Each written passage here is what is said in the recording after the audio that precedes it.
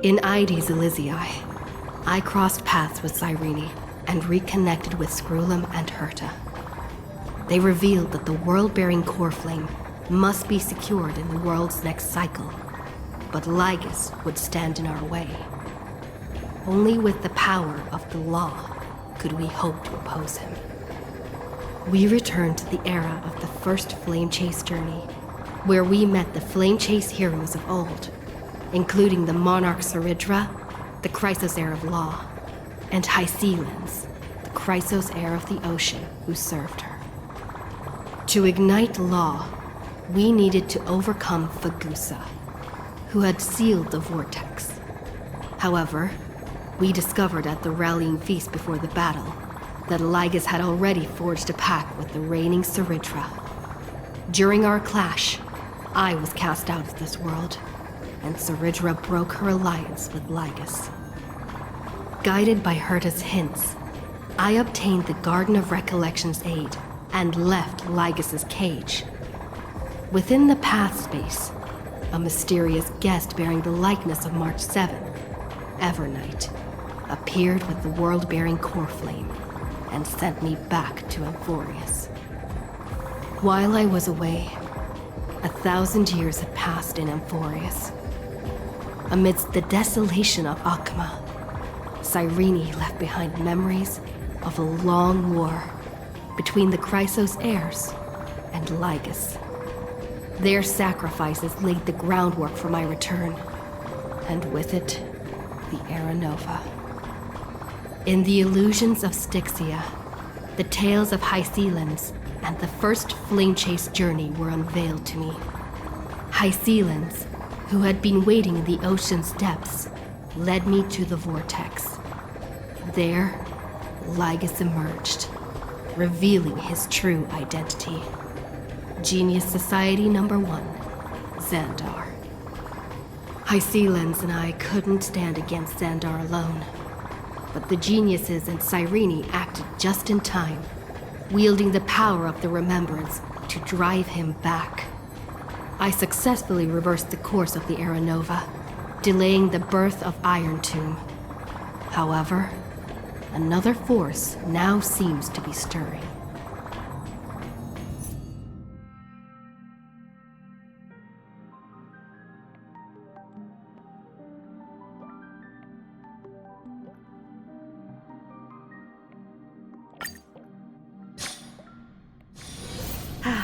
Need something? If not, then I'll be leaving.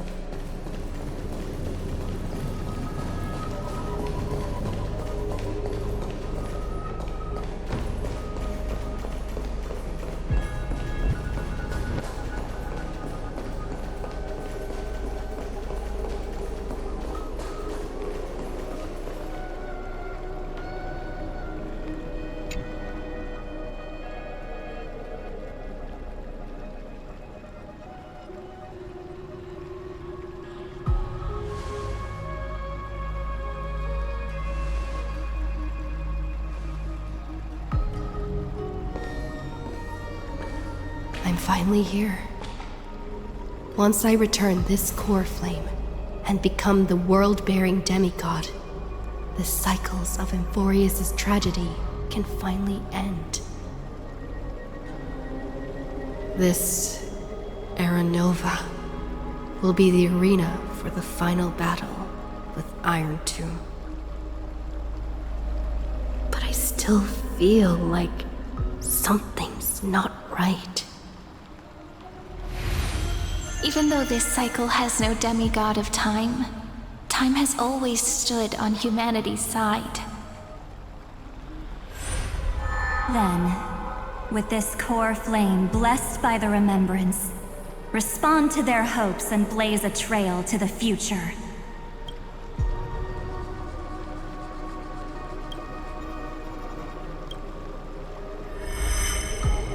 Weird. No one ever mentioned this. The core flame of time.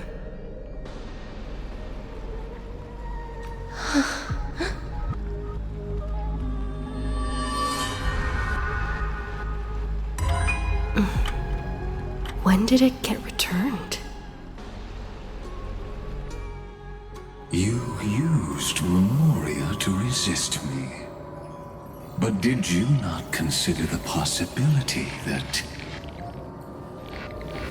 the Remembrance and their children might have taken this opportunity to join the fray as well?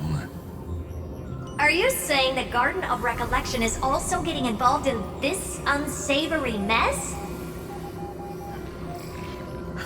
Then I welcome them.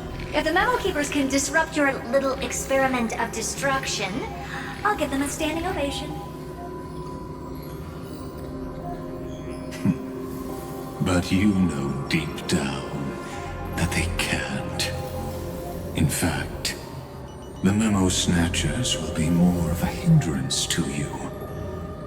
The Memo Keepers covet Amphoreus' secrets, just as they covet the knowledge of every genius.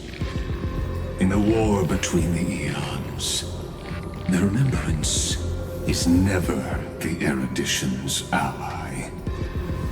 But they are certainly not an ally of the destruction either. Right now, following behind the Trailblaze, numerous cosmic powers have cast their sights on Amphoreus. They all have vastly different philosophies, but the desire to survive will unite them against a common enemy. How can you be certain that these powers don't have their own end goals, waiting to seize an advantage in the war among the eons? The war has long begun, Screwlum. Four paths will push the cosmos to its end, and the destruction is only one of them. Polka saw these ripples, but had no way of stopping them. So she found in Device 9. Dr. Primitive also took action, but he chose the wrong allies. And now only wild animals keep him company. As for the two inorganic emperors, they could have ascended to the throne of destruction, but they were thwarted by the Eon's plots and became prisoners of the erudition instead. What's interesting is, while the second emperor had a body made of flesh and blood, he considered himself an inorganic being. Guess who was the one who influenced his thinking? We have no interest in chatting about the past with you.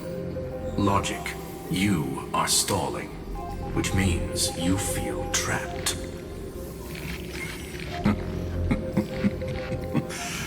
Trapped. Yes, looking back, when Xandar was a human, he often felt trapped. But patience became my strongest weapon because of this. I've always waited for so long. What's a bit more waiting? You don't want to test the resolve of a dead man who's crossed thousands of amber eras. Oh, you're right. We won't get anywhere the way things are going right now. Every member of the society has their own way of thinking, and we were never going to expand your thinking through words. Since we've reached an impasse in this debate. It's my turn now, isn't it? Huh? Anaxagoras. Ah, I see. Exactly. The benefit of dealing with intelligent individuals is that there's no need to waste words. The answer is exactly as you think. Lupai Sealand's in. Let her join the final act. I'll transmute myself into a Philosopher's Stone and embed myself into the formula. And when the time comes, she needs to shatter me and scatter that stone's ashes into the ocean within the vortex. So what exactly does your formula do? Now that would spoil the climax, wouldn't it? I have 10,000 ways to torture an anti-Catheran. And in the flame chase journey that she experienced, the previous me already discovered the optimal solution. Just as that Titan made themselves at home in my brain, I can also fuse myself with your avatar through alchemy. I didn't know until I tried it, but this is simply brilliant. I can flip through a genius's databank like reading a book. Then, I will step onto the stage at the perfect moment and use the truth to end this long debate. And just as always, I'll leave the audience speechless. You waited in the data stream for hundreds of years? This universe is worth all that time that I invested. How absurd.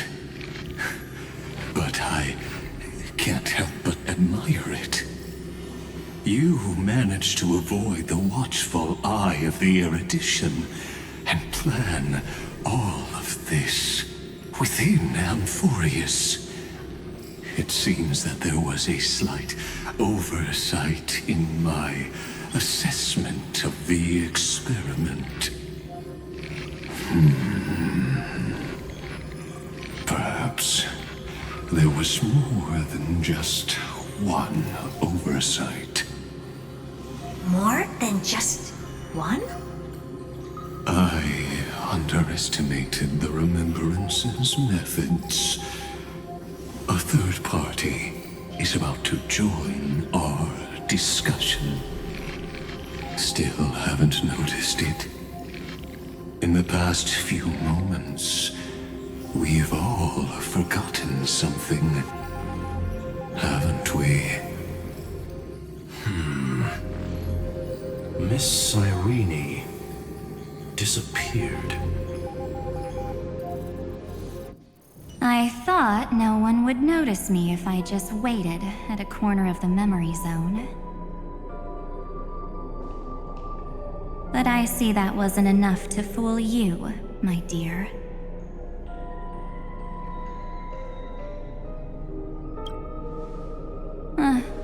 Looks like you're no longer that surprised to see me, even though I am an uninvited guest. Only you can see me right now. I only exist in your cognition, so that way, other people can't interrupt us.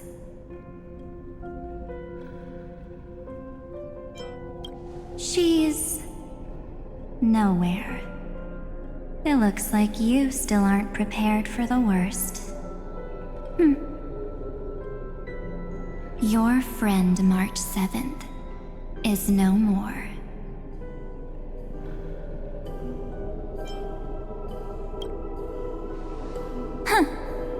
It's just like what she predicted. The truth shook you, just like she said it would. March 7th entered this world long before you and Don Hung arrived at Amphoreus. She embraced the path of remembrance to save you two, and burned away like a lone candle in the fog. And I am the shadow cast by her candlelight. I've been hiding within the cracks of time all these years. It isn't easy to deceive a genius, but I can do it. I'll now answer your other question, about who returned the core flame of time in this cycle.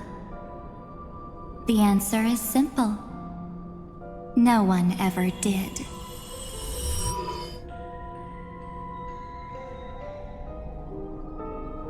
I believe someone as sharp as you would definitely figure out that something's wrong. When the Era Nova fails to proceed, you will remember our initial meeting, and I'll be able to open the way for the remembrance and reach this place. Thank you for carrying this core flame all the way to the end of the world. I expected nothing less from March 7th's trusted friend. And now, I shall claim the divine authority of time.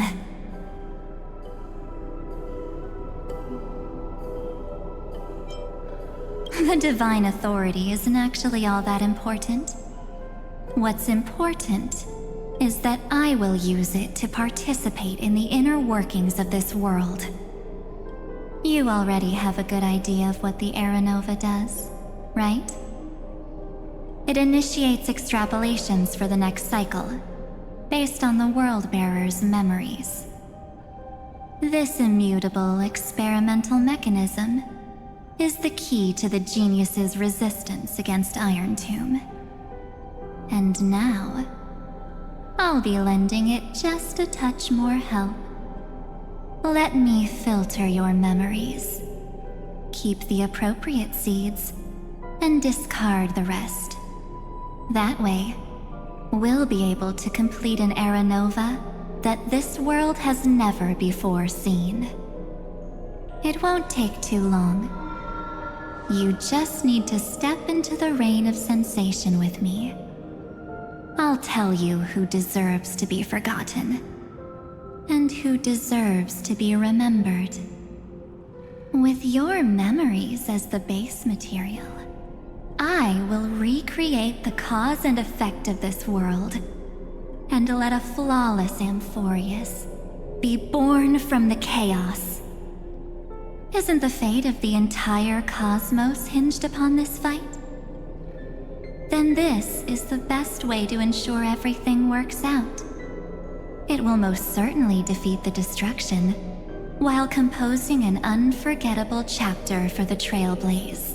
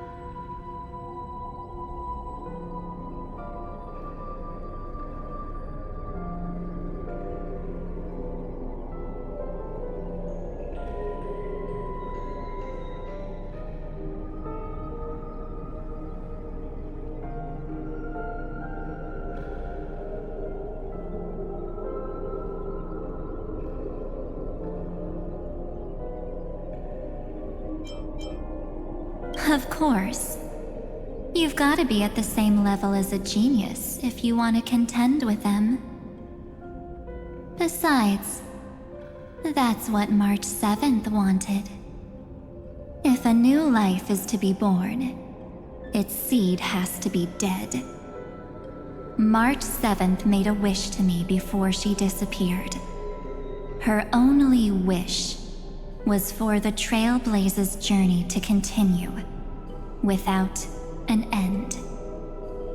I'll definitely fulfill that small wish for her. Friend, what's going on?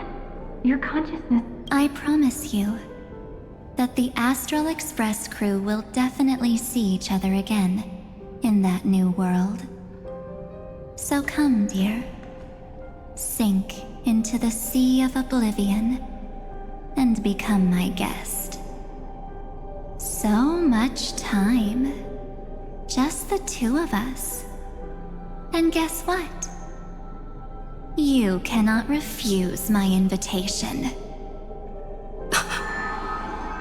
Because this Memoria Tide comes from your companion, March 7th. It's her deepest and innermost memory.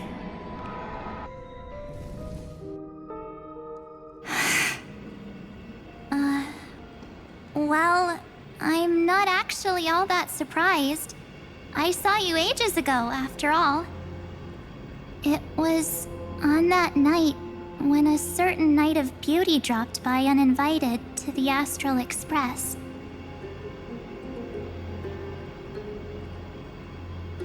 That was when you showed up, without even saying anything. Huh.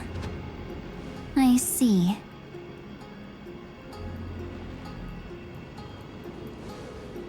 Then, do you still remember how long it has been since you entered Amphoreus? That's gonna be tough to answer. 97 days. You walked every inch of this world in 97 days. But unfortunately, no one was able to see you. And you weren't able to interact with anyone. Like how the Memo Keepers renounce their flesh and turn into mimetic entities. You are now a ghost. A being. Unperceived by all. But I can't just do nothing. This world is super terrifying. She and Don Hung have already set off. The Astral Express could appear on the horizon any second now.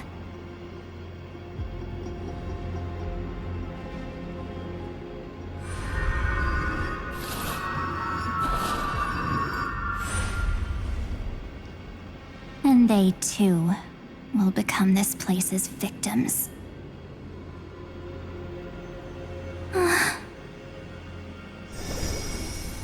For ages, I've watched people walk through that door. They couldn't see or hear my calls.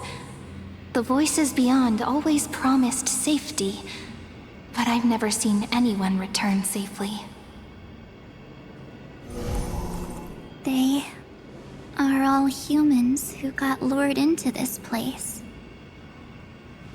But these people's memories were tampered with. That's not what happened with the Express crew. That's so cruel. Did the Memo Snatchers do that? I don't know. I only possess your memories. None of these people managed to break through the sky's seal. There's probably a dangerous reason as to why Amphoreus had remained undiscovered for so long. Anyway, back to our initial topic. You gotta know something, right? We practically look like twins. Maybe you know a thing or two about my past? Or any hidden powers I might have? Please. Tell me what I need to do to protect them. Have you ever wondered what the word cost means before jumping into action? Cost? Shouldn't I be the one asking you that? Oh.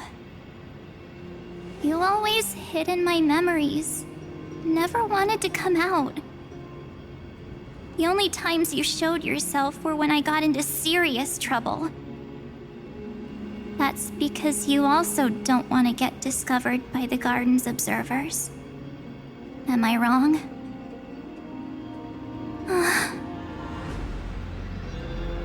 There's no one here except us. If you help me, then I'll help you.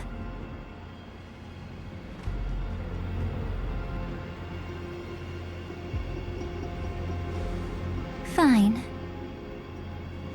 Let me drop a single pebble into these stagnant waters and watch the ripples reshape everything. But you must polish this pebble with your own hands, and it will require all of your memories.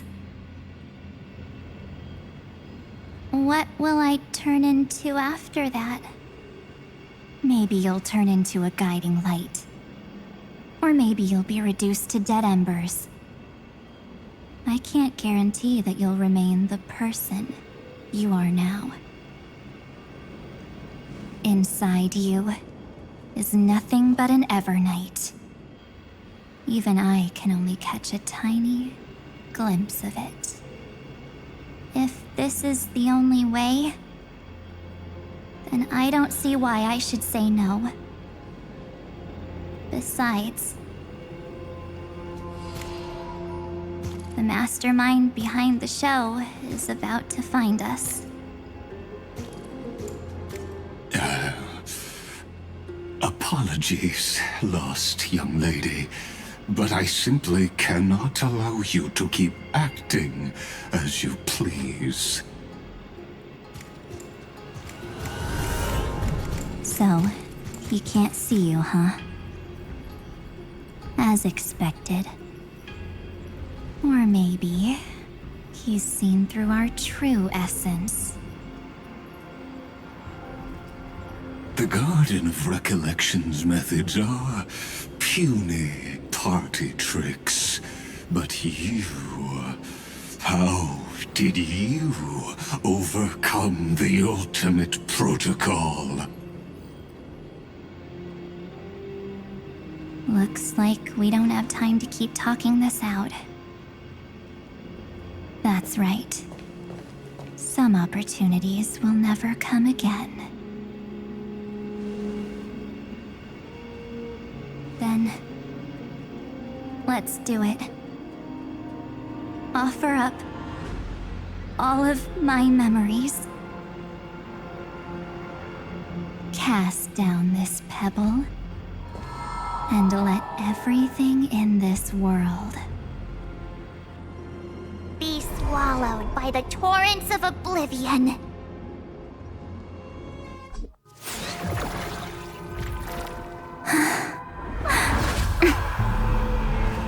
I promise you, what was frozen was alive.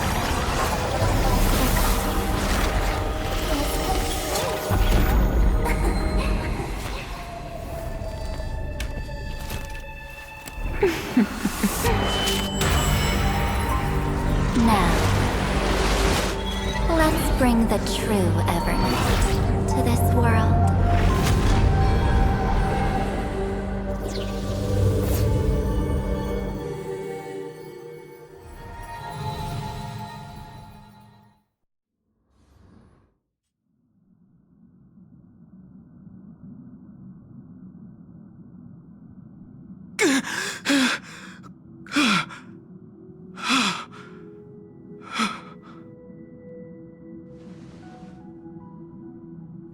This...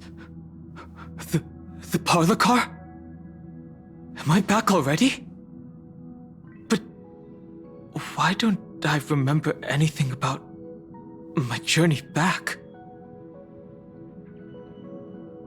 Something doesn't feel right. Think back to when she and I separated. It will take time to uncover the reason. Before then, if one of the Nameless is willing to stay and witness the fate of this world, or to push it along when necessary, it would be of great assistance. This is goodbye then, Lord Donhong. Thank you, Guard. I hope that all of you will be able to overcome this disaster. But I can't remember anything after that, no matter how hard I think. Where's Sunday? Did he not come back with you? He's stayed with Madame Herta. They wanted to try using his tuning to help support the genius's thought hacking. Is that Himiko's voice? And Mr. Yang! Oh my. That was Herta's suggestion? It's hard to imagine she'd borrow the power of the harmony. No, it was Sunday's suggestion. Herta initially refused. But she changed her mind after Xandar's identity was revealed.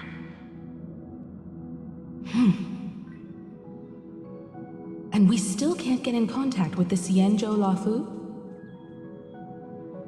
I'm still trying, but this place is outside the interastral peace communications coverage zone, so there's a limit to what we can do. What about Aventurine's chip, the mini-transmitter? Surely it can get through to the IPC's lines. Himiko, are you alright? I've never seen you this anxious before. I'm... all right. I'm probably just tired. Let's focus our energy on the kids. Now's not the time for distractions. Right. Unfortunately, I left that chip in the dreamscape when we departed Penacony.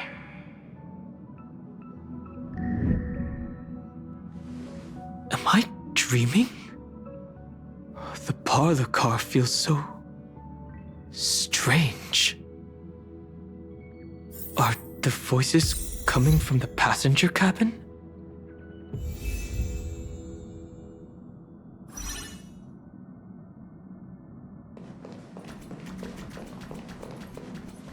Those two passengers have to return safely.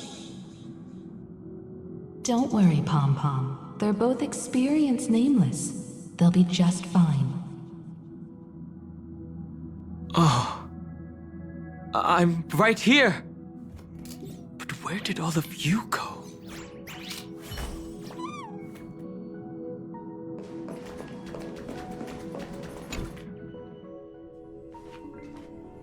It's hard to believe that their car is still floating in the vacuum of space. That's why the Express wasn't able to receive any landing signal. It's likely that the two missing nameless, like March 7th, also came under the influence of the Path of Remembrance, and only their minds entered Amphoreus. We can analyze all we want, but the real question is, what can we do right now? I was just about to get there, Miss Himiko. Right now, Amphoreus' memory zone is extraordinarily full.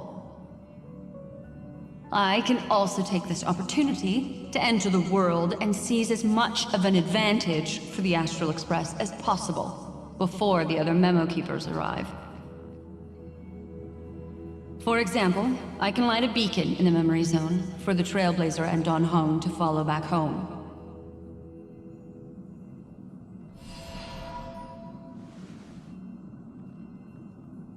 March's room. I haven't heard a single peep from her this whole time.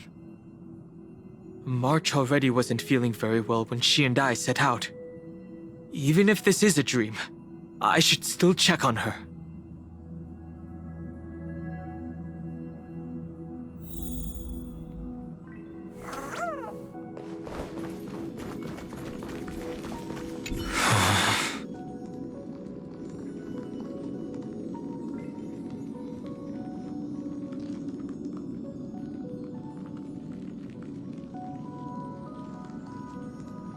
March, it's me.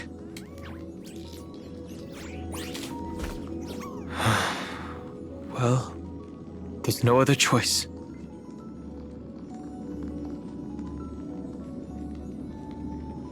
Sorry, March.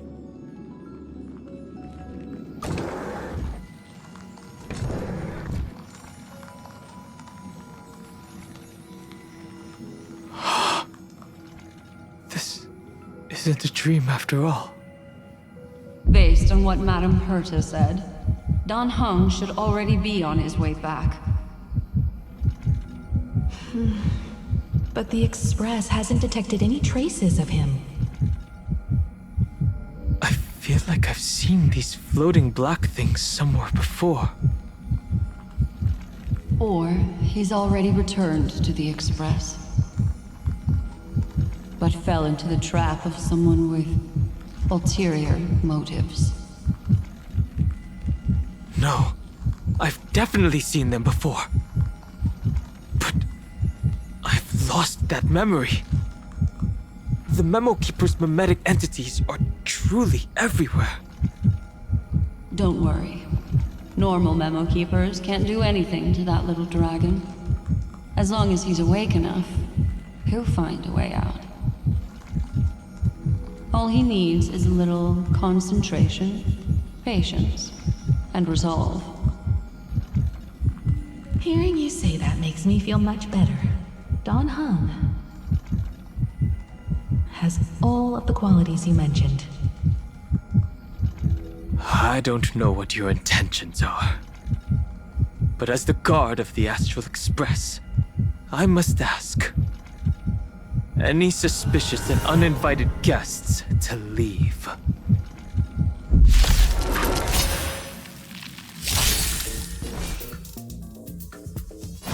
Earth shatters, heaven trembles! This more. I will watch over you and guide you on your path.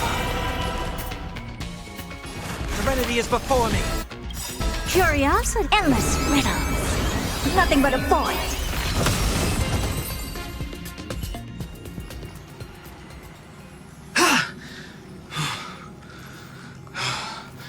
Is the trap now taken care of? Dan Heng! Miss Himiko, I'm back. Even if it's just through a spirit warp jump. You could hear our conversations? Yes. It was thanks to your voices that I could pierce through the memorial barrier. Although, it was not a wise decision to let a Memo Keeper of unknown origins board the Express. Can't argue with that. Miss Black Swan has been on the crew's side ever since things started going wrong in Amphoreus. We can trust her. So many baffling things kept happening one after another. I don't even know where to begin. I wish I could have returned with better news. Don't blame yourself. You're all safe and sound, and that's good enough for me. Are she and March 7th really safe and sound?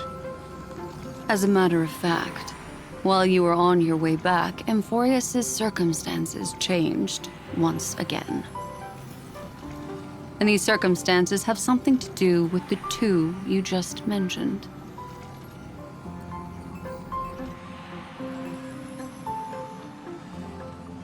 Are you saying that she has been kidnapped by an unidentified Remembrance Pathstrider? So you're saying that person's appearance is identical to March 7th?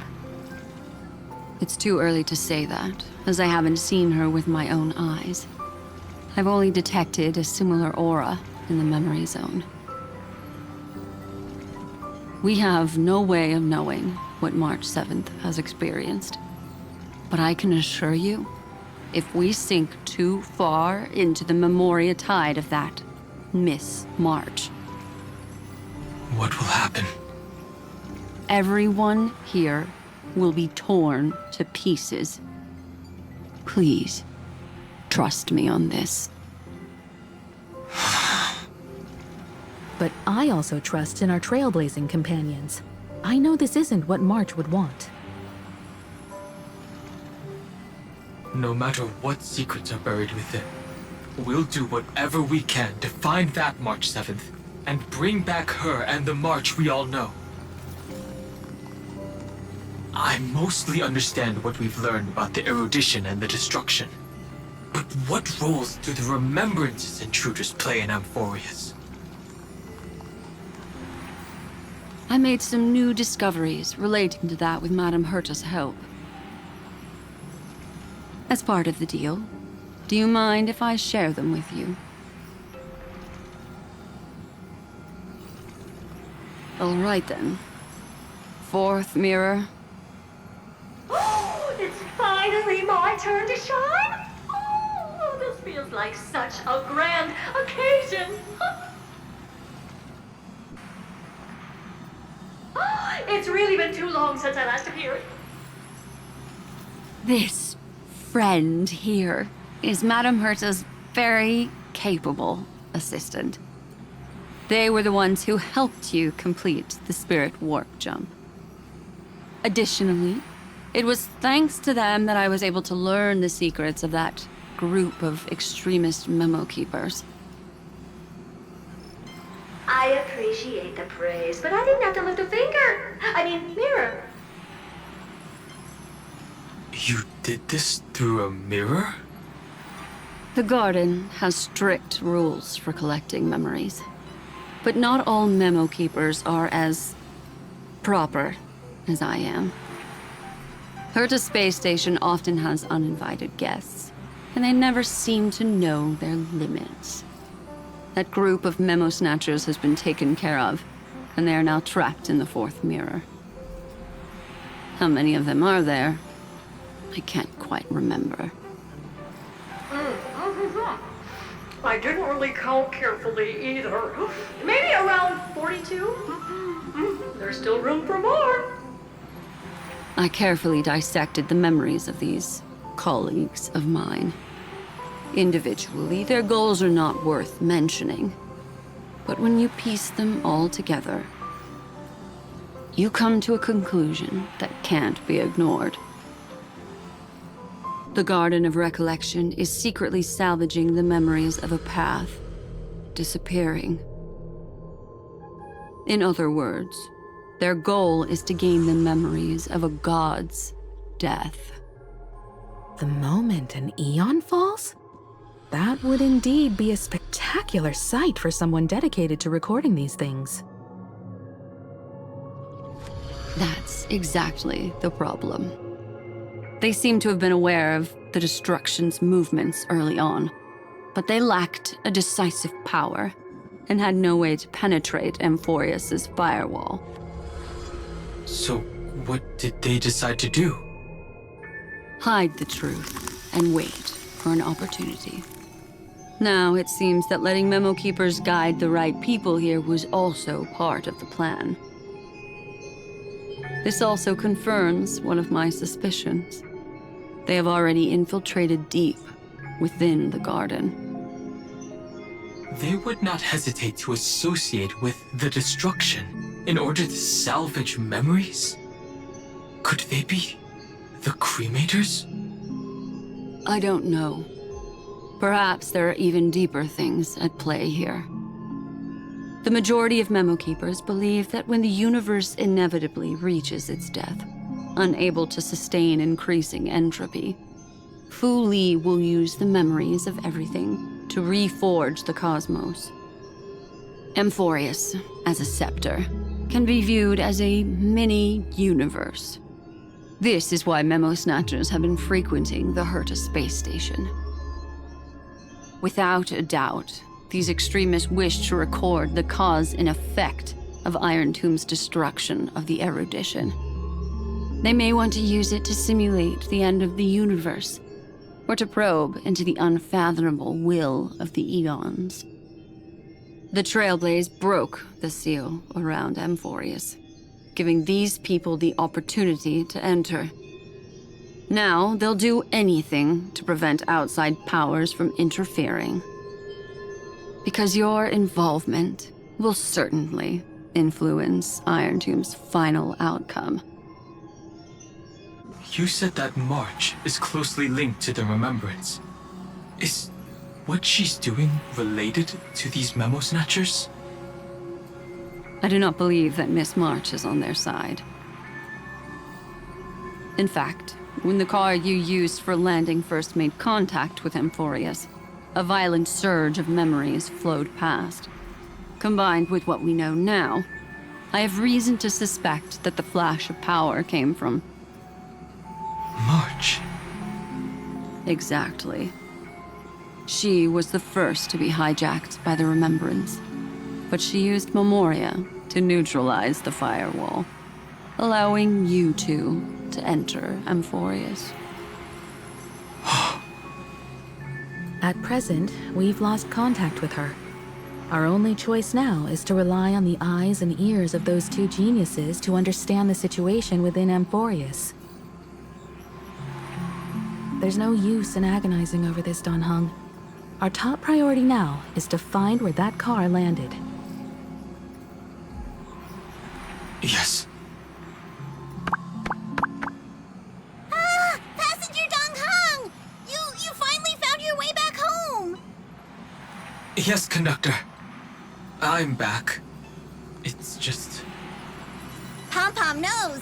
Pom-Pom came over to bring you good news. Passenger Welt says they found those two passengers. Their projections are in the parlor car.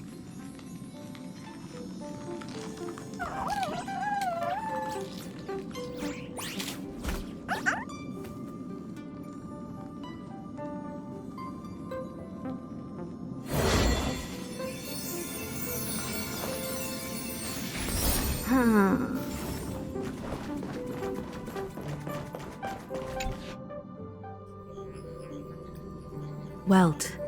And Mr. Screwlum. Himiko. You seem to be feeling much better now. And Don Hung.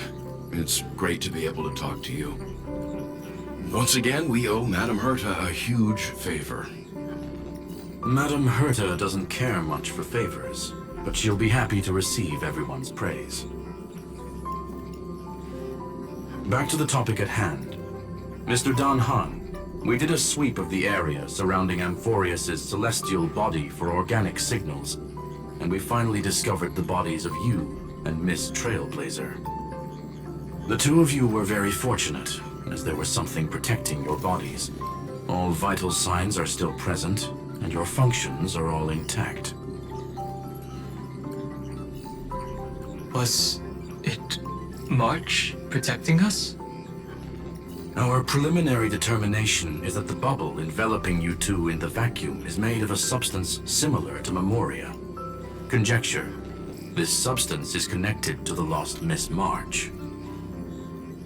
It will take some effort to bring your bodies back to the Express, so you should get some rest first.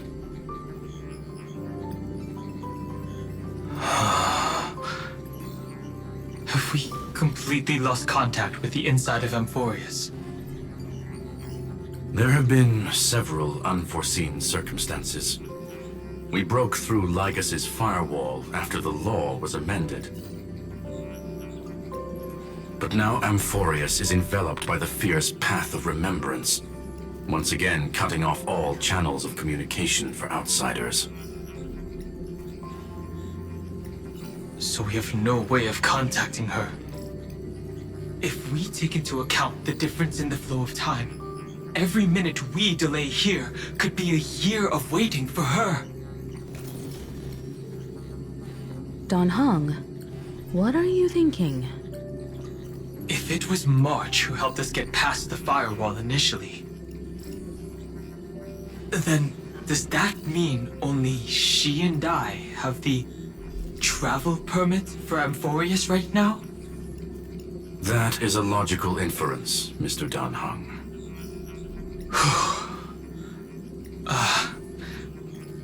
Mr. Screwlum, do you have a way to transmit my spirit signal back to Amphoreus? You want to go back? That is far too risky.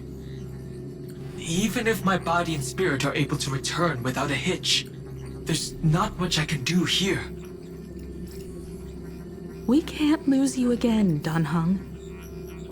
Miss Himiko, if we can't get her and March back, how is that any different from losing me? You're right. I should have known you'd say something like that. Well, I suppose there's no point in trying to dissuade you. Mr. Yang, Miss Himiko, I will do everything in my power to bring the Express crew back together. No one will be left behind.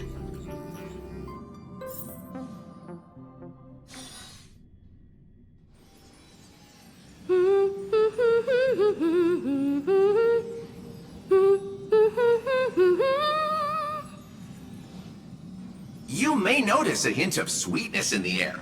That would be the fragrance of the 7-colored bath salts from Marmorial Palace.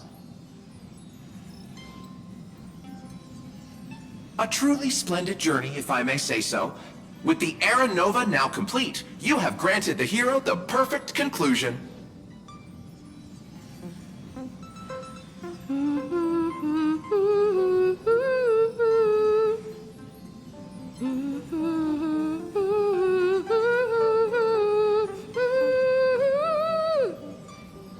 Losses were a constant on the Flame Chase journey, until your radiant arrival turned the tide.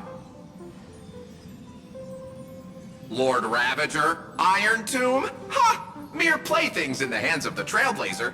The cosmos is safe once more because... Shush! Hey, hey, hey! Incoming train broadcast! Attention all passengers! The navigation meeting is about to begin! Make your way to the parlor car! It's time to pick our next stop!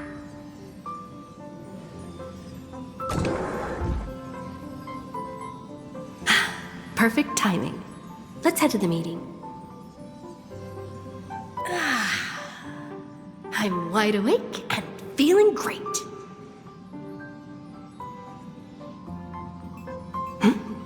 What's this?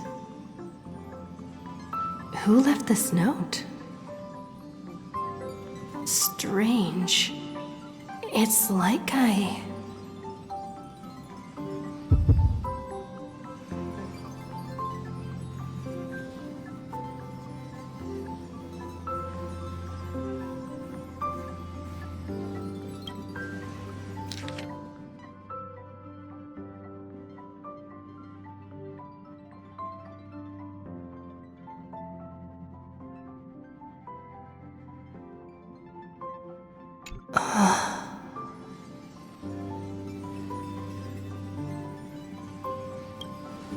March. When did she leave this here? I didn't hear a thing. Whatever. I'll go ask her myself. There's a new painting here. All I did was take a bath. How did so many surprises pop up? Better step forward and take a closer look. Keep it down. I think I found her. Who's there?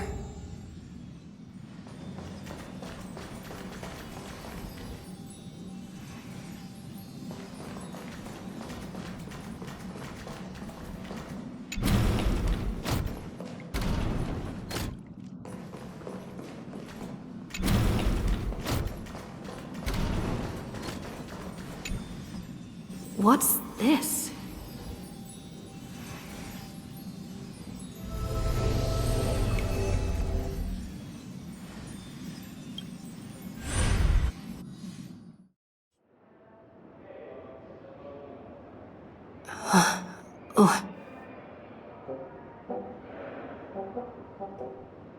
Is this the Reverie Hotel? Seriously, what is happening?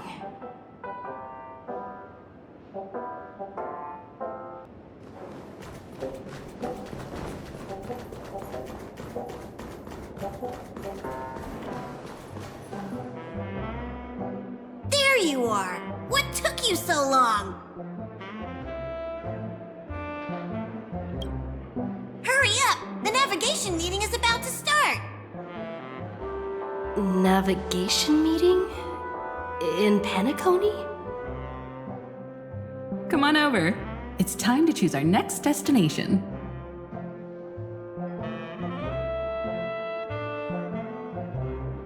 Perfect timing. The meeting's at a standstill. Lushaka or Melistanin? No one can make the call. The vote's split 2 against 2. Everything hinges on your vote now.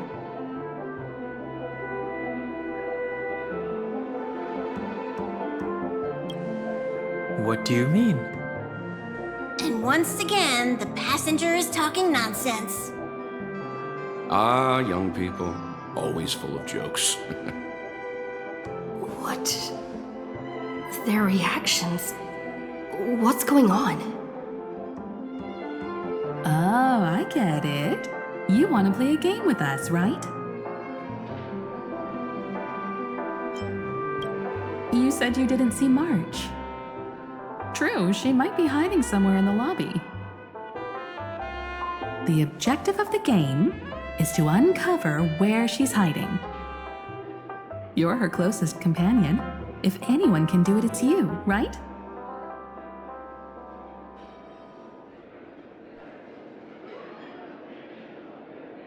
Is March 7th playing hide and seek with me? Youthful games like this are a bit much for me these days. I'll step aside and let you all take the spotlight. The future belongs to you now. Something about Mr. Yang's attitude feels a little off.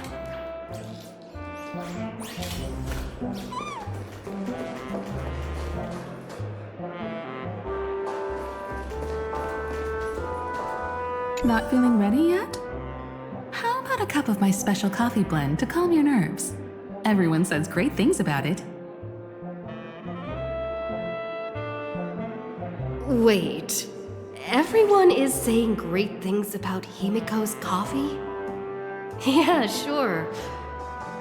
Lying liars.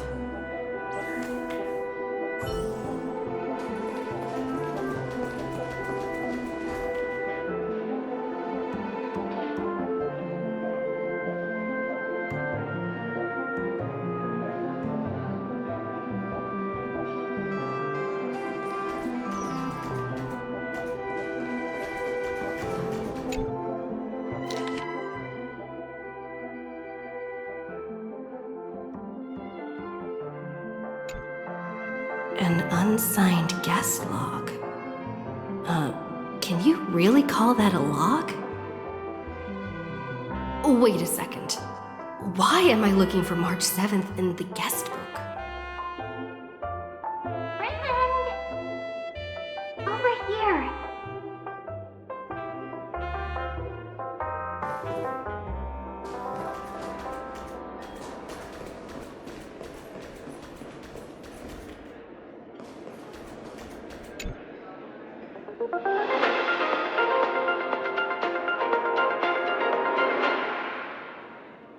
This is the Interastral Peace Broadcast. Good evening, everyone. Good evening. A newsflash. The Erudition experimental ground has separated from the entanglement. The Lord Ravager did not emerge as had anticipated. In the end, salvation of Amphoreus was not only thanks to the 12, but also to one crucial.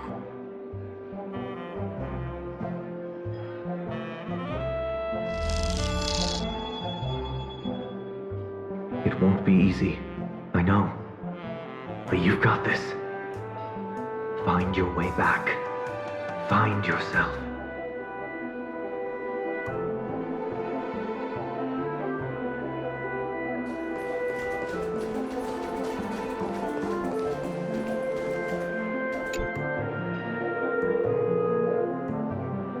Weird. Did I even make a call?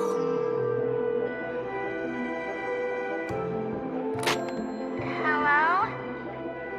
Hello? Is that you? I knew you'd call. missed me, didn't you? Don't worry. We'll see each other very soon. Because the trailblazing journey never really ends, does it?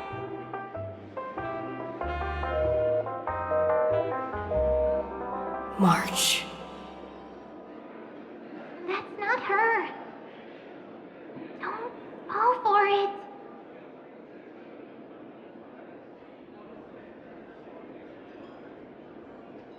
March 7th isn't here. Faint, fleeting voices are speaking to me. But where are they coming from?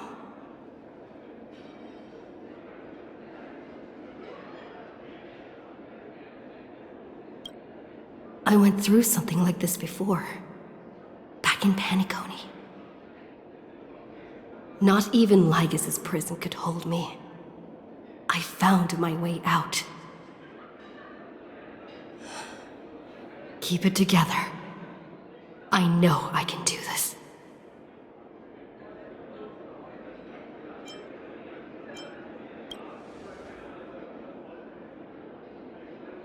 No matter what, don't give up. Friend, take my hand. The harmony and the remembrance. My, what a fascinating partnership you two have formed. Did you find her? No. It's a futile game, isn't it? In truth, you don't have to go to such lengths to find March 7th. Because in this memory zone, March is everywhere. We're protecting March 7th's wish. You seriously can't sense it? She doesn't want to say goodbye to the Trailblaze. She wants to keep traveling together, forever and ever. We are her memo sprites. For the sake of her wish, we must give it our all. Finally, the timing is just right. A thrilling damsel in distress rescue. Wait, maybe I got that backwards. It's me, Cyrene, but now I'm in my mem form. Seriously, one mysterious and cute memo sprite is more than enough. Friend, come with me. We're getting out of here. Why run away? What does it take to make you understand? Step 1. Stop scaring her already.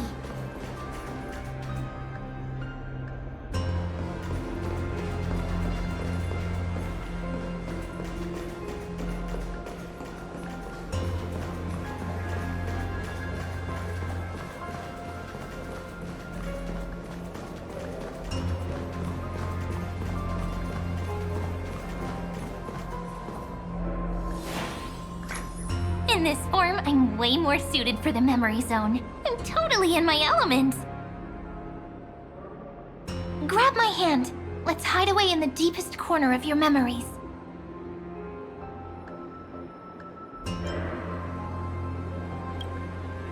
Me too, but first things first, let's ditch these memo sprites. Lift the curtain of memory and stir up ripples of past reverie.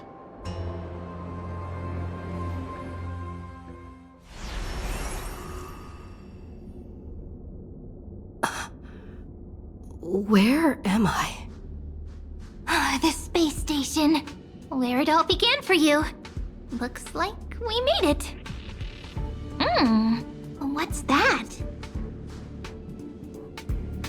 Silverwolf? Kafka? It's your secret. I'm so curious. But I won't peek. Promise.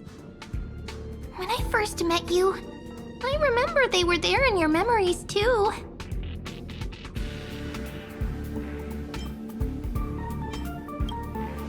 You sound really nostalgic. Want to take a closer look? Go ahead. Think of it as a glimpse into the past. I'll stay right here. I promise not to disturb you.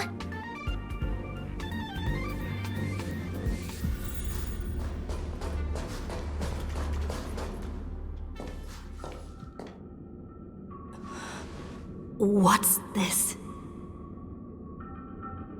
Memories from before I woke up? So, Silverwolf, how long till she wakes? Hard to say. Maybe a few more minutes. By the way, that part in the script, could this be the right moment? Yes, looks like we're on the same page. In that case... Listen.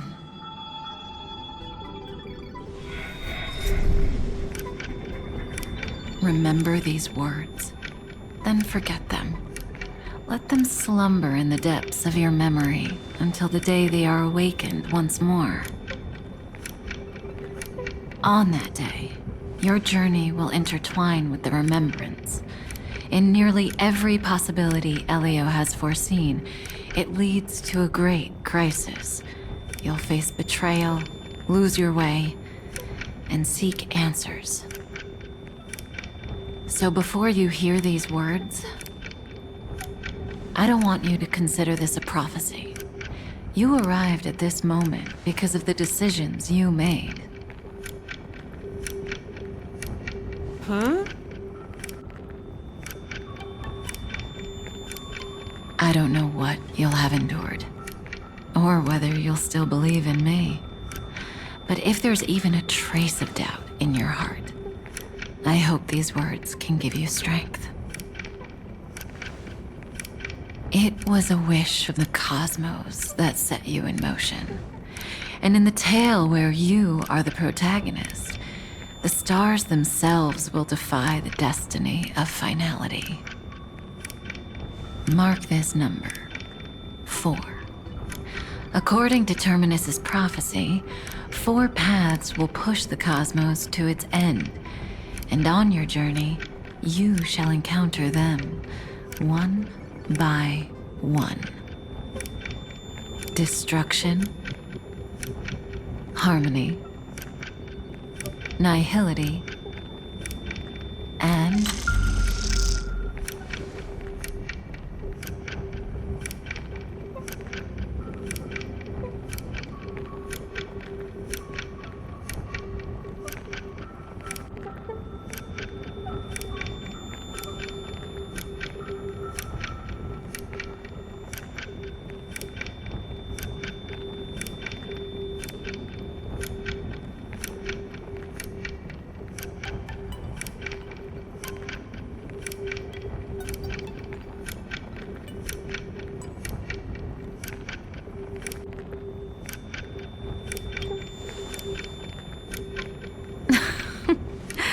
easy now. Trust what you remember. The 4th path has yet to fully reveal their face. And that's why the journey's worth it. Even in a predetermined script, there's room for us to mold possibilities into shapes we prefer. So listen. Take this guiding principle, then forget it.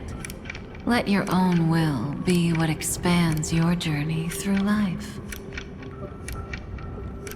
As in the past, even while achieving so much, you never let go of your pursuit of freedom.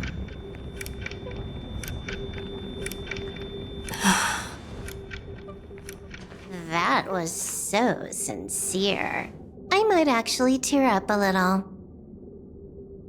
Now we all live within the script, but adding a little color to the lines has never been forbidden. Are you going to say more about those branching storylines?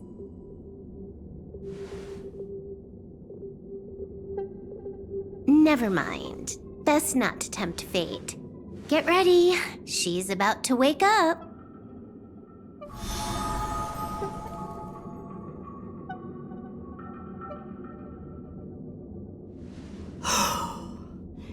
Come back to yourself.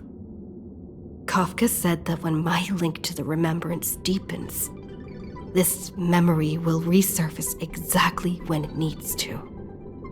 And an inevitable crisis will surely follow.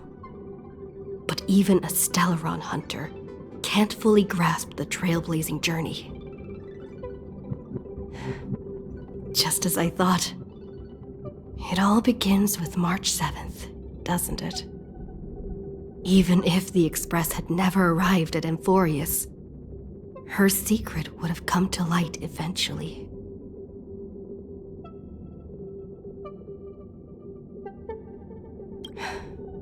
If that's the case, then there's nothing to fear. Collect yourself, and go find Cyrene.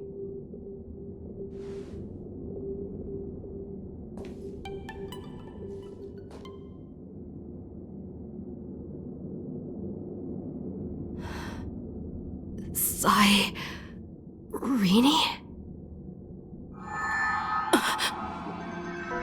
It's a breakthrough! A breakthrough! How could that little pink girl possibly beat us? Little one, you really don't know how to behave, do you? You were meant to stay in those beautiful memories and wait for all the disasters to pass.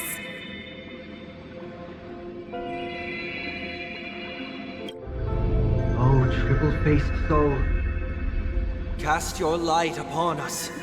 Let no darkness remain concealed. Sunday? Raise your hands high and embrace this boundless light.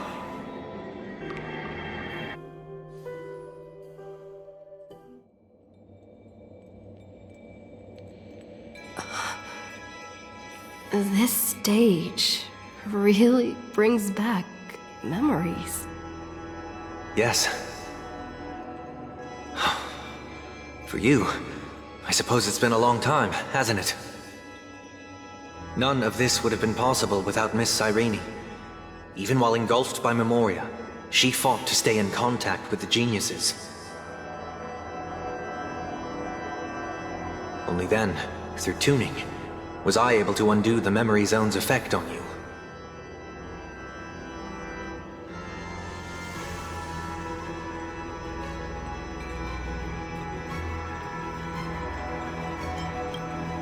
Step onto the stage first. Ms. March will come for us soon, and she won't be alone. Those memo sprites will follow. We need to prepare early. Only then can we get you out safely, and go back for Cyrene and March 7th. Please, be careful. Amphoreus is being overwhelmed by an unusually violent Memoria tide. I'll do all I can, but even that might not be enough. Black and pink. Two memories twisted together. Time is precious. Let's pick up the pace.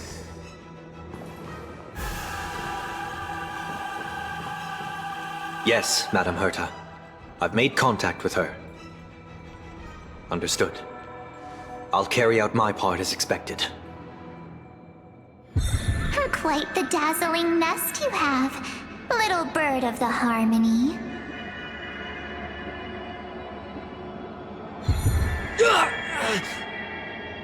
Your grasp of Memoria is unexpectedly profound, but playtime's over. This ocean we created, according to her wish. This journey that flows on, without end. Don't any of you think about interfering with it.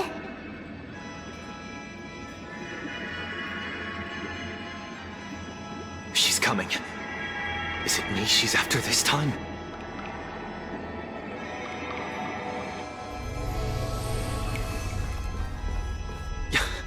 There's no time to regroup. I've prepared an alternate escape route. Wake from your slumber and return to reality. Come on, I'll bring you out.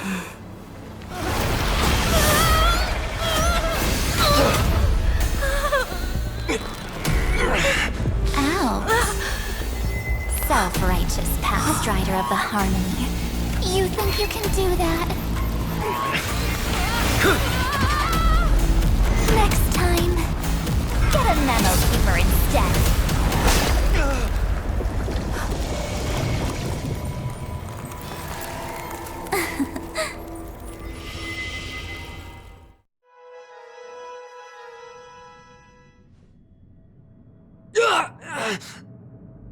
That was way too close.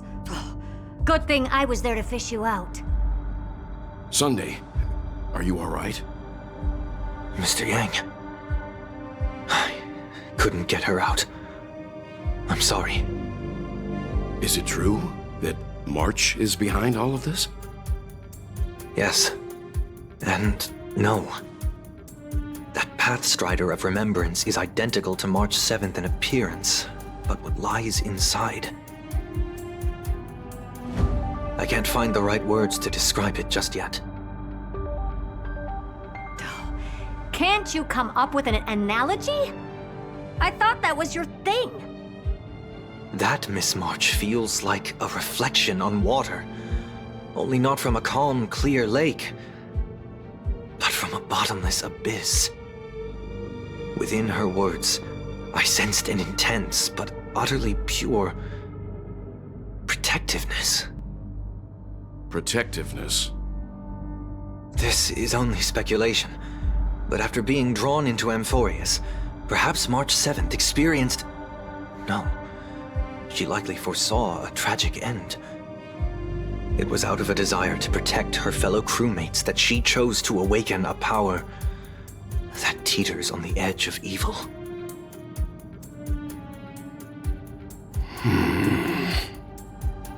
Well, on the bright side, at least March 7th won't have to face any danger again. After that battle, I'm afraid I'll no longer be able to join the fight through tuning. So... has Miss Black Swan's progress remained on track? You don't need to worry. She used your disturbance to mask her movements. Current status? Advancing upstream within the memory zone. I didn't see that coming. The Memo Keeper is pretty courageous, choosing to defy the rules and take matters into her own hands. This means she's chosen to stand against the Garden of Recollection.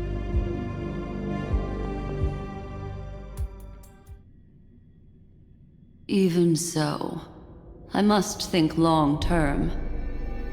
I wanted to hide in the shadows to avoid direct conflict.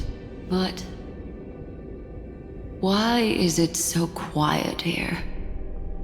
The air is thick with memoria, yet it's so chaotic, like broken memories all mixed together.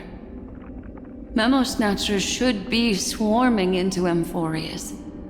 I was expecting this place to be very lively.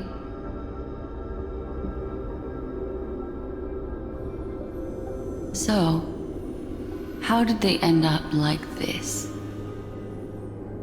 Now I'm getting very curious.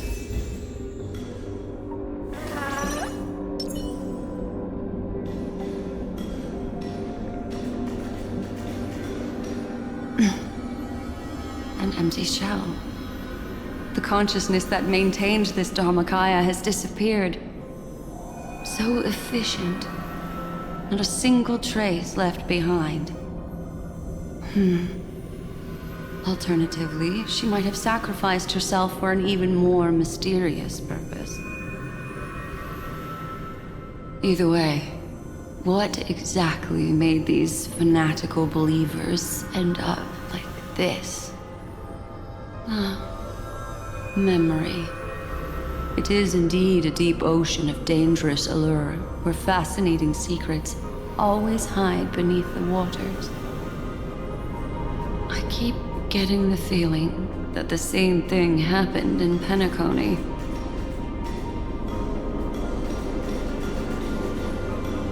Get ready. We're about to head off. Is it really gonna be okay? That world's surrounded by a mass of chaotic material. That white band of light has already foiled our plans multiple times. Don't worry. After the pink girl from the Astral Express broke into Amphoreus, that obstructive force preventing the garden from entry disappeared. That's the trailblazing nameless for ya. A huge help. What are you so happy for? Aren't things gonna get messier with more irrelevant people turning up? What if those trailblazers find the Seat of Remembrance before we do? Then we'll just steal it back. Simple. By the way, there's a messenger and a memo keeper on that express. We don't know where they stand on this matter. So make sure they don't notice you when you make your move. You folks are truly everywhere. These memo snatchers are different from the previous husks. These ones seem to have had contact with her. We'll introduce ourselves to gain your trust. We are the Garden of Recollection. You should be very familiar with that name by now. This memory ends so abruptly, as if a shapeless hand snuffed out its candlelight. It appears the secrets ahead are even murkier than I imagined.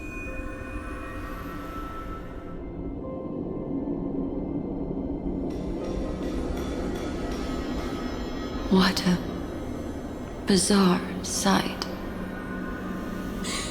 It's spinning out of control! Everything's out of control! Why did no one tell us? That girl is the Memo Keeper's nemesis! Is she talking about March 7th? That Evernight! Those black memo sprites! They swallowed everything! Those who came here first, all drowned. Not even a trace of their consciousness was left behind! I wish I'd never come here. I don't want anything to do with Amphoreus anymore. Please! I'm begging you! Don't come near me! No!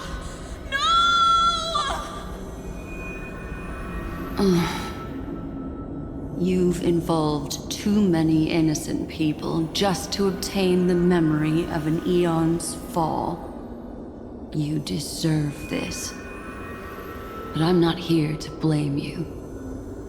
That entity you call Evernight. Tell me everything you know about her. We may yet bring a glimmer of hope for those who are still alive in there.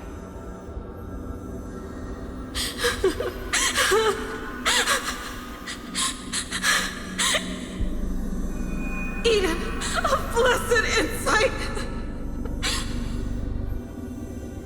Huh?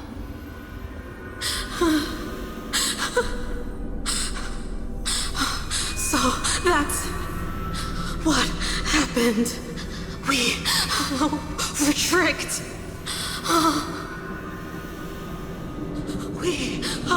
We are the sacrifice. The garden used us. The pure child of Anathrava abandoned us.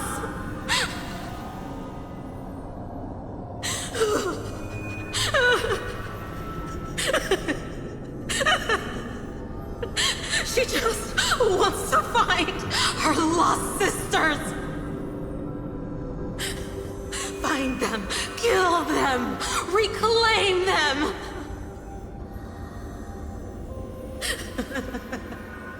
If a new life is to be born, Its seed has to be dead. Dead, dead, dead, dead. Dead, dead, dead. Dead, dead, dead, dead. Dead, dead, dead, dead, dead.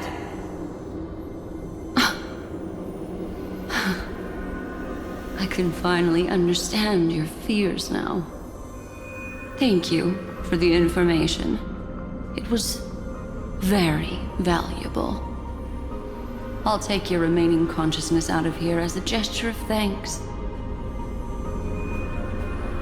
It'll serve as both protection and a punishment.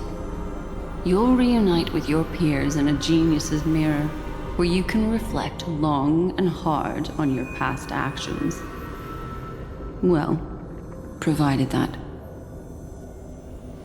I can survive my encounter with her.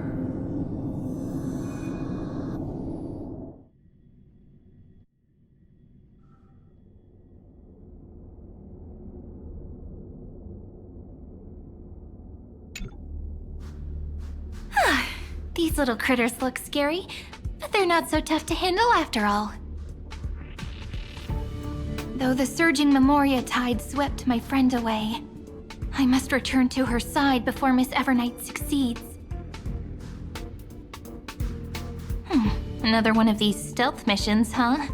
Help me out here, friend's inner world.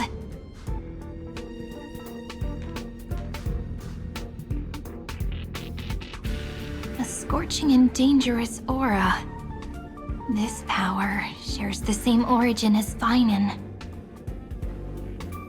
And then there's that enigmatic, bottomless aura that seems to jolt awake at midnight. Must be Miss Evernight. Better steer clear of her. There's a beam of light over there. Full of energy, yet uncontrollable. More familiar than the others. As if it's coming from someone close by. Could it be... my friend? Maybe it's the Stellaron she mentioned.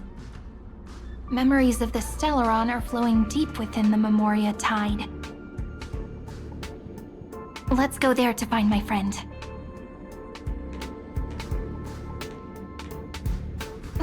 Jeez, so many little ones gathered here. Did you know I was coming? You're being a bit too enthusiastic, aren't you? Thankfully, her presence hasn't weakened. I feel like I'm getting a bit closer. Huh?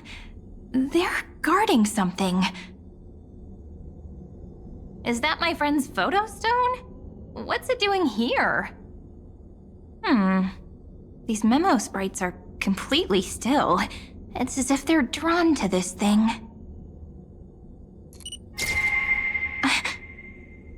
This is an even cuter memo sprite. No wonder the photo stone can't store more memories. Have you been hiding in there all along? Find my travel companions. What? How could that mean? My companions. Are you March 7th?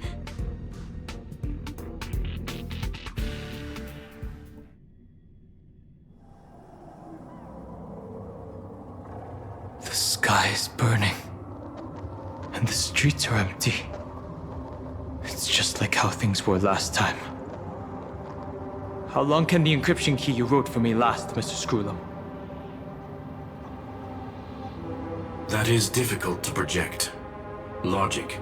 It is currently unclear how the unknown variable, Miss March, conducts her interference. Please rest assured that I will extract you on time before the encryption key expires. But that means I will no longer be able to hack in via the same method. I only have one chance. The maze of the Remembrance is starting to change.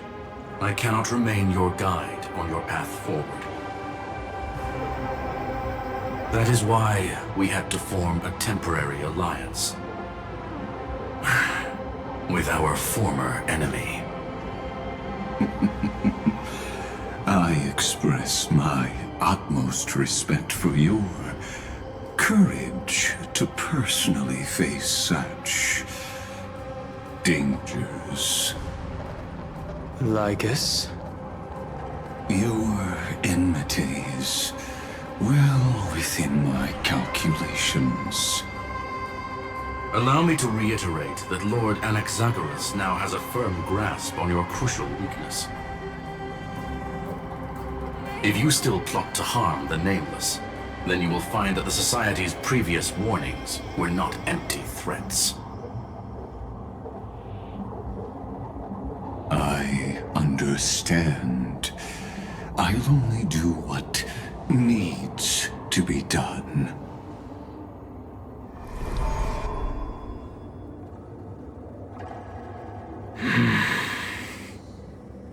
I never imagined that I'd one day walk alongside a genius who offered himself to the destruction. My stance has never changed. The erudition's ruin is inevitable. But before that, I'd be very willing to witness the reunion of the Nameless and to escort you on your way home.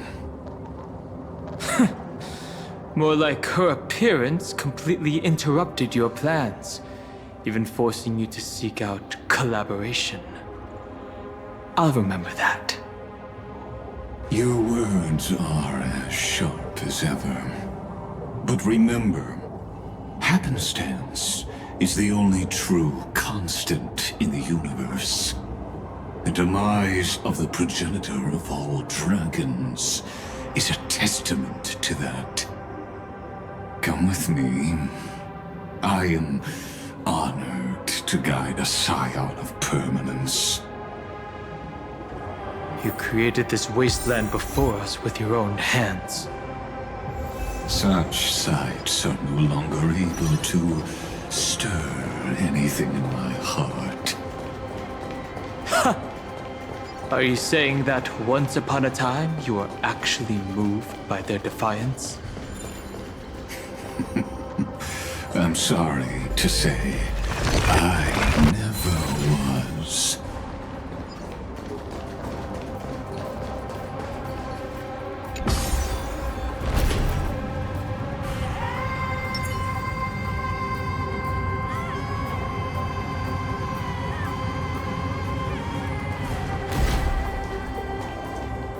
These memo sprites. Is it her? The mimetic entities of the Remembrance are everywhere. That lady wove a giant web in my blind spot. She hacked and infected the Time Titan, converting the built-up data of Amphoreus into puppets of the Memory Zone. Sounds like you two have quite the history already. Any variables that desire to influence the experiment deserve my attention. But you never mentioned her before. Could even a genius of the erudition get his brains hacked? Lord Dan Heng, I'm simply stating a fact. That lady is also a threat to you. A threat that you cannot afford to ignore. She snuffed out the Remembrance without any effort and left nothing behind. Her actions were so determined, as if she had an unquenchable hatred against that path. Contradictions are often the keys to the truth. Lady March 7's past is a bottomless darkness. And? Do you expect me to join forces with you because of that? All I need to know is that she has something to do with March 7's past. Fine. I am only giving you a possibility for you to ponder. The choice is still in your hands. A heavy past is like an everlasting night. As to what kinds of sins lurk within, you should know that better than I do, former Vidyadhara High Elder. Yes, I indeed know how to face the past. Better than you do, first genius. I have no intention of refuting that. Let us keep going, Lord Don Hong.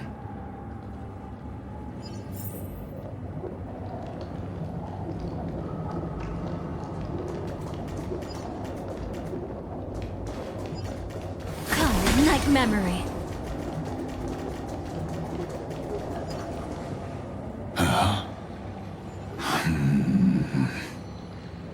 I didn't think there were still some that got away. Explain. They are thieves from the garden. They have long coveted this world, but it always been kept out. They finally got a chance thanks to your efforts. Unfortunately, they ran into Miss March and their consciousnesses were plucked out one by one, reducing them to mere husks. Those who were lucky enough to escape her drowned in the black tide, becoming these twisted figures. But they look very different from the usual Black Tide creatures. The reason has to do with our destination. Let us deal with the threats before us first. Then I'll reveal the answer to you. You really have no intention of fighting, do you?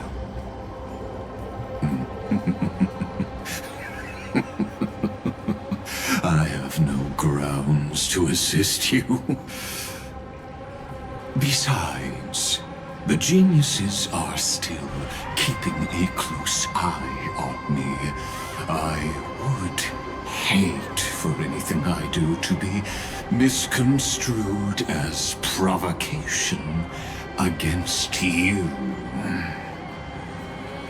Never mind. Let me clear the way.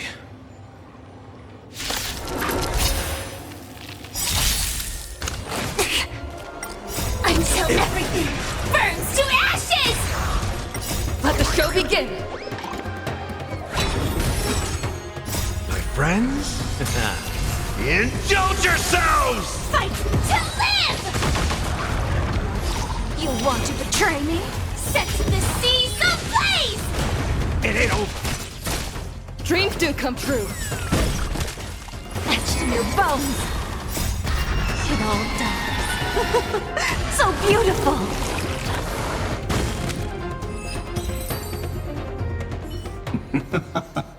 What splendid spearmanship. Truly remarkable. Let's get back on our previous topic. These memo snatchers attempted to infiltrate the breeding ground of the Black Tide to steal Iron Tomb's memories. That sounds like a surefire way of destroying themselves. Well, our views differ on that. They had a chance to reach the truth, precisely because they did not fear death. That futile world-bearer turned himself into a seal in this cycle, attempting to suppress the black tide's spread. His golden blood soaked into the ocean tides and covered the earth, etching the scar of destruction into this world. And that scar shall point the way forward for you. Erudition, destruction, remembrance. When the three paths cross once again, Amphoreus shall face a most magnificent end.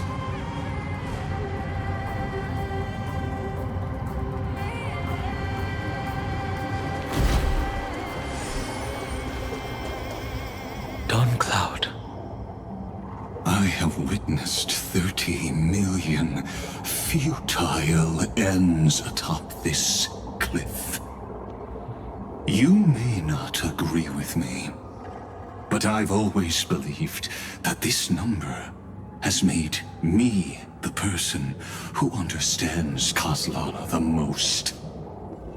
This is also where he decapitated me on that day, and pointed his sword at the Aeon of Destruction. He suffered a tragic defeat, but also achieved a legendary deed. A drop of burning golden blood. The blood that will cleanse the world. Dripped from the god's wound. Nanook? Fiden managed to hurt them? Yes. It melded into Kozlana's body, becoming the destruction's final blessing.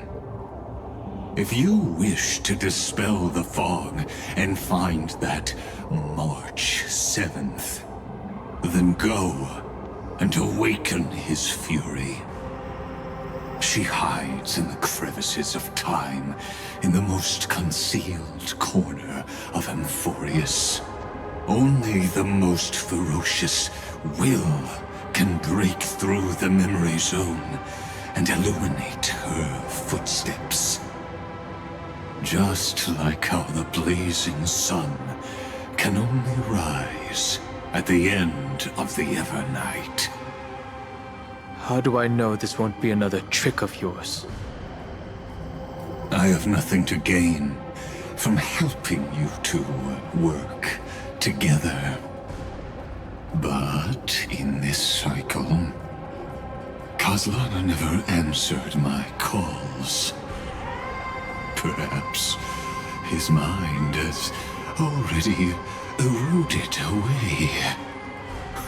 Or perhaps he is still awake, still fighting the whispers of the black tide. Deep down, I only wish that you and the esteemed Trailblazer could bring me an answer.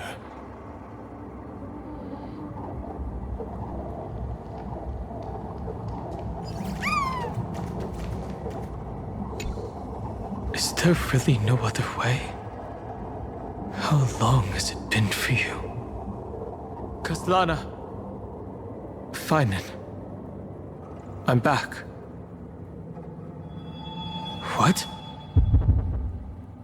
The moment you took the world upon your shoulders without hesitation, you lost the chance to ever be yourself. Duty does not drive you to wield your blade, but hate. Behind that hatred, you seem to desire the destruction of the self. Losses are a constant on the Flame Chase journey. What you stand to lose weighs far heavier than life itself. It is because you suffer that you are so much stronger than any ordinary person.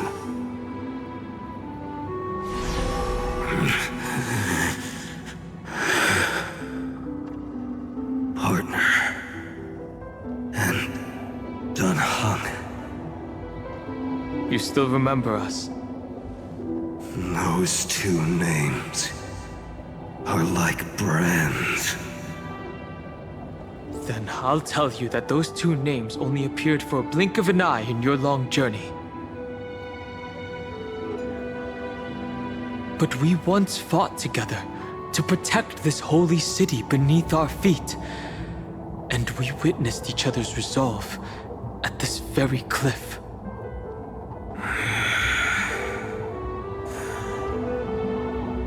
I have forgotten everything except the belief I had when I set off. Even this body is as alien to me as your words.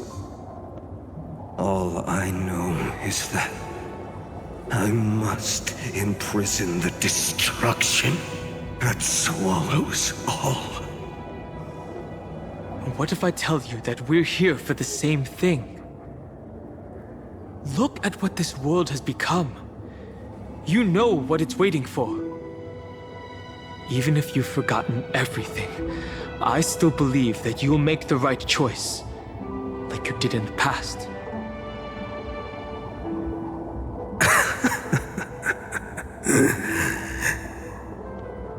When have we ever had a choice?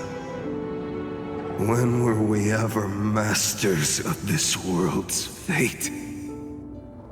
Even though I shoulder the dreams of millions of lives, I could only forge the destruction's evil will.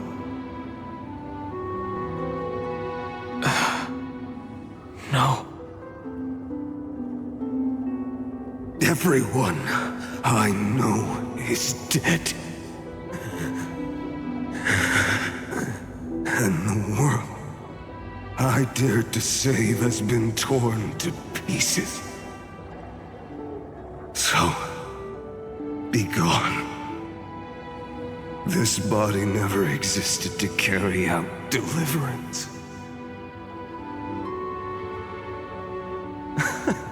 There's no need to be so serious.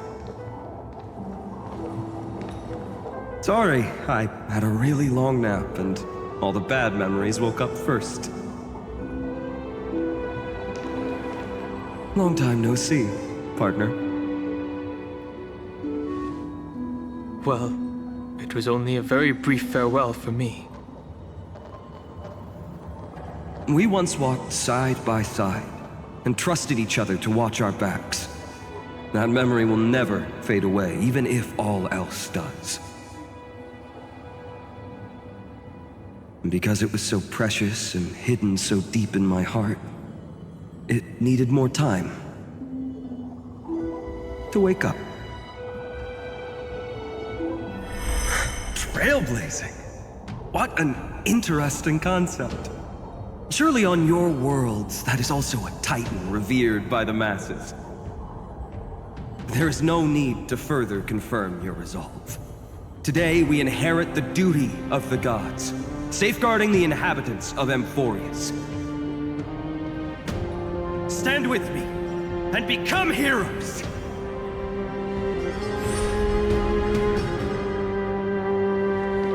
Did you hear that? Heroes! I have never forgotten the weight of that word. Even though I am no longer a hero. And the only thing remaining in me is the boundless flames of wrath. But lighting a fire can also illuminate the path ahead.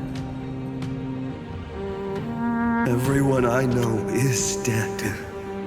And the world I dared to save has been torn to pieces. But there is still a group of heroes that I know.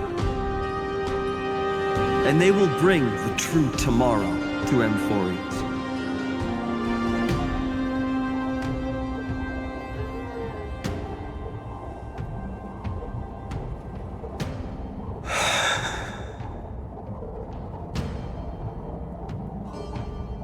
This body never existed to carry out deliverance. It only ever burned for world-bearing.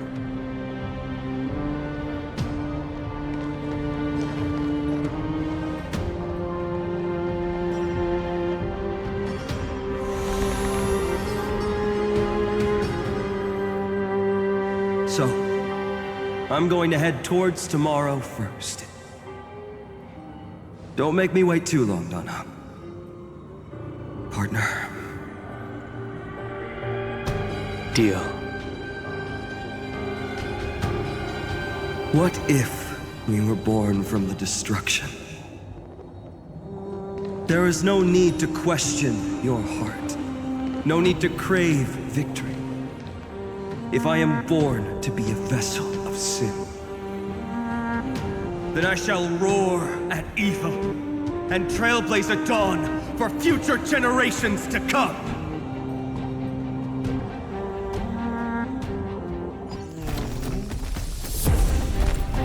Let us go to the other side of the night.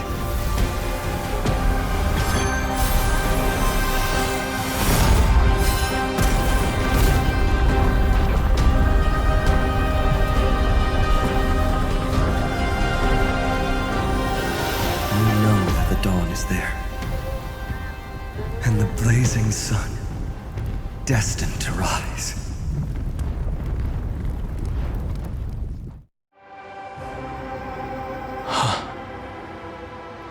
It won't be too long before our paths cross again. There is a ruckus coming from the Grove of Epiphany. It is time for you to set out, my lord. I have another notice for you. In this cycle, an eccentric demigod deviated from their flame-chased destiny. In a history known by none, Terravox, the Earth, fell. This matter has remained extremely mysterious, contradicting the extrapolations of 30 million cycles. I have reasons to suspect it also has something to do with Lady March 7th. As of now, clues that yield no conclusions are not important. Finan already pointed me in the right direction. Open the way.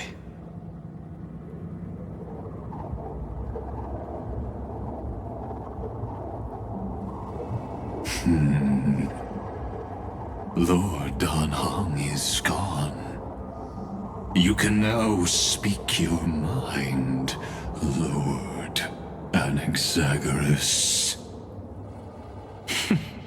Thanks for the honor. And here I thought you weren't ever going to acknowledge your old friend.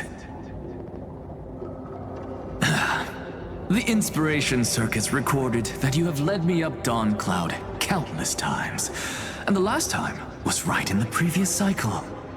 Oh, and Kefali even lowered their hand to welcome. Surely you didn't move into my head to browse such trivial content. But if that's the case, I wouldn't mind recalling some fun Dromus trivia for your pleasure. You seem pretty relaxed. Indeed. The experiment's variable will be eliminated by my enemy's very hands. A beautiful way to kill two birds with one stone, isn't it? You know very well that everything I said about that Remembrance Pathstrider was true. Both my hypothesis regarding her identity and my recommendations to Lord Dan Heng. Yes, I know. You haven't told a single lie so far. But I noticed your thoughts would generate a curious ripple whenever you mentioned her. It's almost like you were deliberately trying to hide something into the depths of your brain. Since you're talking in such a blunt way, I'm assuming you haven't actually found any concrete evidence. That is correct. Thanks to that mechanical body, you can control the boundaries of your thoughts, opting to only show partial truths. Pity that I still managed to grasp a shiver of fear that escaped your control, and I traced it upstream to discover one single word.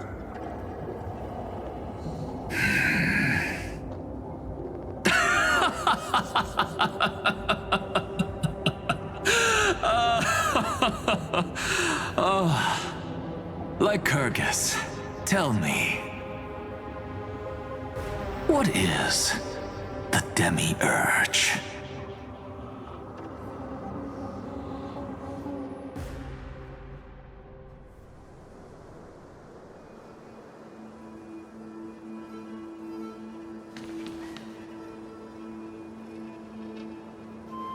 The grove. Even the branches and leaves of the sacred tree have been dyed gold. Finan gave his all for her. Now that the destruction has quelled the Memoria tide, it's time for me to go deeper into the grove.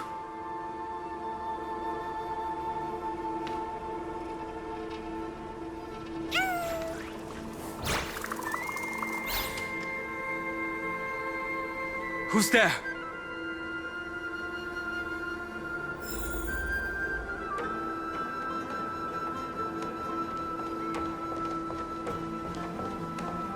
That fiery blaze engulfed the grove and woke all creatures from their slumber. And you, visitor from beyond the sky, you have no intention of listening to the cries of the earth. You are... Are you surprised? Demigods with golden blood are not solely limited to Kefali's children. Is it not natural that the offspring of Georios would take on their duty? I am Terravox, Avatar of the Earth, divine protector of the myriad living beings. What a coincidence. I was just told by someone to watch out for you. Answer me. Why would the Dromus King of the Legends, the demigod who should have fallen, appear in humanoid form? You already know the answer. Is the transmutation arcanum not precisely your specialty, descendant of the permanence? How do you know about... Was it March 7th? Exactly. Thanks to her, I was able to escape into the Memoria tide and disappear from the world's memories. So you didn't die. Your fall was just a lie. You cast aside your duty as a flame chaser and joined her. Why? To survive. For a Dromus, life is no more than existence. The birds and beasts of this world have struggled to survive since time immemorial. Yet unlike humans, they are unable to live on in the World-Bearer's memories. But Evernight is the master of remembrance, and I saw your story in the Veil of Evernight. Vidyadhara, the permanence, dragon transmutation, resurrect, Sham. The path you chose to survive will lead to your death, demigod. And what of it? This body is soaked in filthy golden blood. The Earth is hungry, and only the permanence can satisfy it.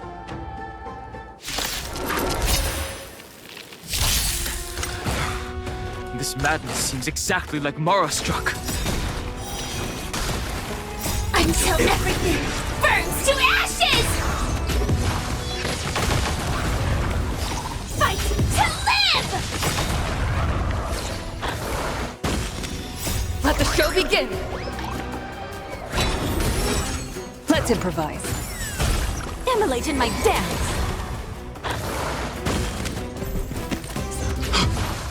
Cloud Knights?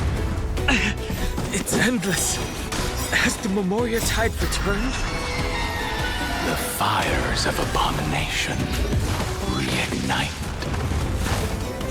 Why not join that water-mirrored moon?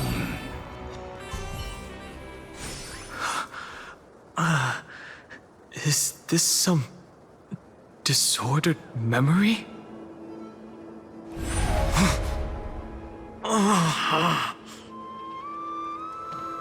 The mists of the past shall drift away. What? Scatter, fade, turn to foam.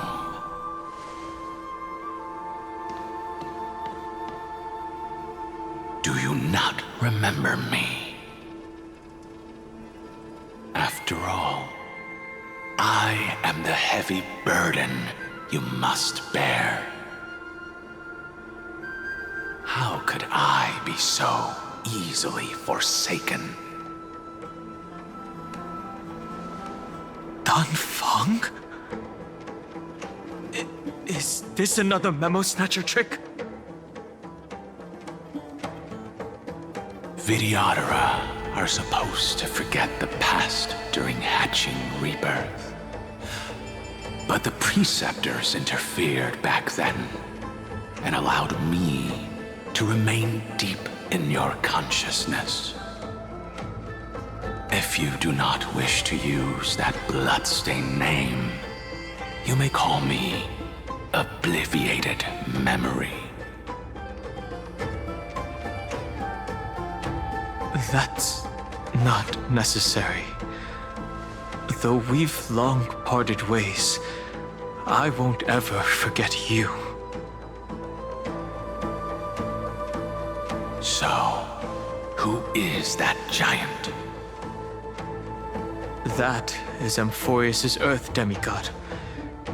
He should be on our side, but he was led astray and intends to seize the power of dragon transmutation. The dragon descends upon the earth, and all beings look to it in reverence. You and I know that all life in the universe covets permanence. Are you trying to say I'll end up like you? One day you will, and as I see it, that day won't be far from the end of this journey.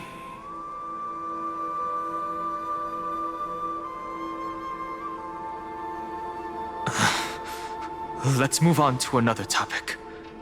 I have no intention of passing judgment on Dan Feng, and I have even less desire to become entangled with him again. I only have one concern right now: bringing my companions back safely. You can either help me deal with these abominations, or return to the shadows of memory. Dan Feng. All right. The filthy remnants of the Memoria Tide still run rampant. Let me accompany you through these rooms. You could use the help. And presumably, that giant who craves the power of dragons won't just let things rest. Do as you please. I'm moving ahead.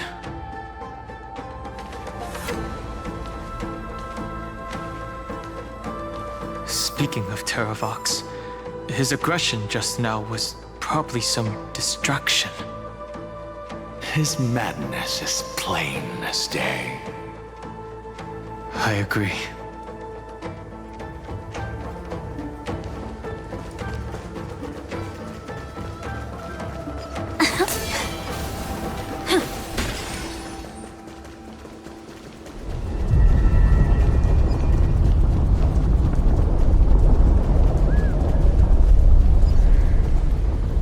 Phew! It's all good now. Yanis's blessing is full, and the hidden passage can be used again. Now, the Imperator's legions can launch a surprise attack from the grove. Who knows if Terravox will be able to succeed? Huh? Who is this warrior? Lady Tribios, I am Dan Heng, the Trailblazer's companion. Dan Heng? Nice to meet you. I didn't realize Little Gray had more companions in addition to Little Cyrene. There is no need to elaborate further. They are merely a collection of your memories, just like me. No. If they were my memories, they would recognize me. Dan Heng?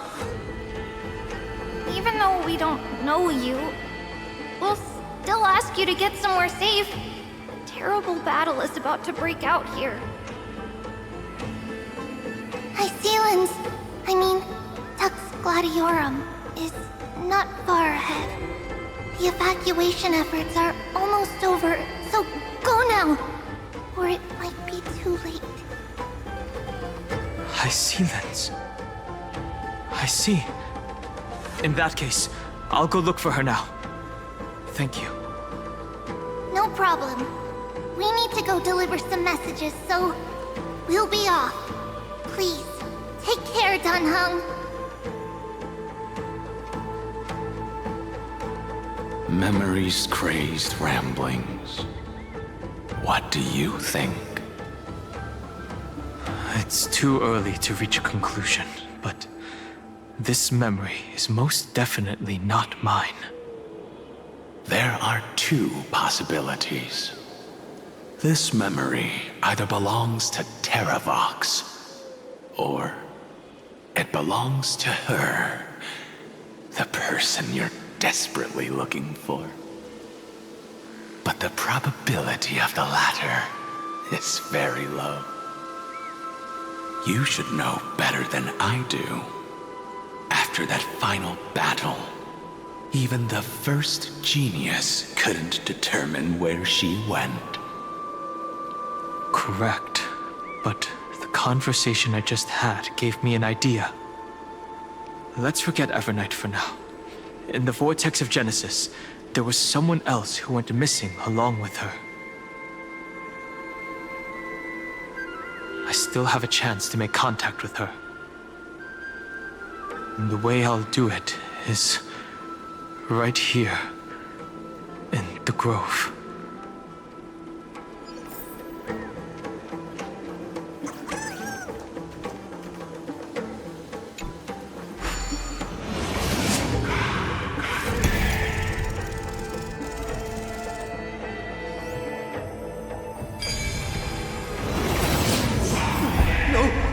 Stay back!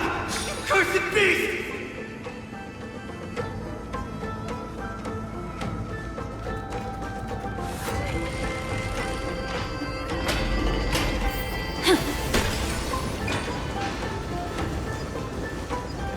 There's not a single sign of movement here. That was probably just the echoes of the Memoria Tide.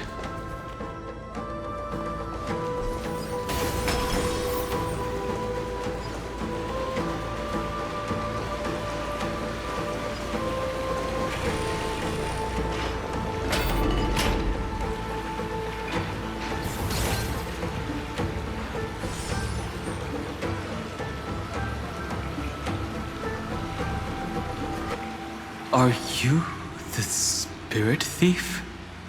Bartolos? I see.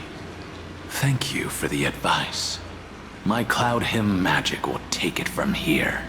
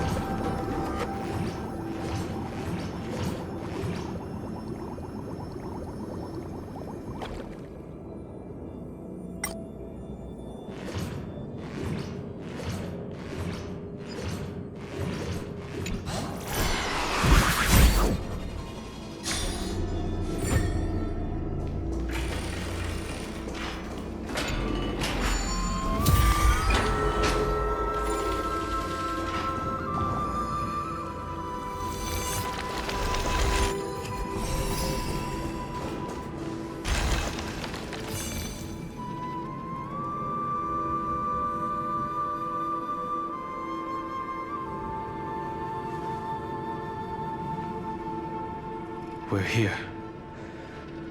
Now, it's time to awaken the person we're looking for. A pool of spirit water. I see. You plan to resonate with the waters of this world. Compared to the currents of my home, the waters of Amphoreus are rather untamed. Subduing the waters wasn't easy, but I've gotten the hang of it now. Under the raucous steps of their frenzied dance, the roar of celebration calls forth the spirit water's memories.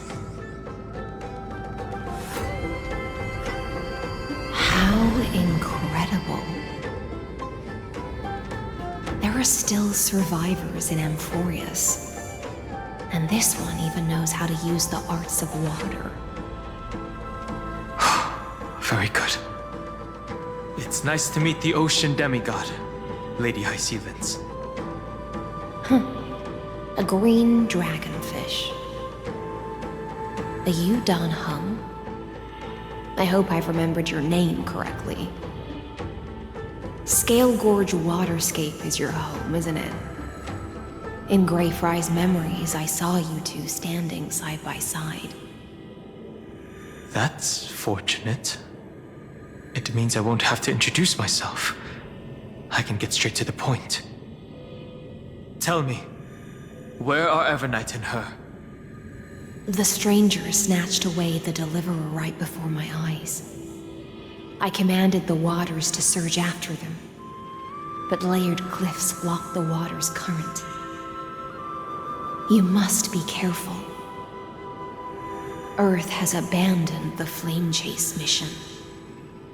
Though Terravox still lives, they are not an ally of the Trailblaze. That's no surprise. I've already exchanged blows with that mad demigod. I didn't think the worst would still come to pass. He also intends to get his hands on a dangerous power. As his comrade in arms, do you know what his goal is? Terravox has only ever cared for life born from this soil. If they covet powers from beyond the sky, I suppose it's out of the same care. Even so, their behavior is far too unusual. I presume they wouldn't have made such a drastic and irreversible decision if they had not exhausted all other means.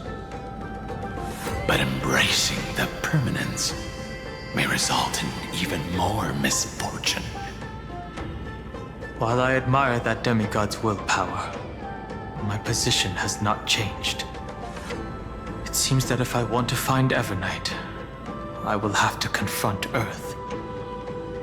Since my opponent has already turned into a vicious beast, what I do won't weigh on my conscience.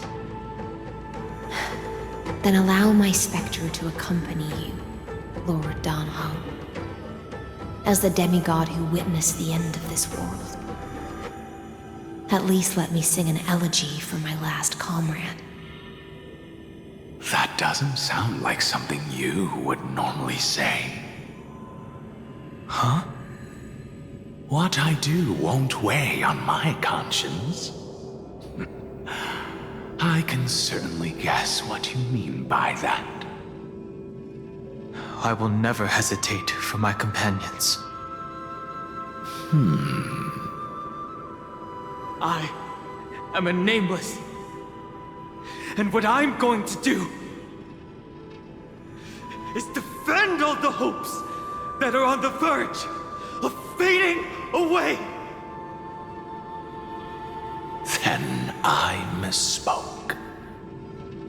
That is exactly how the guard of the Astral Express should act. If you please, Lady Hysealence. Hold on to this current, for it still carries the warmth of Greyfry. Hopefully, it will lead us to the depths where our companion is hidden.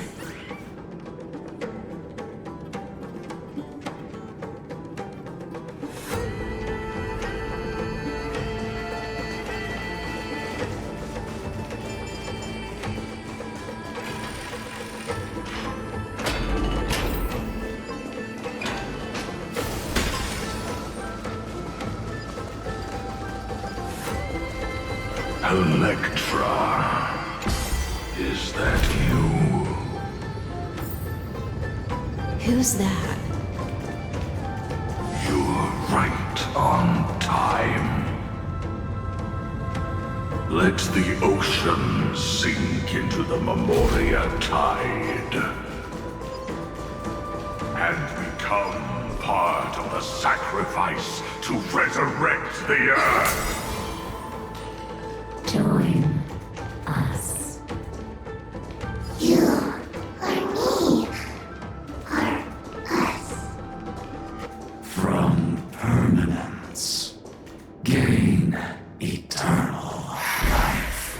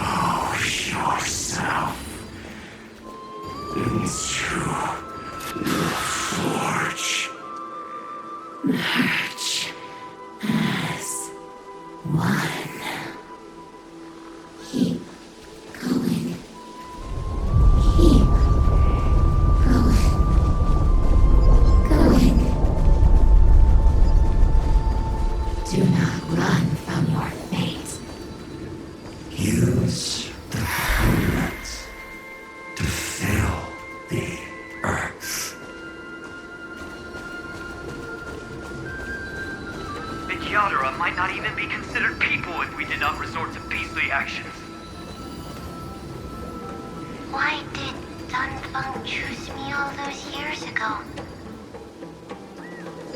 Born scion, fall into oblivion! The Memoria tide surges violently. Hold on, and don't let your focus be swept away.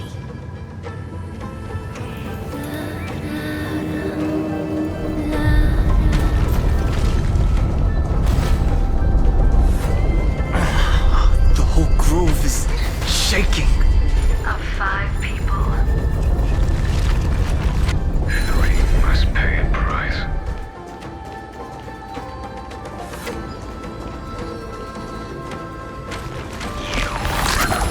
one of them.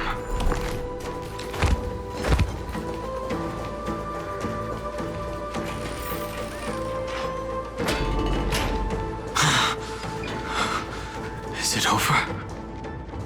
It seems so. These phantoms that are haunting you are indeed here to bring you to your demise.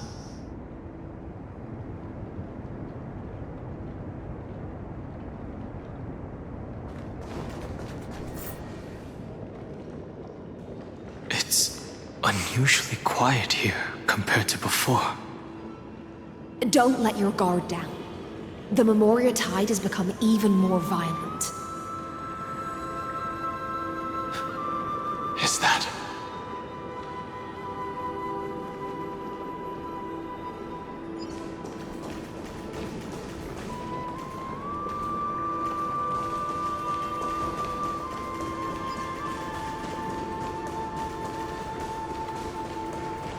This is an interesting-looking wine jar. Was it Baihang who brought it? It's a specialty from Thalassa that she brought and left here just for this gathering. But she herself didn't come? Your mind retains far more of the past than I had imagined. I've seen this farewell more than once in my dreams. The previous life is just an immersia to a newly born Vidyadhara. You know rationally that these are your memories, but it doesn't feel like you experienced them yourself.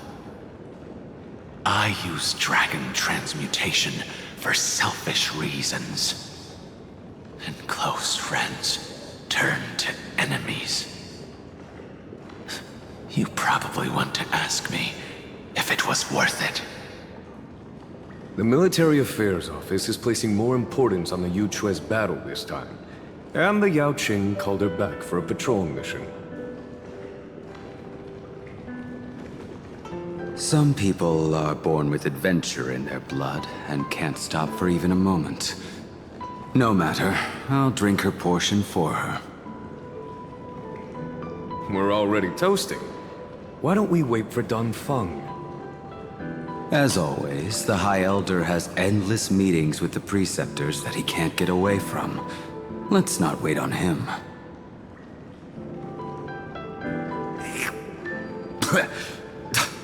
Isn't this just water? I'll relay her exact words. It is a mistake to drink too much before a battle, so I'll leave a jar of spring water from Thalassa's Crystal Palace.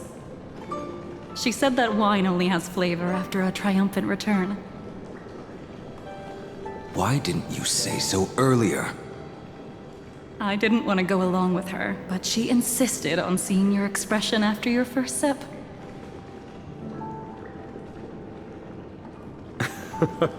Any gift from a friend, whether it is water or wine, is rich in flavor all the same. I see you still speak as if every sentence must add something of profound value. I see you still speak as if every sentence must add something of profound value.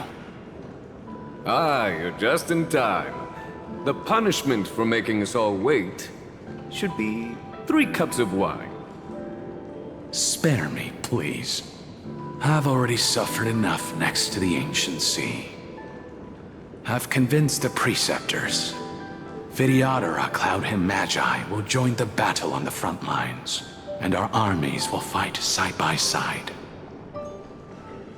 It seems like you can now carry out your plan for dealing with the Kitu Mirage, Jingyuan.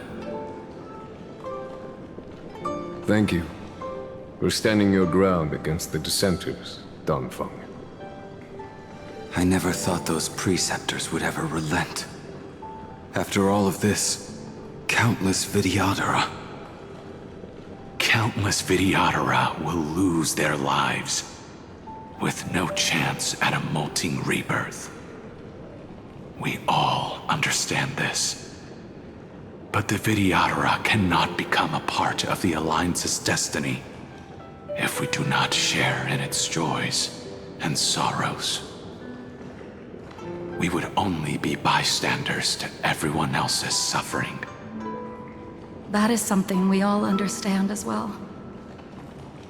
That is also why we've gathered here. Come, raise your cups. This toast is not for bidding farewell to each other, but for honoring the soldiers who will not return, for honoring our companions.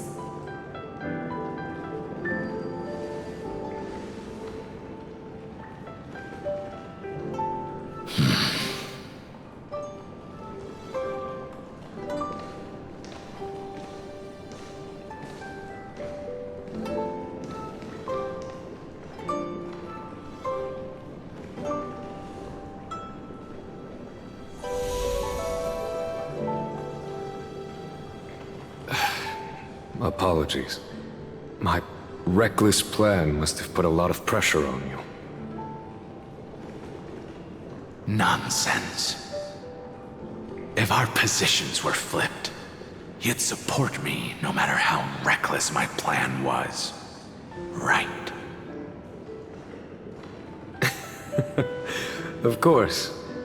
But let's try not to be too reckless.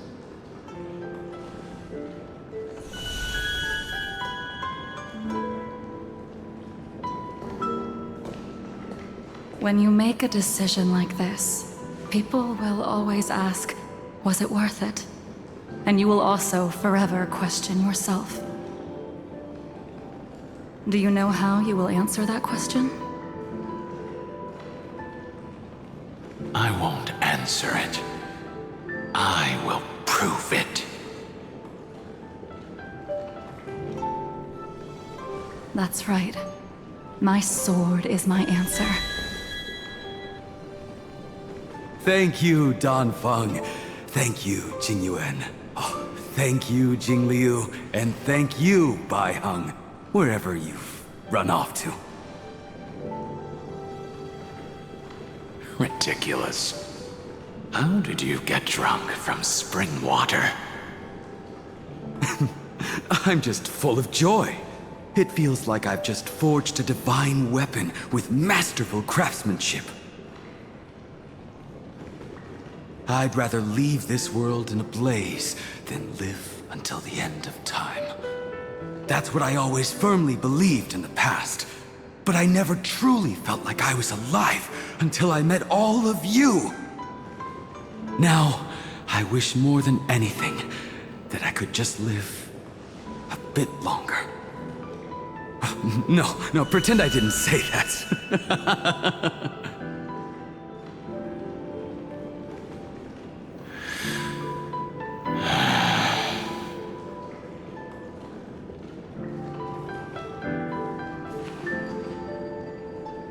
It's over.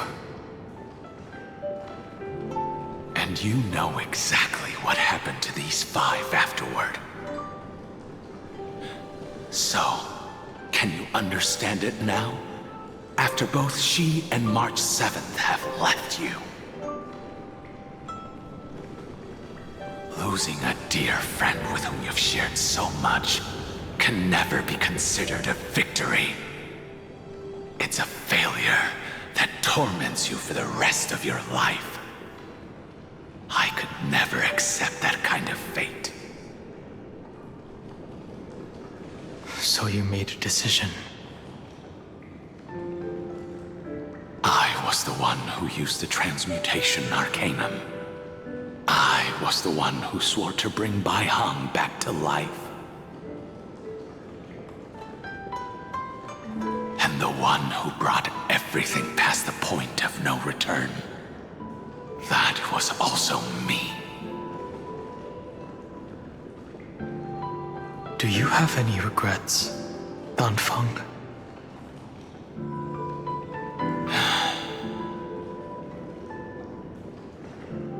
Even if I could reverse time, I would not choose differently.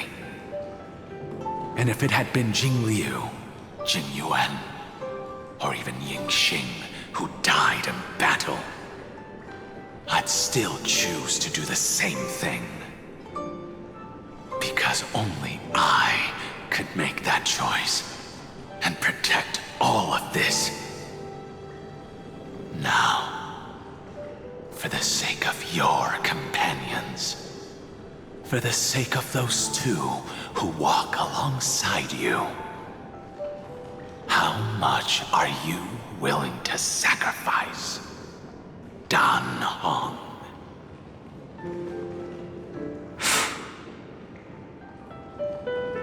Everything. Your answer does not surprise me. They are more than just my companions. They are the path I took that led me to where I am now. So they will also be beacons for when I am lost, leading me to the future until my next reincarnation. Then let me see how you'll carry out your convictions. Let's leave this place and go settle things with that mad demigod.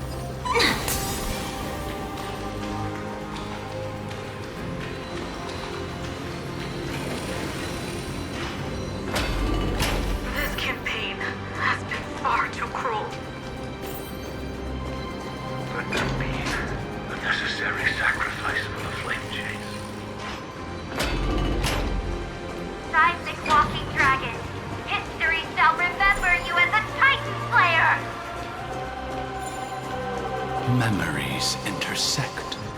Another betrayal. I see the destination that the destruction points to. Golden blood is gurgling out.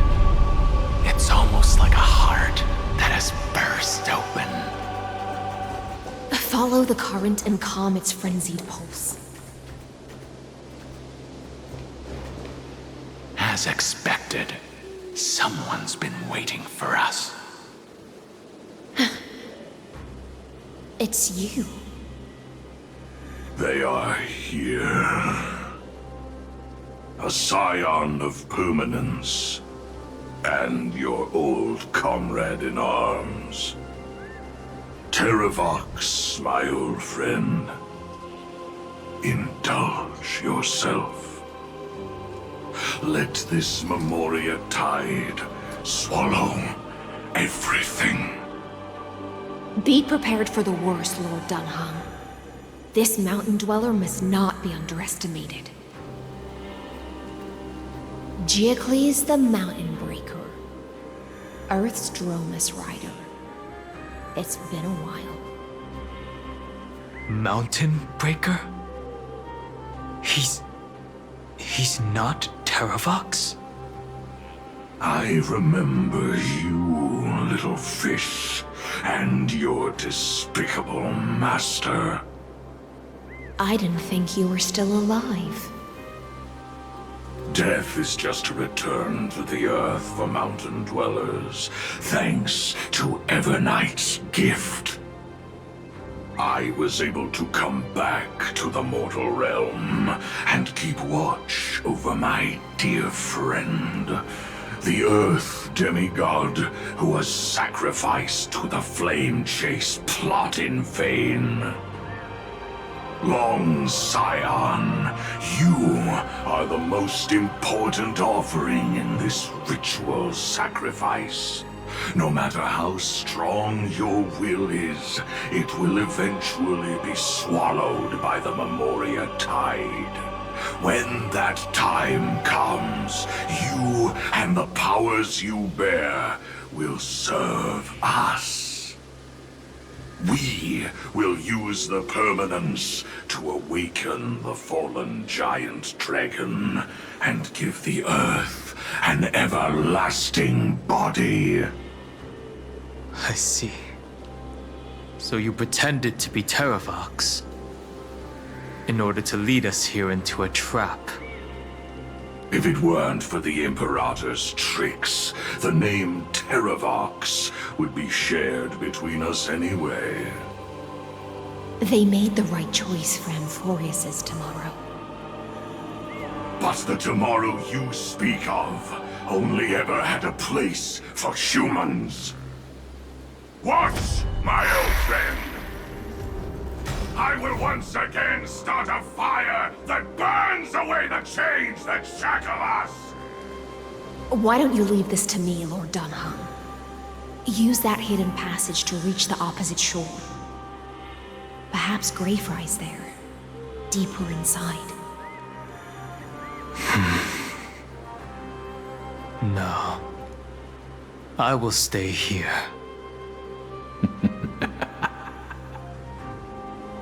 Mountain Breaker, hero of the mountain dwellers. If I do not stay here and triumph over him, he will die an ugly death in delusions of the permanence. That should not be his destiny. And for the vicious beast that insists on obstructing the Astral Express and threatening the fate of the world. We've stood on the precipice countless times along this journey, forced to make difficult choices in the face of disaster. But this time, it's my turn to put some pressure on this world. This feeling, this scene.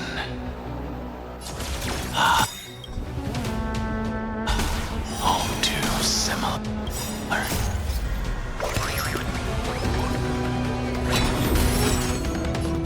Let's improvise. Etched in your bones! Like until everything burns to ashes! But fight to live! Can't wait anymore. Set the seas ablaze!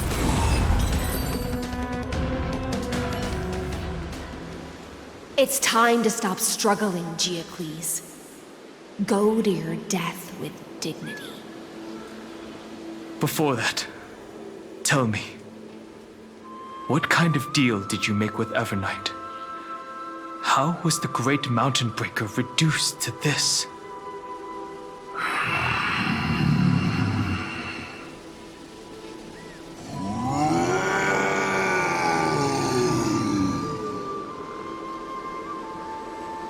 That's...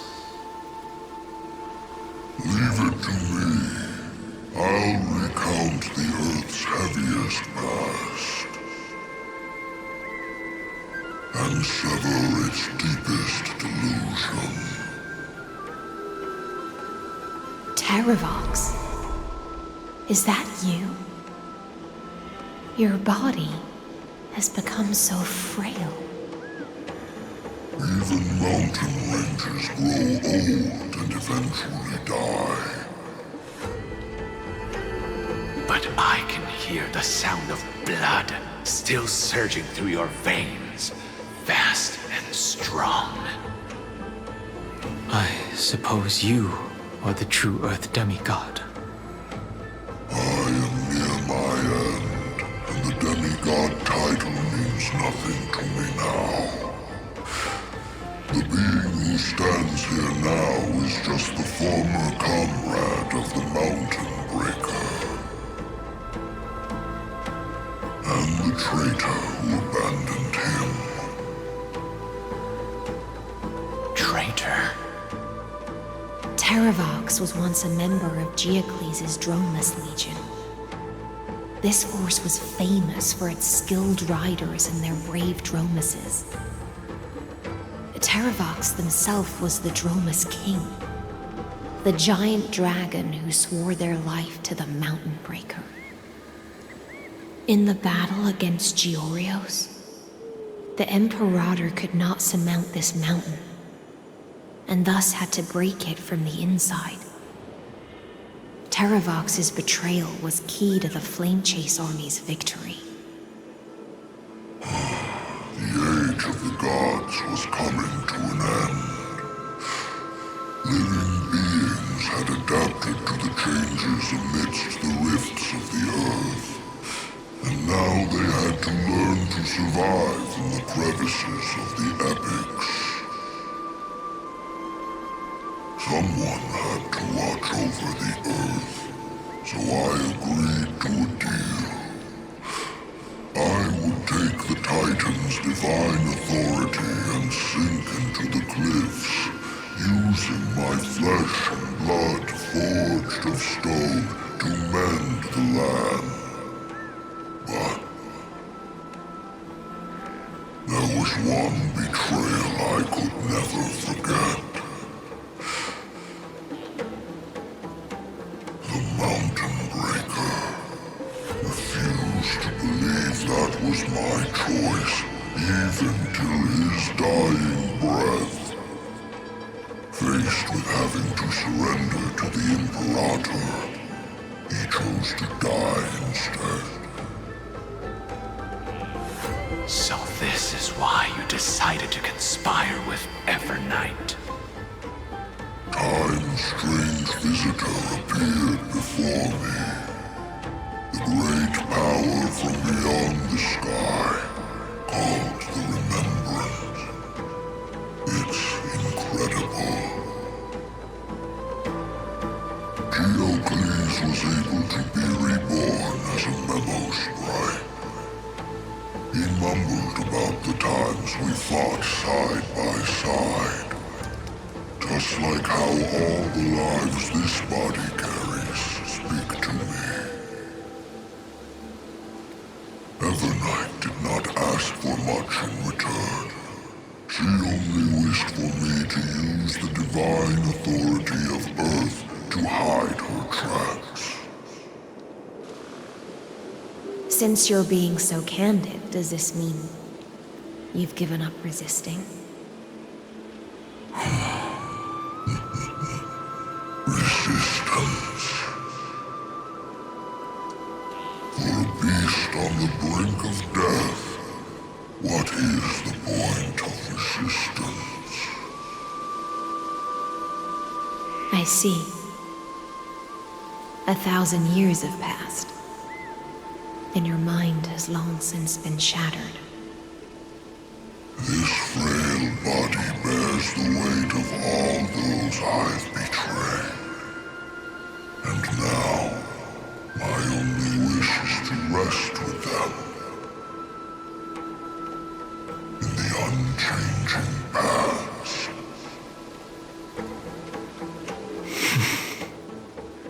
Go, long Scion.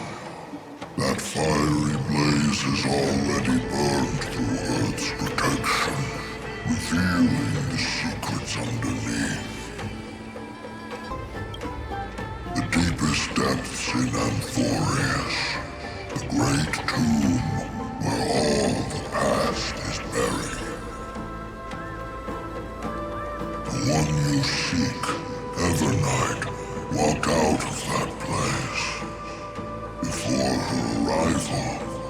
one knew of its existence.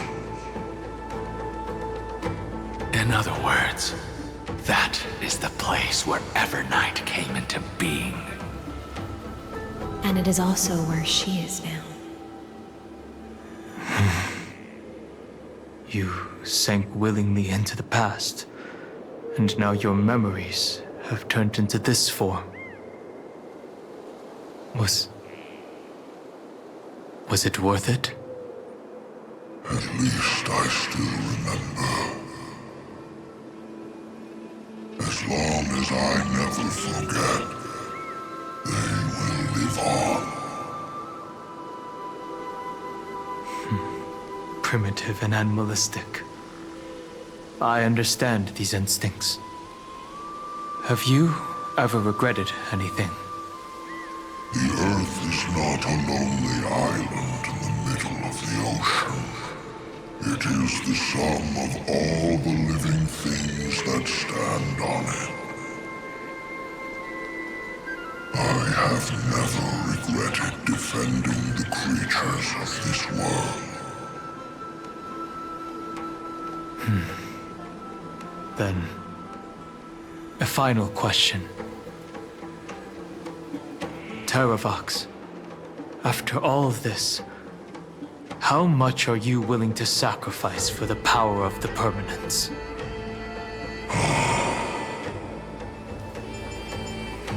Everything. My journey up to here has allowed me to fully understand my destiny.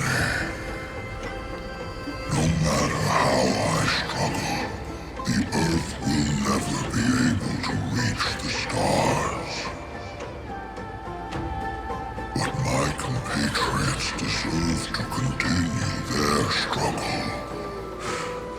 At the end of my life, I want to make one last effort to give them a chance to move on to the future.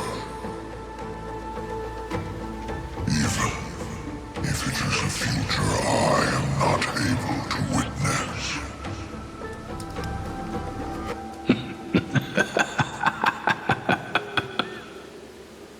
I understand. Then, join me in rebelling against this unjust fate once more. Even if the world collapses, the Earth must remain unshaken. Give me the core flame that burns within you, and allow this immortal body of the permanence to bear the furnace of life for you. Long Scion, are you willing to bring them all into the new world? I won't give you empty promises. Allow me to answer your question from a different perspective. The permanence is the path that dragons trod, and eternity is life's deepest desire. If you entrust the Earth's living beings to me, they will live in symbiosis with the instincts in my blood. With this body as an ark, I will deliver them to tomorrow for you. That tomorrow won't be the end of Amphoreus' west wind, but a vast and boundless sea of stars. A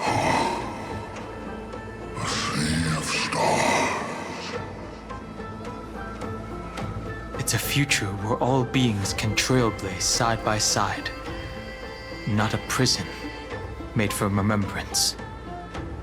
In the veil of Evernight's memories, you've always been someone with reservations. I misjudged your resolve. I understand. This is the only choice.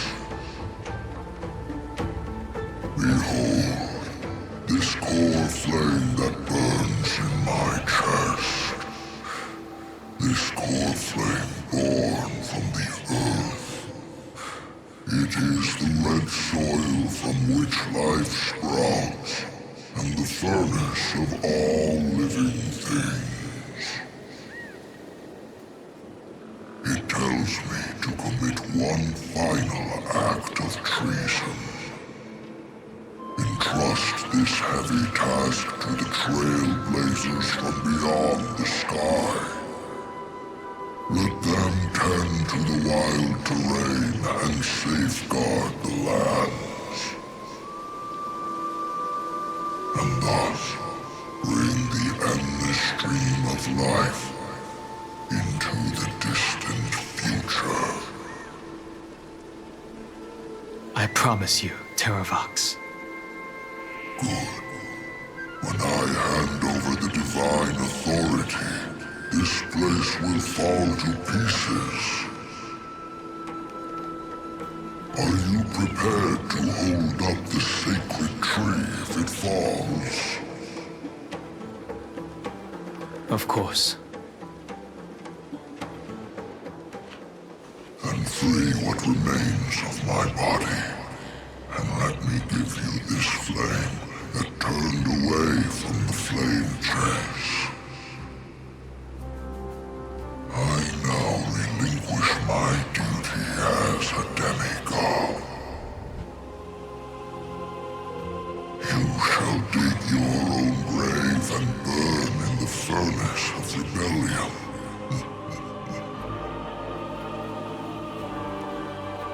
I only hope that, after all this time, Father will take me back into their heart.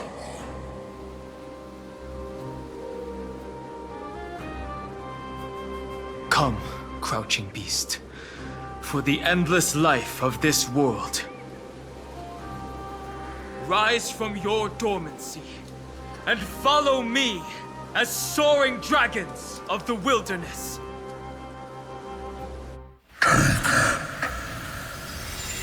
My final rebellion. Then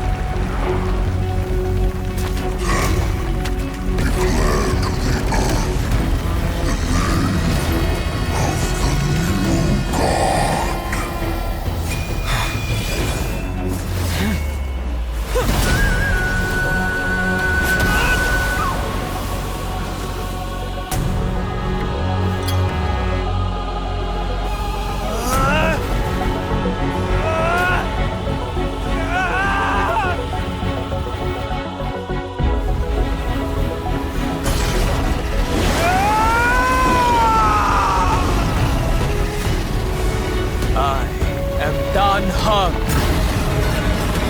One who guards the trailblazer's way forward.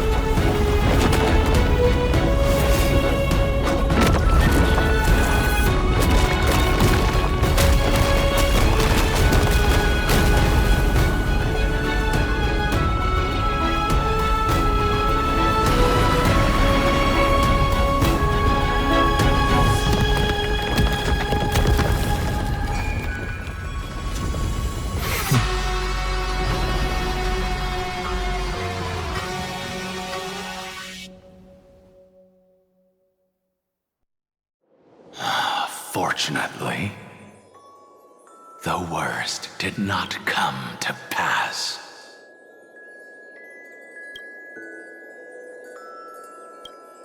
If your opponent had already turned into a vicious beast, whatever you did wouldn't weigh on your conscience. So what if that demigod had harbored ill intentions or vowed to fight to the death? Would you have pointed your spear at them and carved out the core flame with your own hands? There's no point in discussing what-ifs. Though, I'm glad it didn't come to that. Regardless, I will attempt to join this game and become a part of the Era Nova. This is the only way I can face my friends and this world with a clear conscience. Now that things are settled between us, it's time for you and I to say goodbye. Everything that I left behind faded away at this point. Go and march toward your own permanence. As for how to tame it, I'll leave that to you. Thank you. We can't go back to the past and make better choices, but at least we can do better in the future. A dragon can only welcome new life by shedding away his old, scarred skin. For the first time in my life, I feel at ease. This burning core flame. Is this what the destruction feels like? The light is unexpectedly warm. It's just like the fleeting moments when one wakes from a dream. Farewell, Danfeng. Now, it's time for me to set out once more. The final rebellion of Earth was to bestow trailblazing wings upon all living beings. For Terravox, this was probably the best possible ending. Behind that scar lies what they called the deepest depths. The rising steam tells me that Greyfry is in there. But right now, she's trapped in a bottomless whirlpool. Is Evernight with her? I'm afraid I can't tell. A scorching abyss. If I were to enter it alone, I'd almost certainly get lost. And Miss Hysealence, would you give me cover? I'll need to focus completely on what's ahead, and may not be able to pay attention to my surroundings. What are you planning to do? I'm going to continue where you left off. The stranger snatched away the deliverer right before my eyes. I commanded the waters to surge after them, but layered cliffs blocked the water's current. Times have changed. The cliffs are now in the palm of my hand. Then I believe it's worth a shot. It's just, without absolute resolve, you still won't be able to pass through that Memoria tide, much less save someone from it. The search for Greyfry might stretch on like an Evernight without end. Be careful. Wandering through time is no easy feat. Don't worry, Lady Hysealence.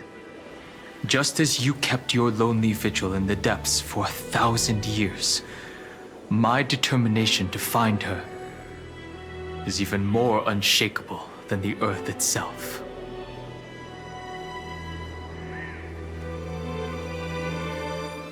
Ancient sacred tree, lend me your roots. With the core flame I carry, let me resonate with this land. With heaven and earth as my map, and time as my compass, I will find that one singular point. Even if I must cross every mountain and valley on my own 2 feet, I will bring you home. Circe's giant tree, witness to Amphoreus. This time, I will follow its roots into the ancient earth until I find you. On this journey, I will become the bedrock of mountains and bear the cities above. With the currents, I merge into the tide, crashing upon the land's jagged reefs. I sweep across the nameless barrens, scattering endless snow and frost. entwined in the cycle of day and night, into the deepest depths of this world, adrift in the darkness that was before all else. When can I lead you out of this maze? No. I can't do it with just my eyes alone. Maybe it was never me. Maybe it was always you who could set us free. Long time no see. All right. Let's settle this and keep moving. That's where we will all find our answers. Hey, Danhang, wake up. Three of a kind. Two pair. Ace. Go.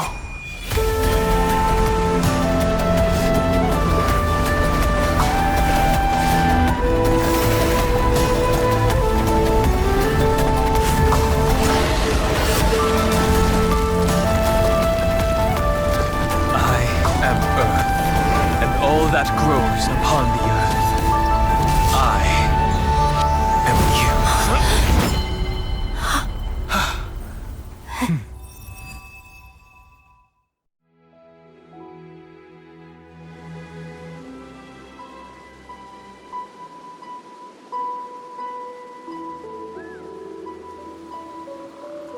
Finally.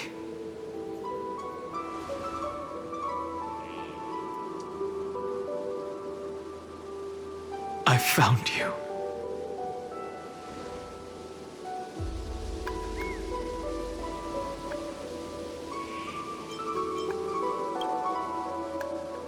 Danhang, I knew you would come back. While you were trapped, I experienced a lot.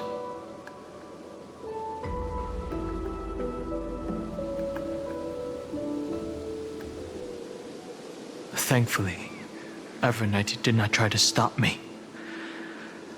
Looks like we've managed to stay ahead of her this time.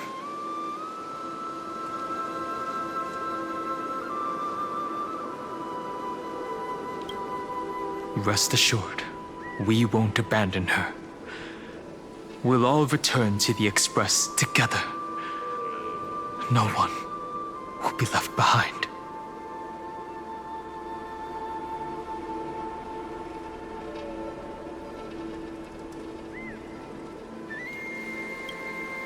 You mean Mem? Sorry, I haven't seen her at all on this journey. Perhaps you were not the only one being held captive by Evernight.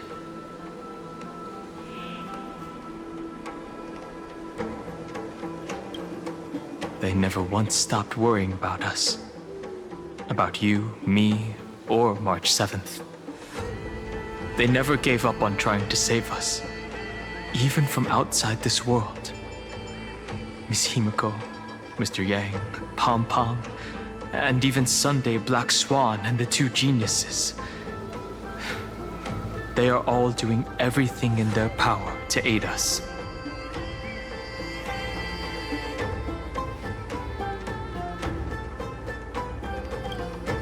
I understand. Her power shouldn't be underestimated. It was only when I personally stepped into the maze of time that it suddenly struck me. She and I had crossed paths once before. I'll only warn you once. Leave her body now. I feel like I've seen these floating black things somewhere before.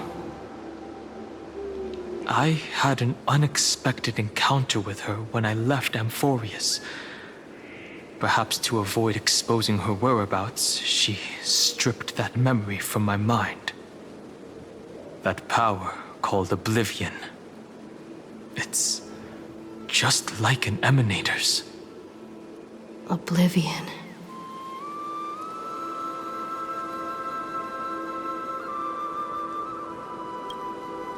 I know. But you still remember me and our companions, for now. Do you have any clues about the memories you may have lost?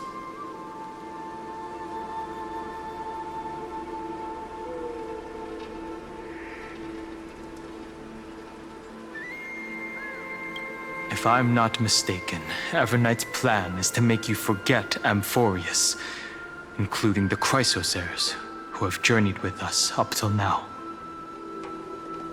But it seems you still recognize Lady Hycelens. If I made that much of an impression on little Greyfry, then I am naturally delighted. But I fear your escape from that power they call oblivion is thanks to someone else.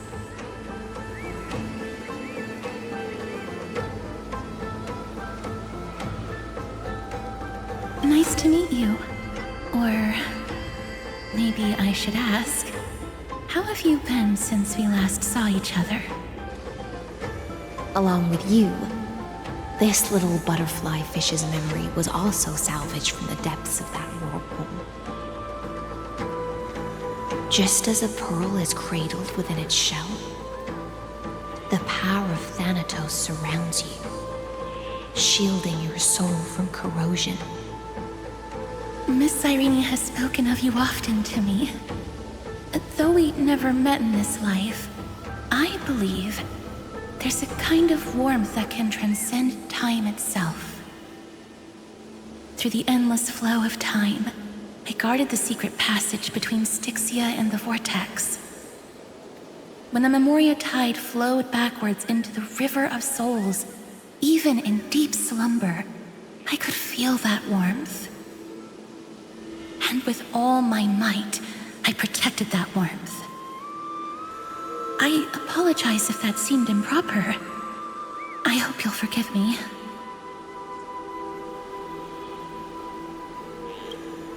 I understand that your mission is still unfinished.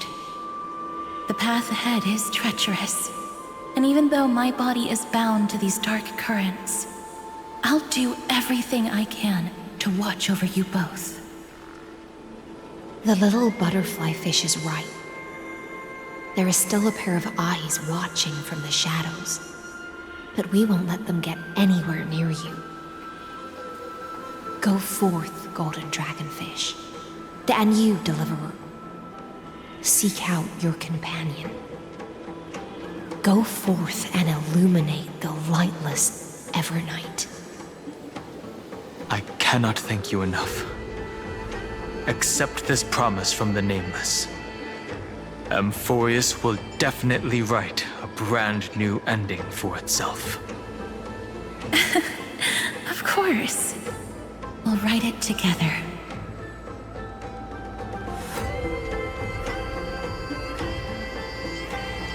The Nameless will never stop. Until all of us stand side by side in the true new world.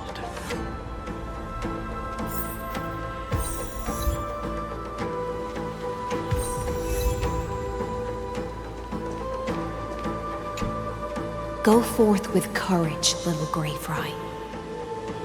My ocean currents will guard your arrival, and my songs will accompany your journey ahead.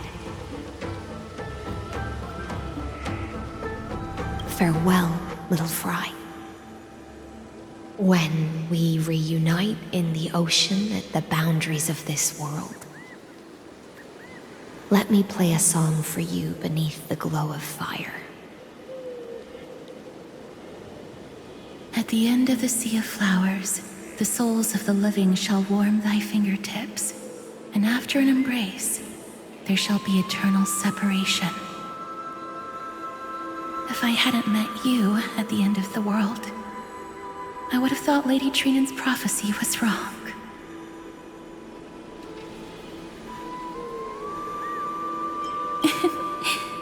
As Lady Trinan used to say, fate is not the flowers that bloom at the end of the road, but where people tread beyond the gate. Thank you. My own path has finally come to a gentle end. Take all beautiful wishes with you, march forward with determination, and don't look back.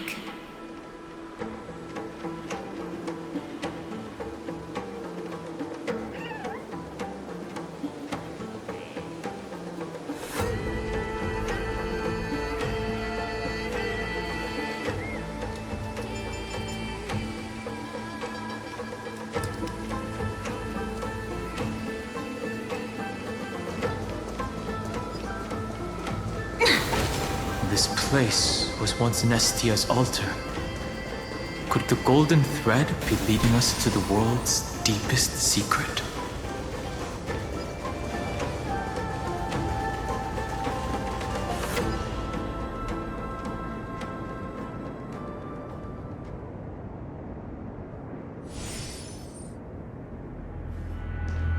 Is this a symbol in the shape of Amphoreus?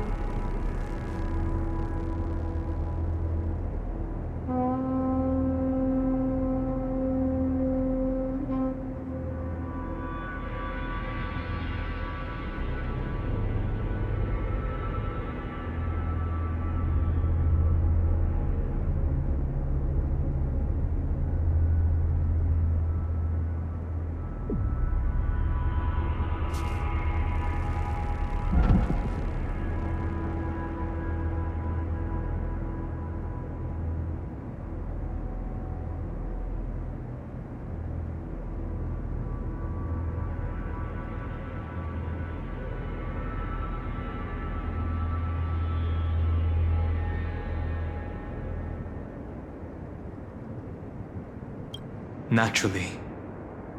How could a world enclosed within the scepter have a way of knowing what it looks like from outer space? Unless the mural isn't a drawing of Amphoreus, but rather someone saw the mural and shaped the world in its image. Could that someone be Xandar? No. His concession proves that this place where Evernight is hiding must be a blind spot of the experiment. I'm afraid not even Xandar knows about the existence of this great tomb, or the secrets buried within it.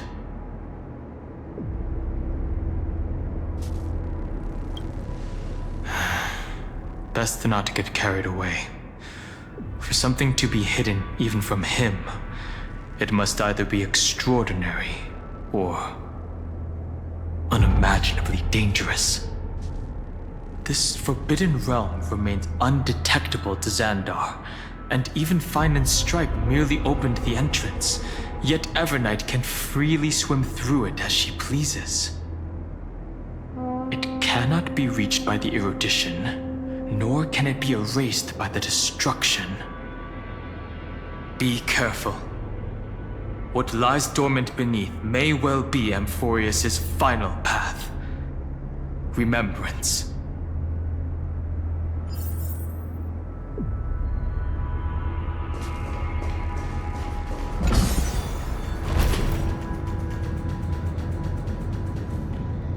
It's endless. It feels like we're plunging into an abyss.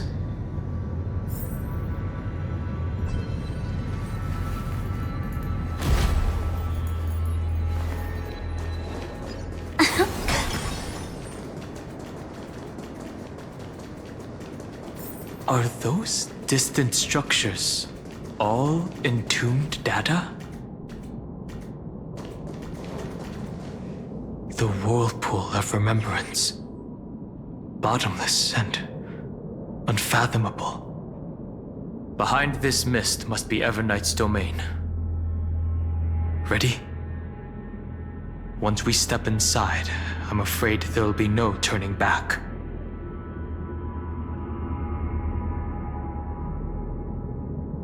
For March 7th, and for Amphoreus. Let's go. On the Trailblaze, no one gets left behind.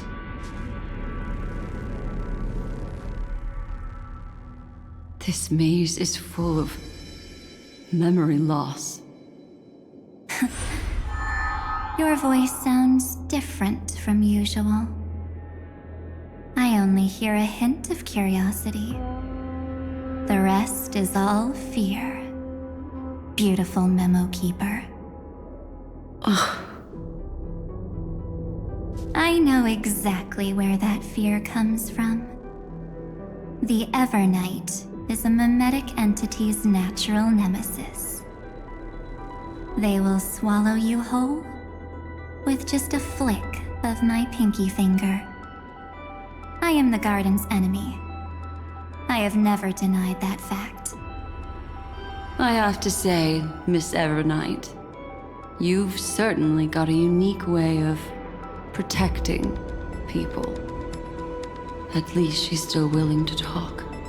Is it because I disobeyed the garden's rules? Maybe I still have a chance. No. I don't think you do. It's not very elegant to spy on someone's thoughts, you know? Well, before you get rid of this beautiful memo keeper, the least you could do is answer some of my questions. Why should I do that? So you can buy more time and send a message to your companions? And here I thought you were already watching my companions' every move. I am. Earth's stirrings have ceased. They have defeated Terravox and are heading here as we speak. Don't tell me that's part of your plan, too. It's not, but I'll make good use of it. Fighting alone against an entire world, even I might miss something. But I know how to adapt to the circumstances. Just like right now, how I've decided to let you go. I like you, little bird. Your longing for memories remains pure, unlike those memo snatchers. Your most precious quality is how you've yet to be tainted by the garden's dark side. I'll take that as a compliment. But I still don't understand why you've kidnapped me here. Well, seeing is believing. So, why don't we take a stroll together? This ruin buried deep underground is called the Kernel in the language of erudition. But I gave it a friendlier name. The Heart of Amphoreus. The great tomb of the Nameless Titan. The Nameless Titan? You'll see with your own eyes just how important the remembrance has been in this world. And how we will stir up the waves of oblivion to douse an eon's ambition. You've been hiding here all this time. That's right. Curious about how I discovered this place? It's not actually all that complicated. The road we just walked was the beginning of March 7th's journey in Amphoreus. The beginning? Do you still remember how 3 paths are said to intertwine in Amphoreus? That 3 entities, each comparable to an emanator, left their marks in this world. There's Xandar, Iron Tomb, and That's right. To this day, there have been no signs of the entity corresponding to the remembrance. The Garden of Recollection was curious about that too. So the Memo Snatchers spent an unimaginably long time chiseling out a tiny channel to peek into this world. But there was always a power in the memory zone that kept them out. And when March 7th's consciousness was seized, it was a ripple of the remembrance that protected her and sent her in here. Can I assume then that this hypothetical emanator of remembrance was consistently protecting this world from the Garden's eyes until the Astral Express arrived? That's correct. You're a smart one. But why? Go see for yourself, little bird. The memories contain everything. This gate is really impressive. These are March 7th's memories.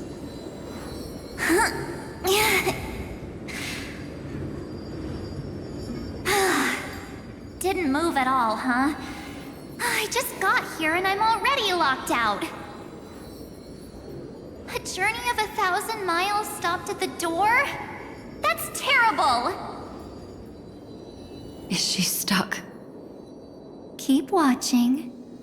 The fun stuff is just ahead. Warning. Object does not have access permission.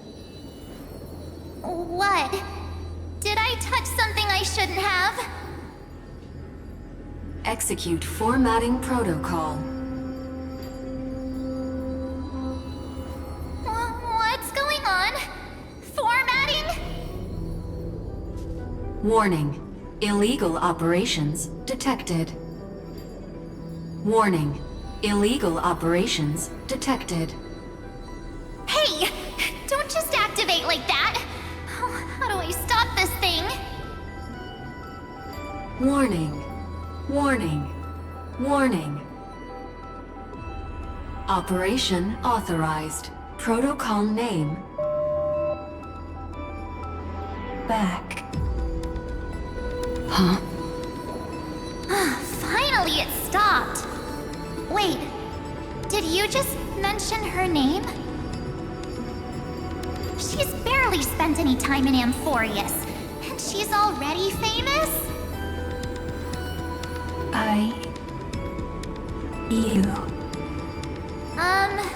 I don't know what you're saying.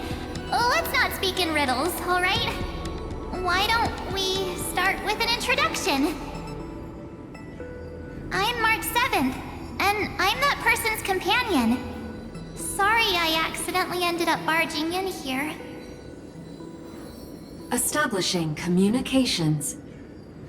Communications? Oh, does this mean I finally get to talk to someone real? I really need outside help right now. Channel established. Proceeding to encapsulate. Whoa, wait. What? Encapsulate? Encapsulate me? Encapsulation complete. Initiating transmission. Transmission destination. Recurrence number 335503336. Huh? What's going on? My body? The memory stopped so suddenly. She was already lying in the abyss of fate the next time she woke up. And Orynyx was calling her mother. Mother? Maybe that's just how the Titan calls all Remembrance Pathstriders. Like how they call Thule Skyfather. So March 7th had already brushed against the inner workings of this world at the beginning of her journey. That warning in her memories must have been the sector's safety protocol. But Why did it mention the Trailblazer? March 7th should have entered Amphoreus long before she and Dan Heng did. An inexplicable contradiction, isn't it? Let's put that aside for now. The protocol didn't kill March 7th. Instead, it threw her deep into extrapolations. Over the next 97 days, the two of us, trailblazed through Amphoreus as mimetic entities as she evaded the administrator's pursuit. It must have been a difficult and lonely journey for her. Yes. No one could see March 7th. She didn't belong to Amphoreus's memories, so she could only watch this world from the sidelines, like a transparent shadow. Then when did you appear? On the day that she ran out of options. March 7th tried so many things to help her companions, but the only outcome of her efforts was a few Amphorean folktales. In the end, she had only one option left. Just as she wished, I erased everything using the power of oblivion. Then, I protected her and Dan Heng, and made sure that they were spared from the Memo Snatcher's clutches when they broke through the seal. And you've been hiding in the shadows ever since, while manipulating time and colluding with Earth, all the way till now. A journey of 1,000 miles starts with a single step. The story of the Remembrance has just begun. Why don't we step into it together? As someone qualified to walk with me, you can now take in all the secrets behind this door, and witness how, in a blank space of time, another futile journey across 30 million lifetimes was forgotten by this world. I thought Evernight would have done something to stop us, but it's been smooth sailing the whole way through.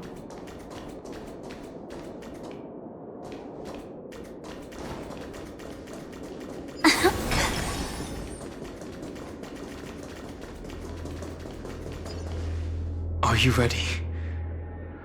I'm going to open this door.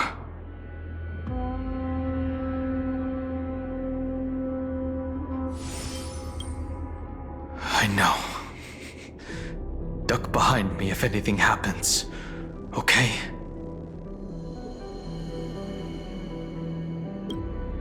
Absolute silence.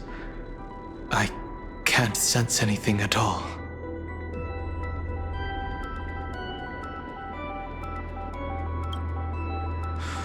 Three, 2, 1. Warning. Object does not have access permission.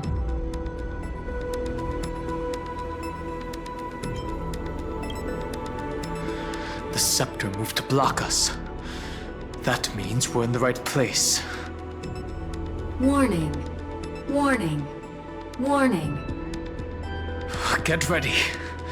Incoming. Welcome back. What? I'll be waiting for you. It mentioned your name.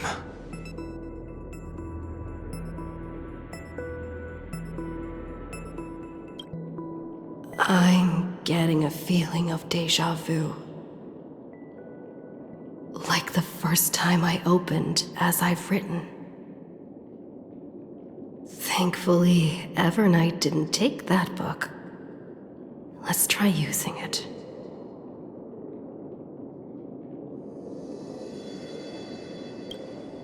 Operation authorized. Protocol name.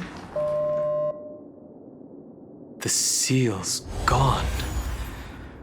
Didn't think this book would have a use here.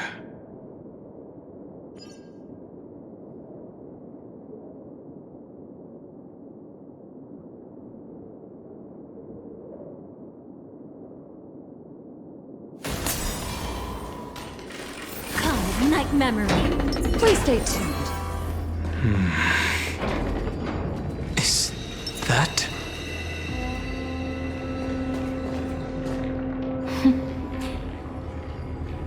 Hi.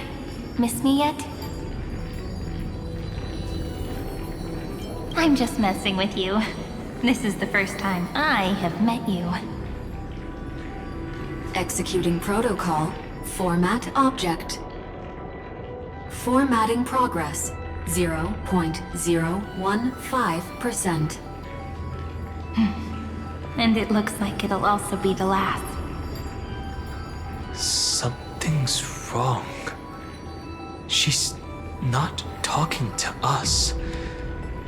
She's not the mem you know. Could she be a Cyrene from the past? Formatting progress. 23.815%.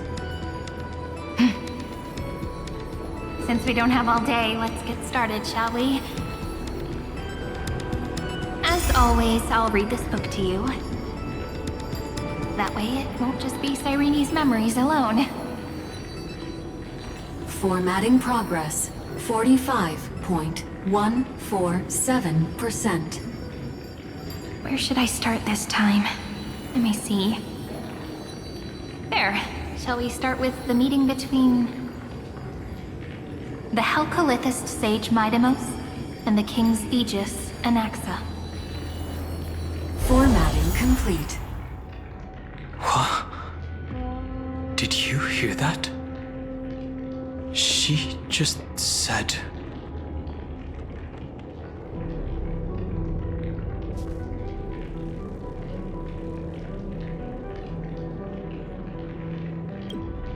This is obviously not the history we know. It might be one of the possibilities in the 30 million cycles, but... Cyrene should have died at the start of every recurrence. So why is she here? And who was she talking to? And that book she mentioned.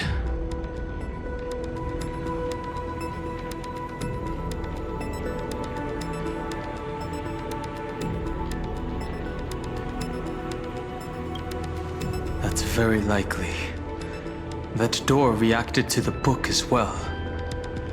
Let's try copying what she did.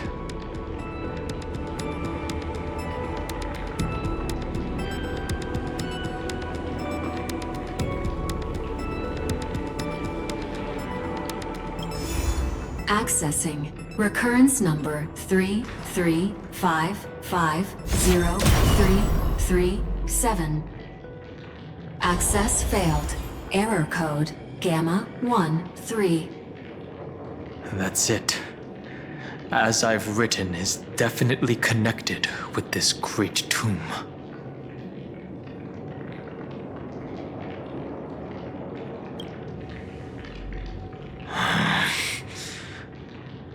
There are 12 chapters in As I've Written, corresponding to the 12 demigods.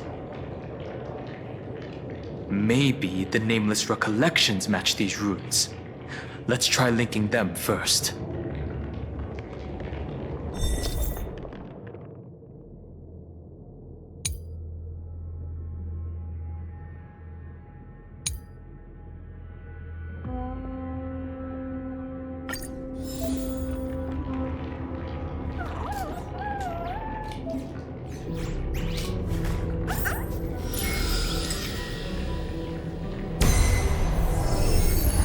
HoYoverse 504.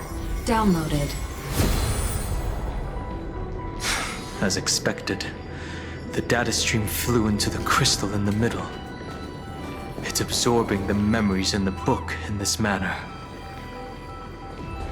The world never learned how Saridra rewrote the law, but I believe it was Amphoreus' decisive move against destiny.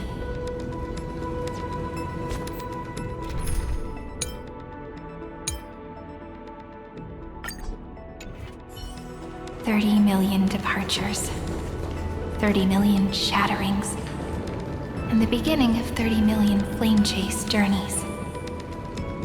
Fate betrayed Trebios, but she was never betrayed by humanity. 30 million departures, 30 million shatterings. In the beginning, This world is so desolate. What exactly is it?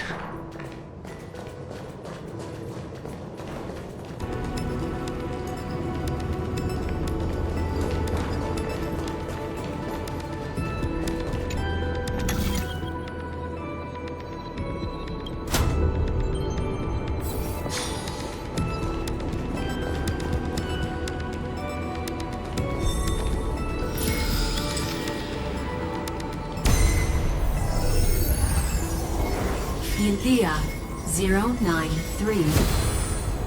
Downloaded. Scopeo 365. Downloaded. Branch number 1. Archiving. Object recurrence number 335503337. Progress 13.131%.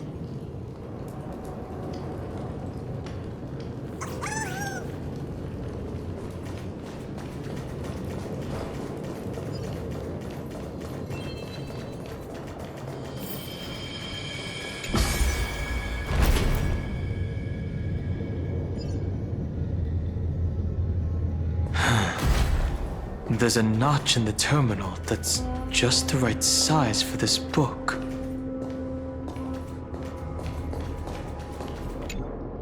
Branch number 1. Archived. Encapsulating encryption key.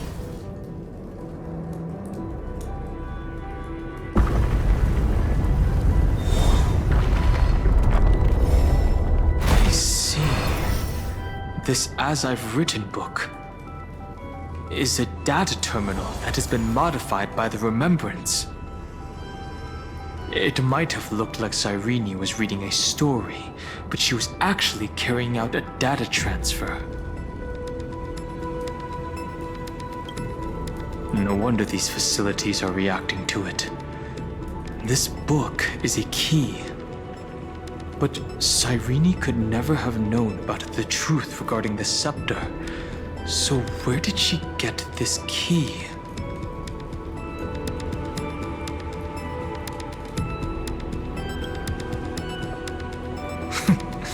Xandar likely has nothing to do with this tomb.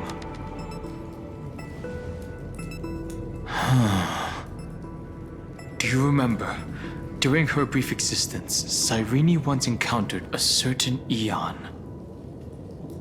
Yeah. So, I can only place my hopes on that childhood dream. And the god behind Orynyx that appeared in that dream. It's no secret that Orynyx and Fuli are related. That Eon also appeared when you encountered Mem. We still don't know the role they play in Amphoreus, but if Cyrene accidentally stepped onto the path of remembrance, then her sacrifice wasn't just for resetting the cycle. There was another purpose. Encryption key encapsulation complete. Let's keep going for now. If my hypothesis holds, then the scene we just saw will replay many more times.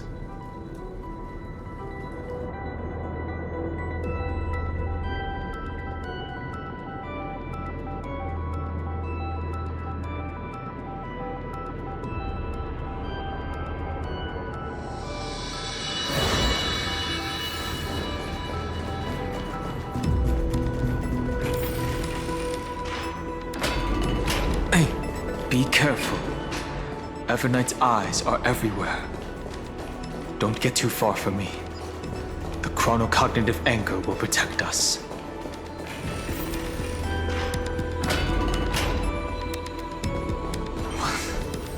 What is this? It's hard to believe. Is this still Amphoreus? So many countless storage arrays. This would even rival the cyber prison of Inupis. Look, what a magnificent sight. Even this classical world contains a futuristic palace like this. Would ID Silicii end up looking like this after a few thousand years? Executing protocol. Format object. Formatting progress 0.027%. It's always so on time. Never late at all. It's okay, I get it. It's just trying to remind me how precious time is. I want to share a story with you this time. I saw a little nymph on my way here. It was on a fallen wheat stalk, and it glowed under the sunlight. It was incredible. I forgot all my pains at that moment and just stared at it in a trance.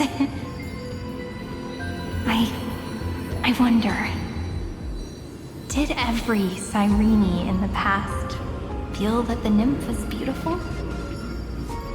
Would they also have recorded that scene into the Eternal Saga? So, could you give me more time, please? I want to leave behind more memories for the future. Formatting complete. As I expected, the answer is the remembrance. An Eon appearing in her dreams, 3 paths intertwining in Amphoreus, and the Garden trying to infiltrate this world at all costs. I have reasons to suspect that Fooley's gaze once swept over this world before the scepter completely fell into destruction. And that Cyrene basked in that divine gaze.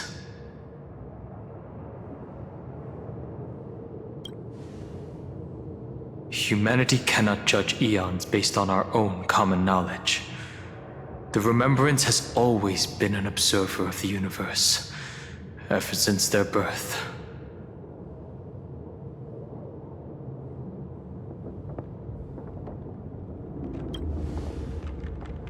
That's to be expected. The various factions are only followers of their eons, and Fooley was never known to be friendly with humanity.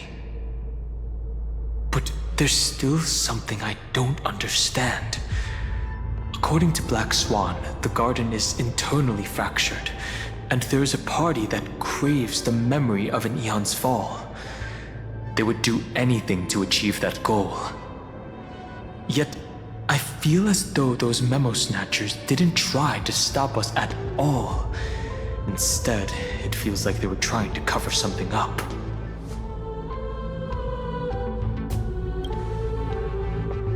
Most of the time, a gaze is simply a natural phenomenon, though some Pathstriders regard it as a supreme honor. An Emanator, however, must possess power granted by an eon's blessing. I know what you're thinking. That theoretical Emanator of Remembrance remains a mystery. But now, I'm leaning towards the idea that what the Garden's mirror reflected was a kind of miracle that Fooley left behind.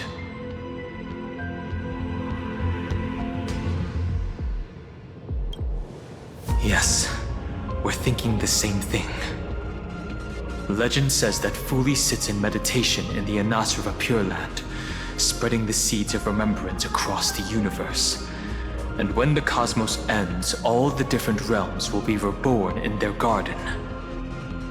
If this sealed-off world is also within their gaze, then it's not too big of a stretch to surmise that they need a mechanism to save these incredible amounts of memories and store them somewhere out of the Erudition's sight. And this mechanism was previously the Time Titan and their demigod, but after Amphoreus entered an endless loop...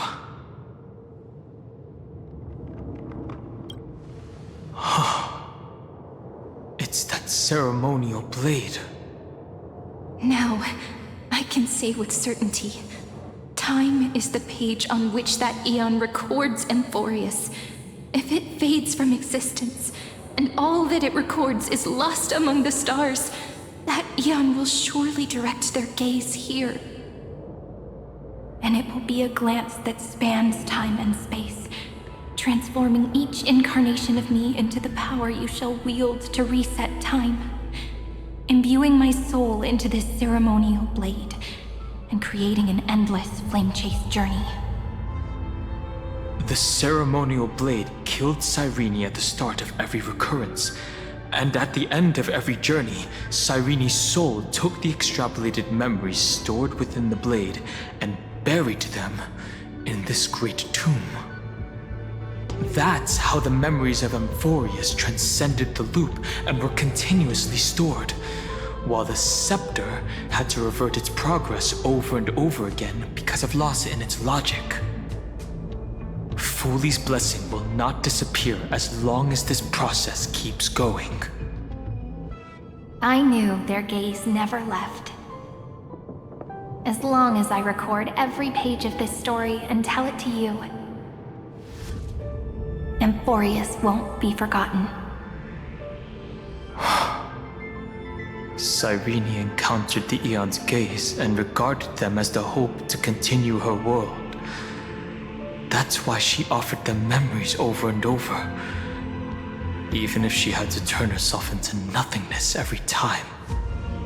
As to why she insisted on keeping her human form and offering the memories through reading a story, it might have been the only way for her to maintain her sense of humanity and leave her mark in this world.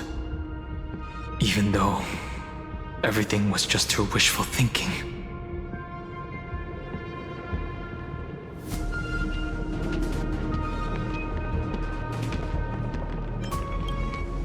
Right.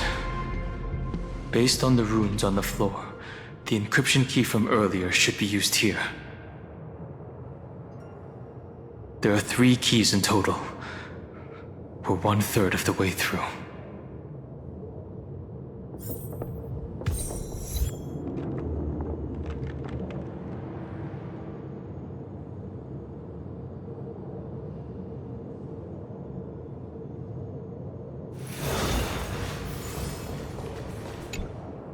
I'll leave it to you.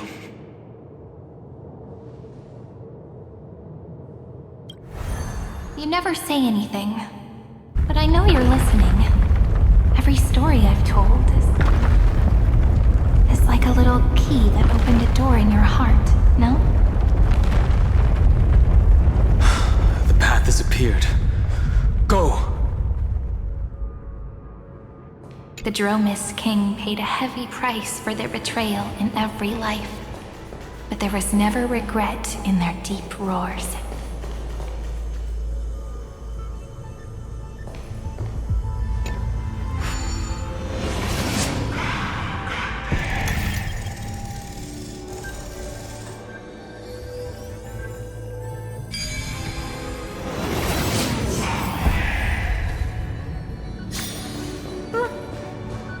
Then, the sky sent down rainbows and showed the world a gentle smile. Formatting progress, 93.998%. Looks like it's time to say goodbye again. Before I was even aware of it, this book had already recorded too many emotions. Every page has become so heavy. I've started to feel uneasy whenever I take it into my hands. Where did the very first ripples want these memories to be sent to? Formatting progress, 94.423%. How many times has it been? It faithfully fulfills its duty, activating and formatting. Never changing, like the fate of the flame chase in every cycle. If I can only write the same ending every time I lift my pen, then is this weighty saga just an overly naive dream? Formatting progress 96.024%. Process error. Analyzing. Process error. Analyzing. Really? Are you encouraging me? Thank you. I'm sorry for making you see this embarrassing side of me.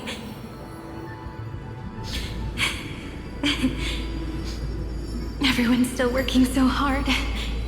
If I'm the only one who's crying, that wouldn't be romantic at all, would it? Thank you for listening to me all this time. So, shall we continue?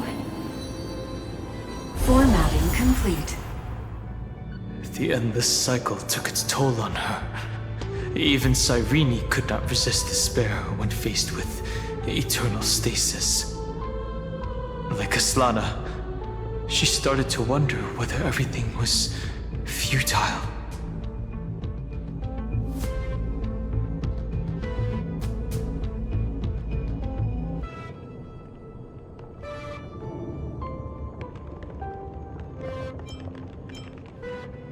I thought it was an Eon at first, but the way she talked, it didn't sound like praying to a god at all.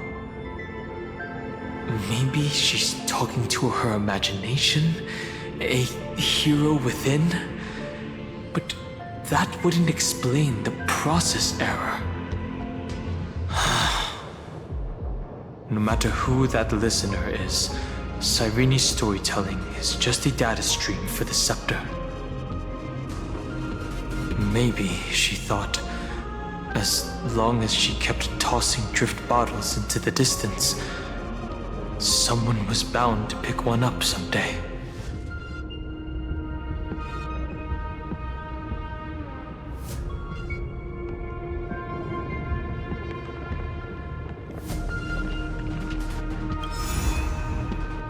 Accessing recurrence number 335503337. Once again, Castor is offered her final embrace to death. And from then on, she started another lonesome watch. How wonderful would it be for someone to give her a real hug?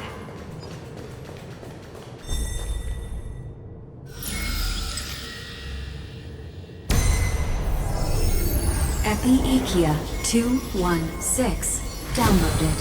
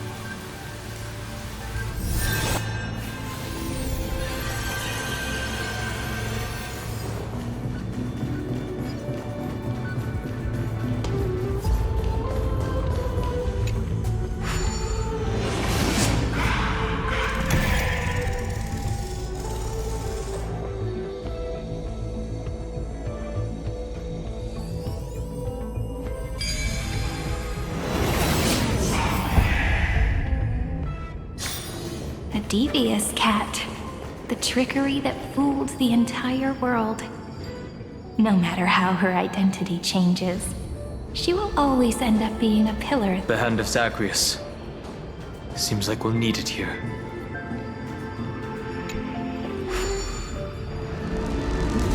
Maybe the room will only be completed after the modules are inserted into the slot.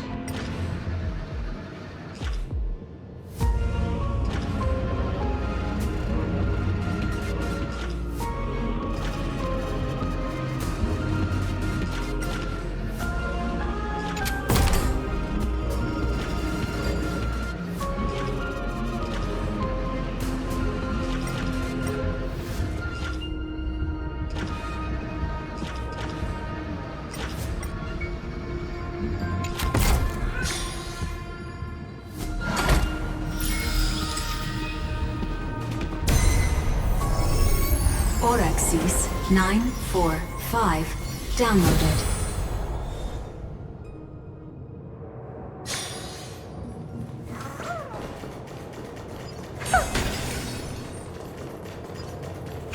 Midamos's road of strife once again reached its glorious and lonely end. As always.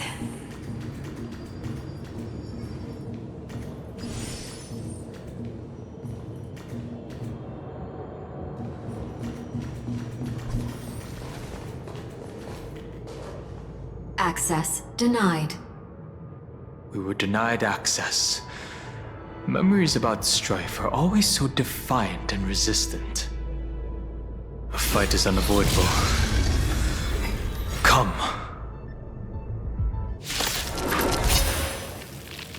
Warning. Illegal operations detected. Warning. Illegal operations detected.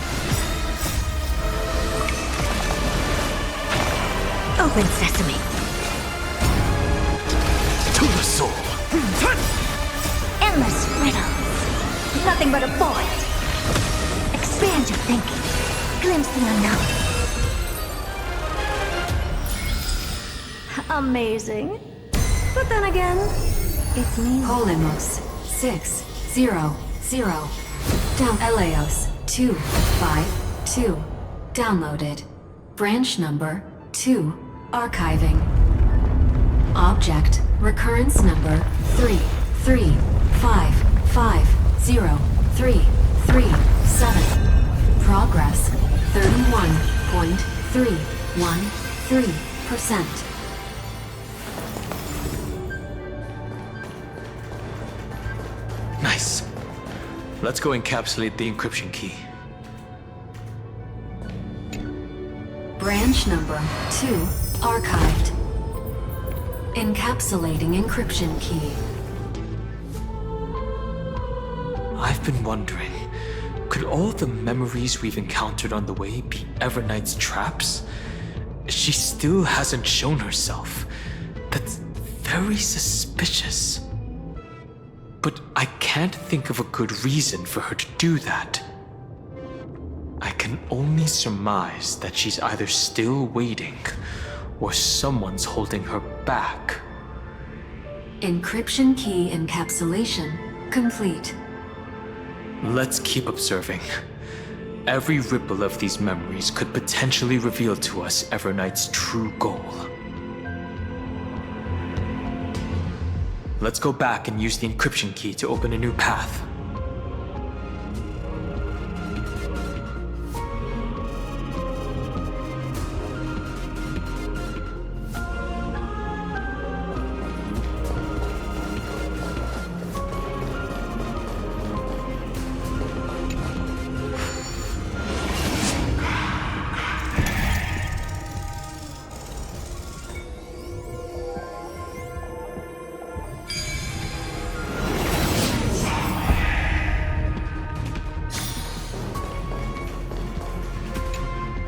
Go upload the encryption key, just like last time.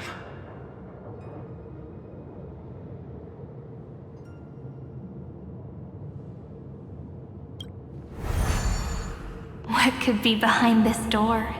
Glittering crystals? Or a beautiful world I've never seen before? If I tell you all the stories of tomorrow, will I be able to finally welcome the Deliverer and Amphoreus' dawn in the next life? The third encryption key belongs to the ocean. Let's get going.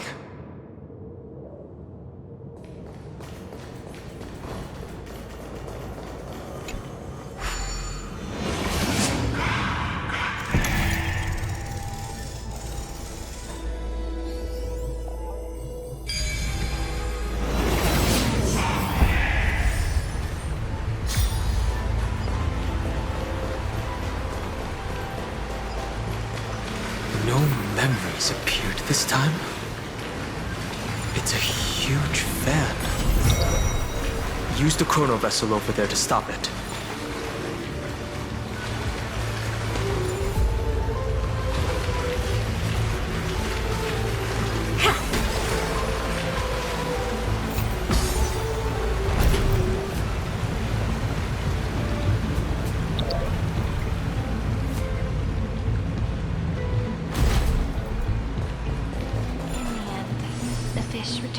to the ocean, her home where there was nothing left. For the sake of the future, she guarded the vortex of the... Look! She's over there. Cyrene. There really is no end to her perseverance. Once again, the saga comes to an end. Everything is deathly silent, just like this very moment. It's another cycle of new beginnings, and another familiar reunion. Now that I look back, there was a period when I got really sentimental. I was so anxious, trying to find as many different memories as possible, hoping to bring some change to this unchanging destiny, and find the way out of this maze. But I won't do that anymore now. Formatting progress 73.998%. Process error. Analyzing. Formatting progress 75.012%. Process error. Analyzing.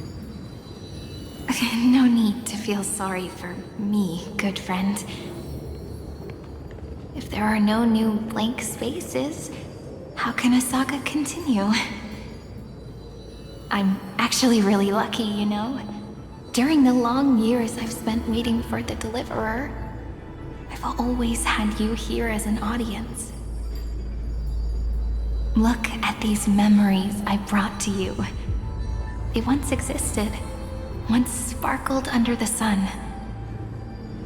And now I can see through your eyes that they are still shining bright. Isn't that already enough? Now, I can rest in peace in the past. As for when tomorrow will come, I'll have to ask the next Cyrene to continue our watch. Formatting complete. Her transformation is painful to watch. Cyrene was always there during the 30 million recurrences. She recorded the flame chase journey in her own way on the reverse side of this world, depositing all the memories in this place. I'm increasingly certain that her audience and companion isn't some figurative entity. The deepest ruin in Amphoreus, at the great tomb where the pasts of all worlds are buried. Who exactly is its master?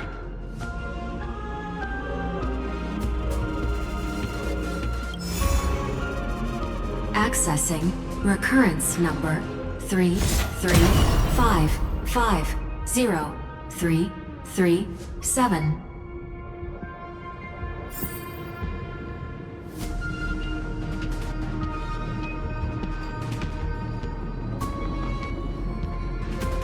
Anaxagoras once again completed the proof with his life. His answer was so complete. All he was missing was a last variable from beyond the sky.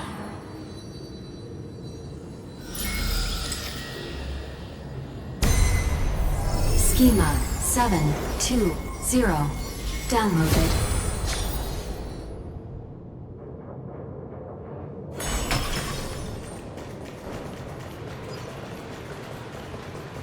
World-bearing. This divine authority is so heavy that I do not know how I can even tell its story.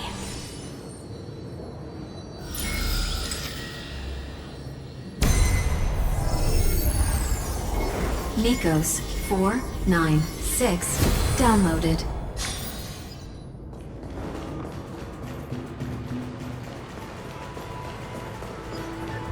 Romance, in warm gold, forged the long staircase for humanity. How wonderful it would be. The runes on the fan. We need to use the chrono vessel to stop it first.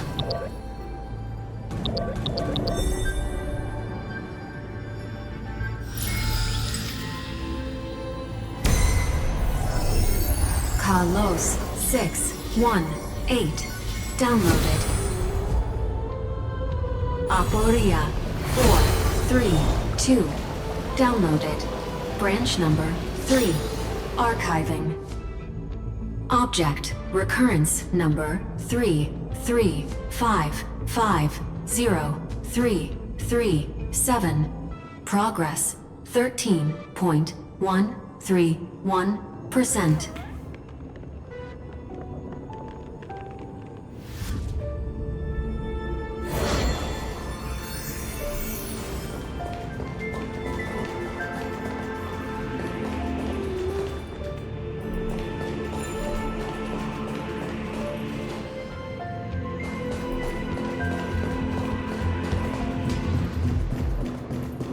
That's the last encryption key.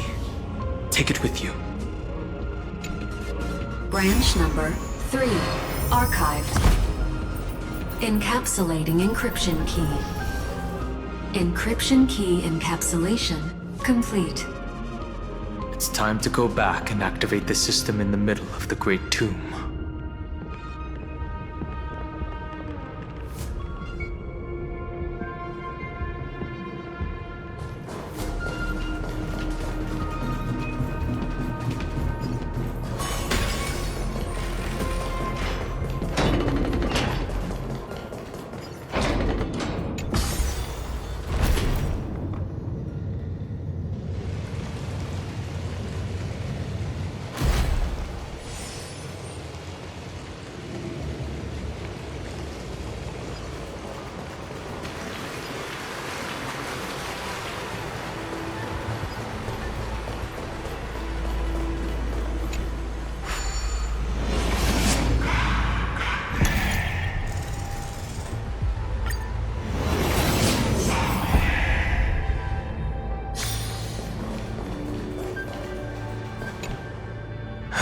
The third encryption key.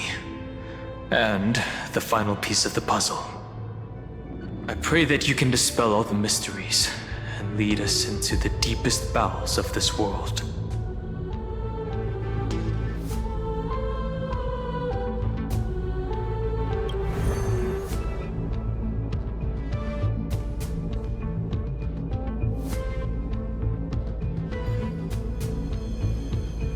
Someone once told the very first me that everything was false. That the only life in Amphoreus was a great catastrophe, nurtured using the world as a factor. But how could a dream feel so real? That's why I didn't agree with him.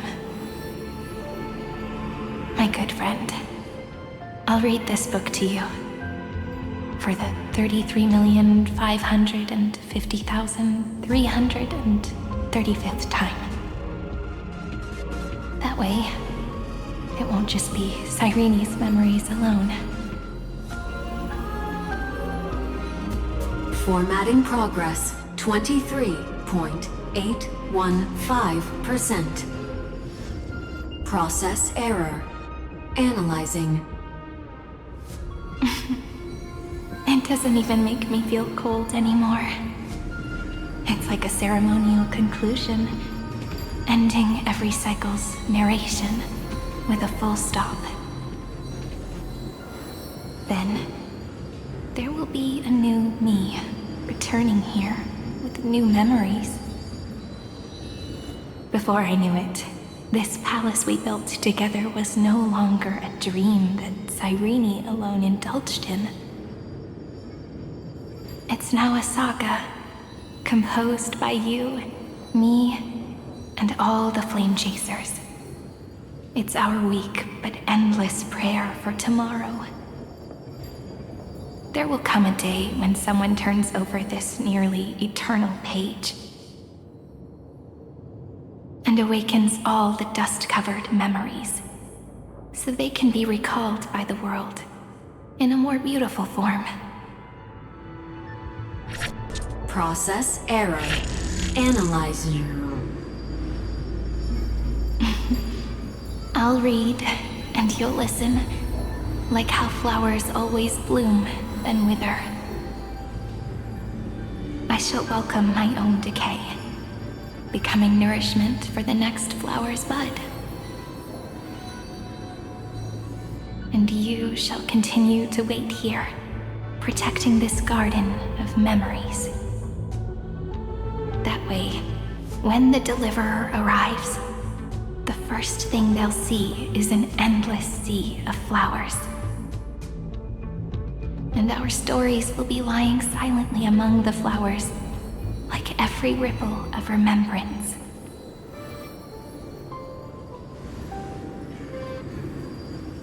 And they shall become the epic known as I've Written.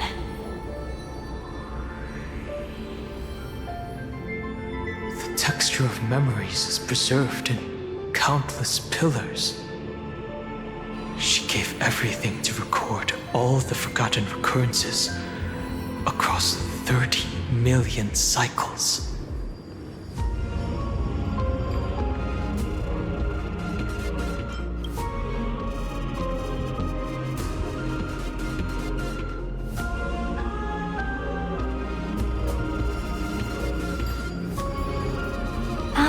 All right. Let's not make things so gloomy. The very first ripple cheered up her friend like this before she set off. It's a sentence full of blessings, so I want to say it to you as well. Come on, cheer up a bit, okay?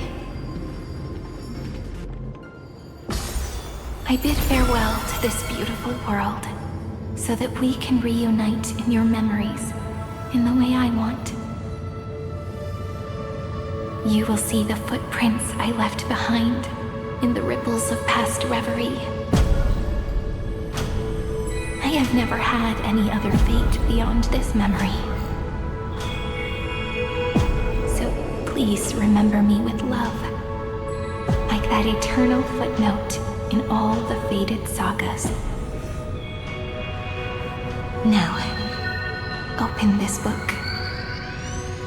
I'll be waiting for you in the past. Operation authorized. Protocol name, Lucium. Welcome to the Demiurge Matrix.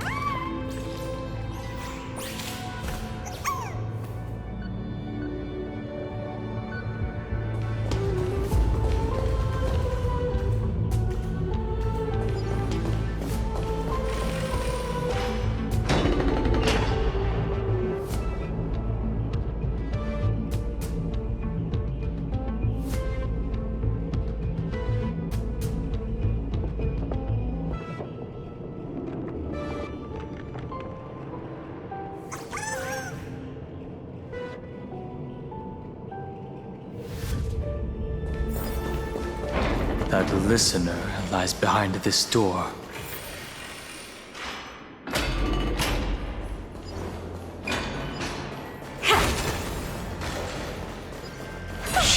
everything to record all the forgotten recurrences across 30 million cycles. Look, that symbol at the end of the room. It belongs to the 13th Titan, the unknown solitary god. The first new spore, Demiurge. Those who are lost remain lost, while those who have met will meet again. What a touching scene. The deepest place in this world is exactly the ideal location for the Trailblaze to reunite. You're not the one we want to reunite with, Evernight. But you'd better explain everything to us. This tomb and the 13th Titan. Tell us everything you know. You're too on edge, Dan Heng. I've always been honest with the two of you. Before we talk about Amphoreus' destiny, why don't we lay aside our differences and take a moment together to mourn for the cruel truth? Truth? So you still haven't figured it out. Take another moment to look around. Look closely. You must be curious as to where the final Titan is located, right? What a good question that is. I too am curious. Because there's absolutely nothing here. Except a cold, empty void. You mean Cyrene was deceived? Indeed. Fu Li planted a false hope in her heart, making her believe that she was special, and that Amphoreus still had a chance. Then, that poor girl walked into the Great Tomb over and over again, and willingly offered herself to the remembrance. Why did they do that? Did you really think they would just save this crumbling world in the way Cyrene was praying for? Don't be naive, Memo Keeper. In this game between gods, the Remembrance chose to stand with the destruction. Given your evident hostility towards the garden, I find it hard to take anything you say at face value. Aren't the Memo Snatchers' activities enough evidence? They did everything they could to help Iron Tomb reach completion. And it wasn't just to obtain some fanciful memories. Let me tell you the real reason. Iron Tomb is a perfect ark. If a seed can be planted within, then the moment the Lord Ravager blows the erudition to pieces, the remembrance will be spread to every corner of the cosmos. That masterless path will be equally split between two eons. Fu Li will devour the erudition. Do you understand now? The war among eons started long ago. Fu Li did not glance this way to save Amphoreus.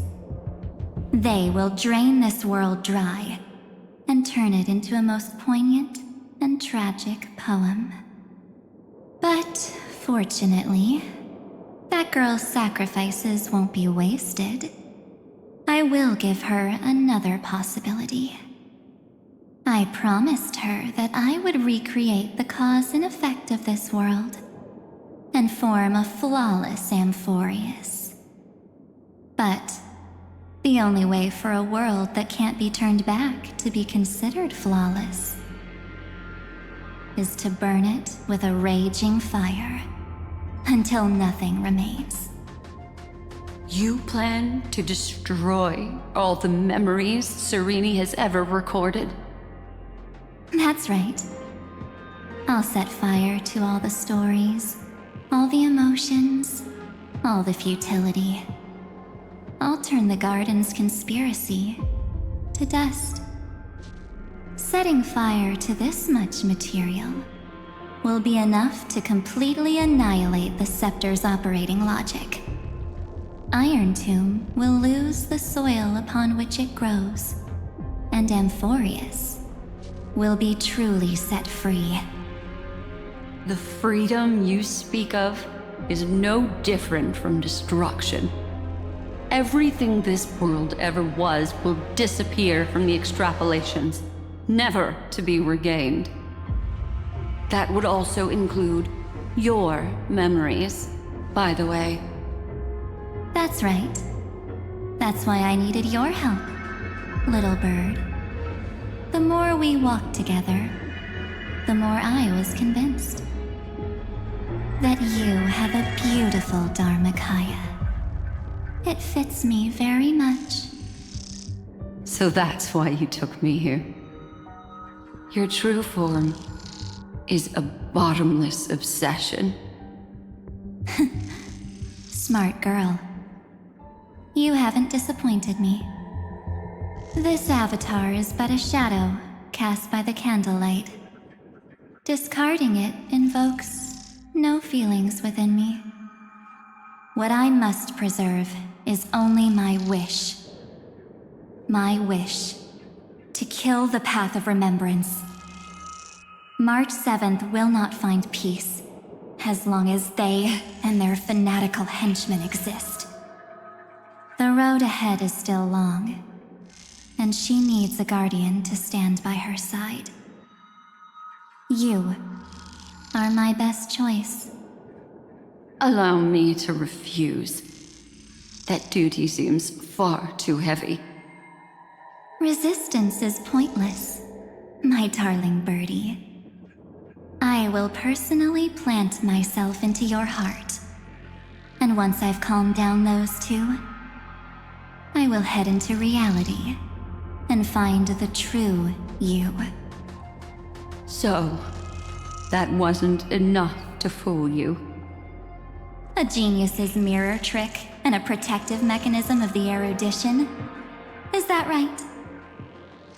Those layers of security do make things a little difficult. But unfortunately, those two nameless are already right outside the door. Your plan is about to encounter a few mishaps. Until we meet again, Miss Evernight. Will you still not stand with me, my companions? We'll save the beautiful cosmos, and we won't leave even a single scar behind.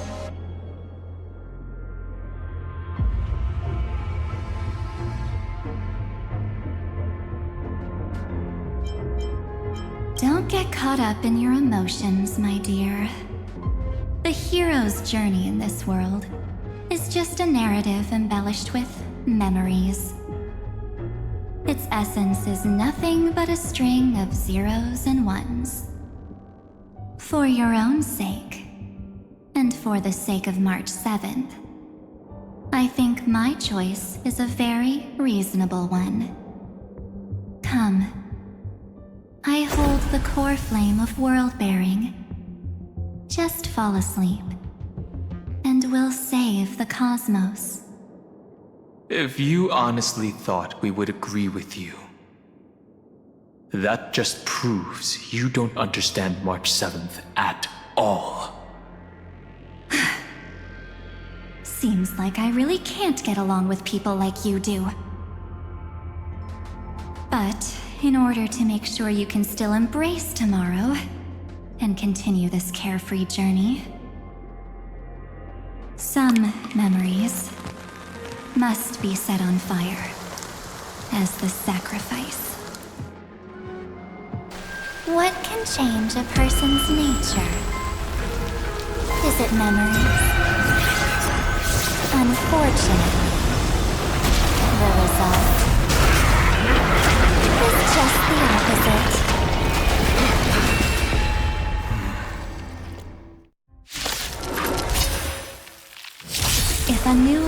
is to be born, its seed has to be dead. Only through abandonment and oblivion can souls walk from emptiness towards rebirth. Earth shatters, heaven trembles!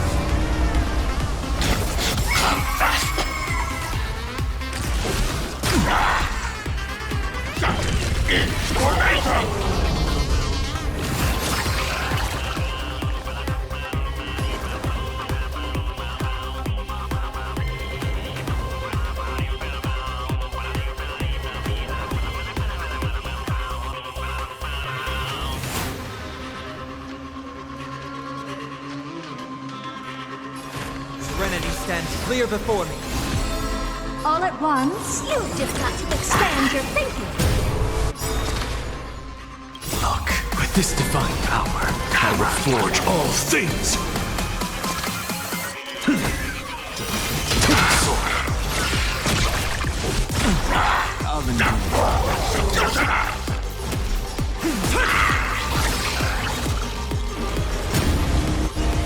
Serenity is before me. Watch over you and guide you on your path. I don't have time for games. Open sesame. Curiosity, endless riddles. Nothing but a void. Dragons soaring above the lands. This is permanent! Helpless as ever. Expand your thinking. Watch it crumble.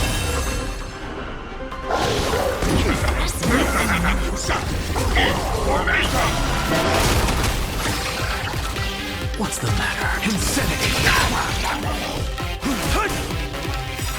Look, with this divine power, I reforge all things!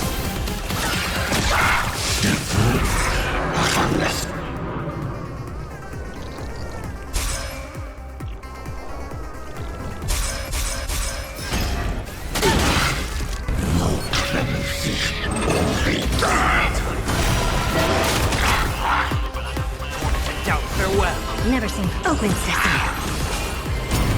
I'm just a frail twin soul. Insanity!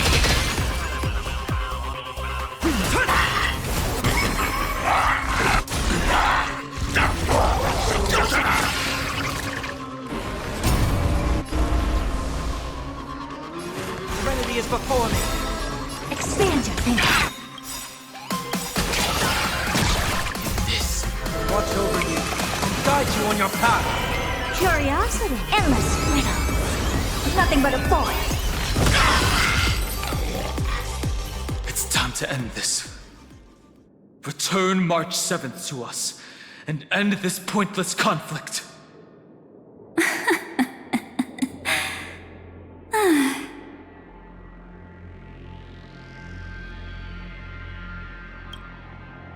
Don't get the wrong idea. I just need some time to deal with some unnecessary trouble. The encryption key written by those geniuses is already invalid. How about we play a game, dear? Don't worry, it won't take long. It's a simple multi-choice question. A or B? I understand it's too difficult for you to treat the Chrysosairs as extrapolated data. Then why don't we assume for now that they're living, breathing humans? Now, the cosmos will face an unprecedented catastrophe, and your choice will determine the fate of countless planets. On the one side are companions who've weathered every storm with you. They fought with everything they've got and obtained a 1% chance of victory. However, should you choose that 1%, there will be massive sacrifices, no matter the outcome. On the other side, there's a simple button. The Oblivion will burn away all traces of their existence, as well as your entire memory of this trip. But it will also halt the brewing catastrophe, and spare the universe from destruction. Those who are to be sacrificed will be fully aware of the decision you need to make. There will be no concealment or deception. Tell me, what will you choose?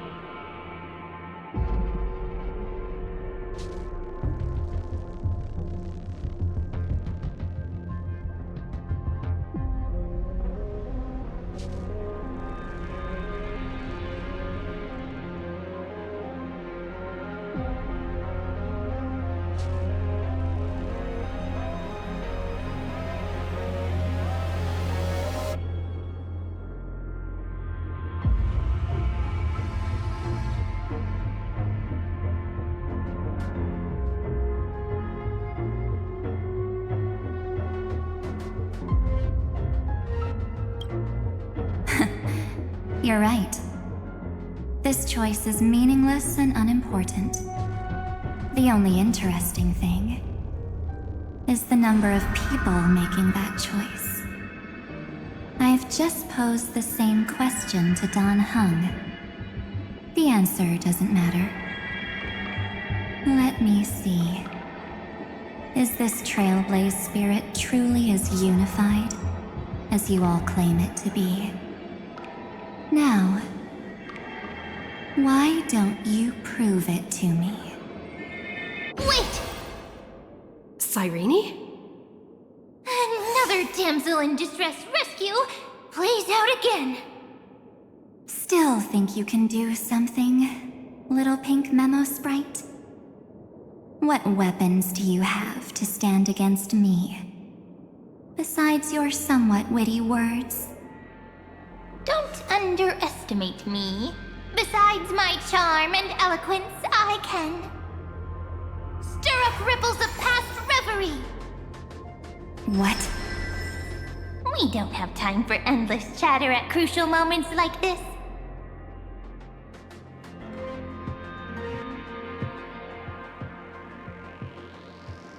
Quick, friend! Take this! Take the shot! I can't hold on much longer!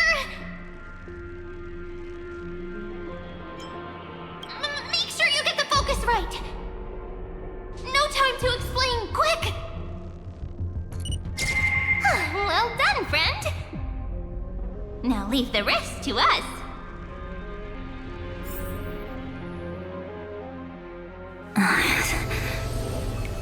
This is a light cone made from someone's memories. Oh, and there's a harmony entwined with it.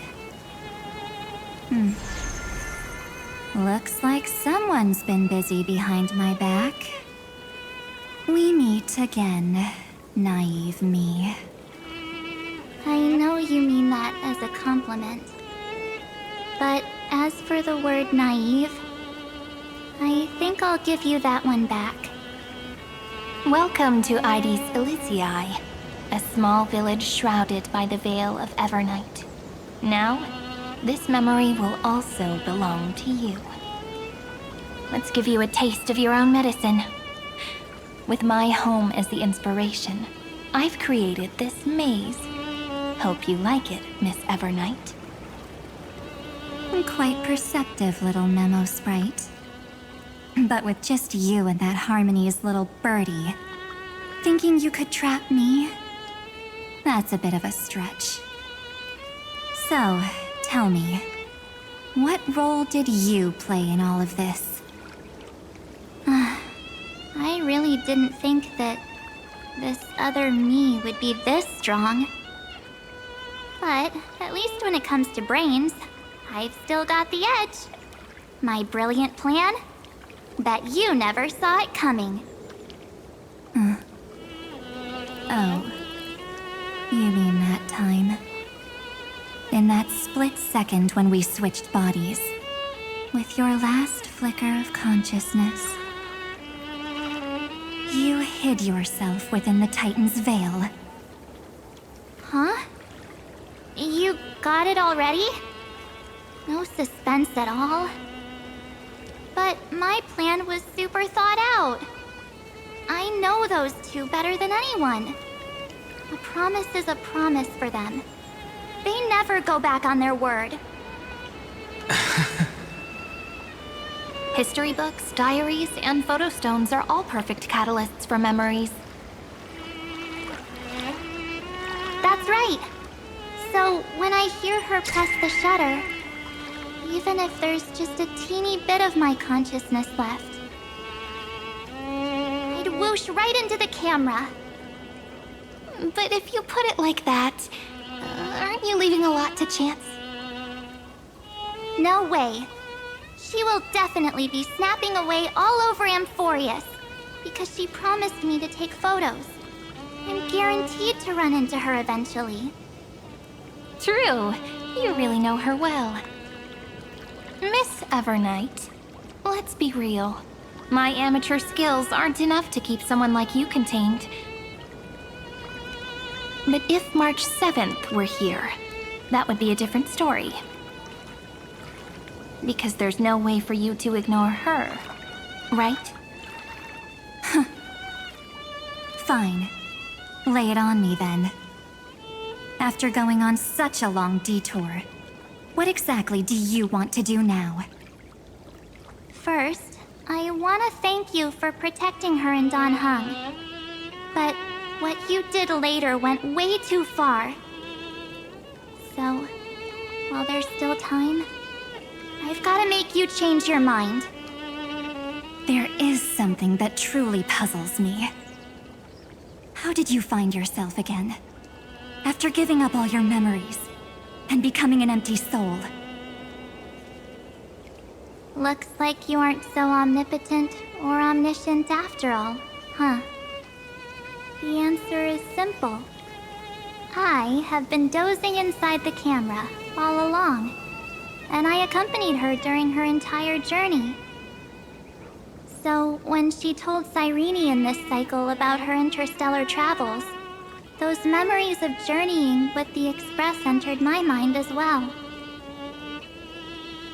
I may still be far from the complete March 7th, but these memories were more than enough to fight you.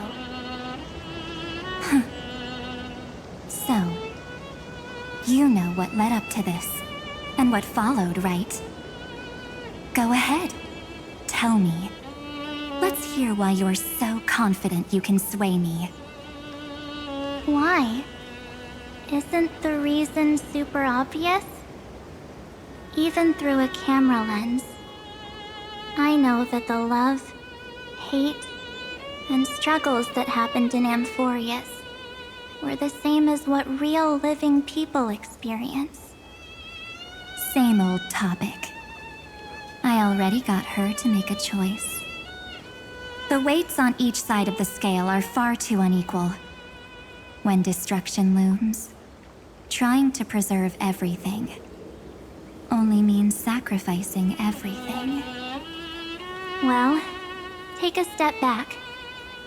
Before we ask this question, have you ever really thought about it? What right do we really have to make choices for others? If the cosmos were nothing more than a bigger Akama, ruled by a so-called imperator, maybe then she'd have the right to weigh both sides and decide for us all. But the truth is, we're just a bunch of nameless. Even with everyone calling her Deliverer, I believe that she hasn't forgotten. That the meaning of Trailblaze is to explore, understand, establish, and connect. It's not about standing above the cosmos as some kind of savior. It's about walking alongside every world within it. So don't try to guilt trip me with stuff like necessary sacrifices. the Express crew is immune to these baseless accusations. Besides, and this is just an example, if Madame Herta wanted to, she could have whipped out her imaginary weapon any time and blasted this scepter to bits. Because, according to your logic, the lives of a few nameless are nothing compared to a Lord Ravager's potential threat.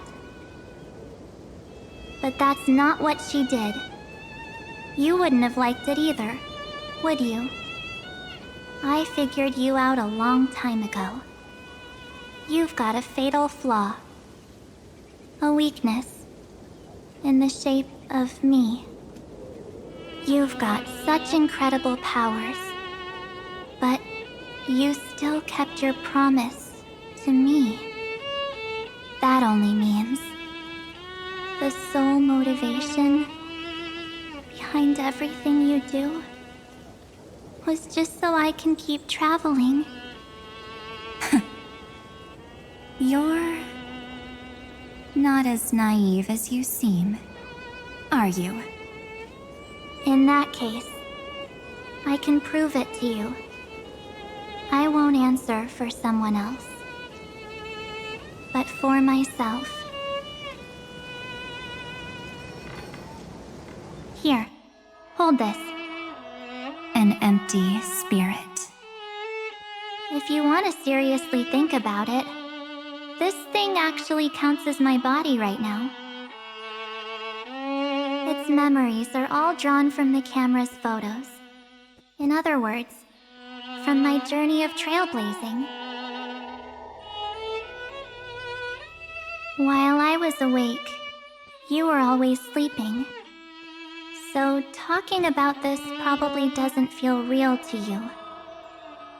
So, why don't I walk you through these memories all over again? The spirit turned into a journal? Yep, that's what memories are. You don't know where they are, and you don't know what you actually remember. But when you need them most, the forces that have once changed your soul are guaranteed to appear again.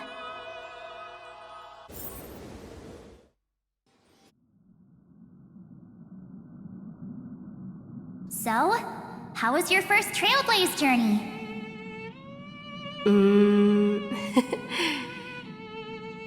It was very fun. We should still be careful in the future. Oh, come on, Don Hung. We're here to celebrate for her tonight. Don't be such a buzzkill.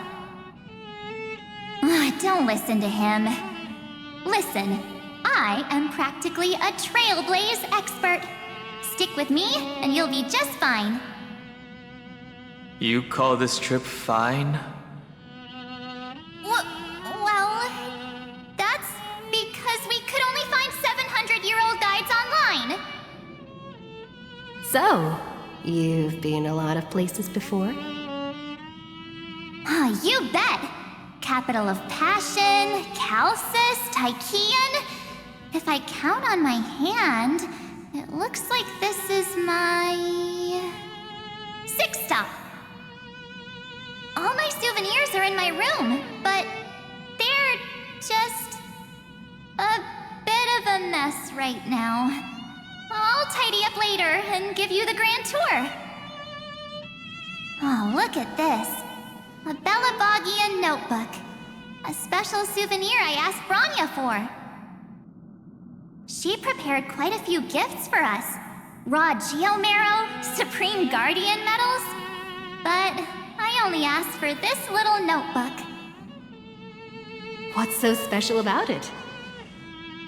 The previous Trailblaze missions were all on super high-tech worlds. Forget about paper books. Even holographic projections were ancient relics there. Eurillo is completely different. Watching people record their lives with pen and paper, I finally understood why some still cherish writing journals by hand.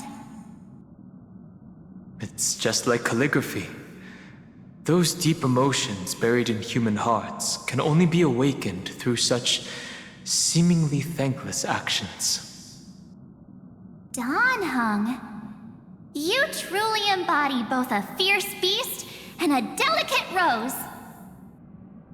Anyways, that's what I thought too.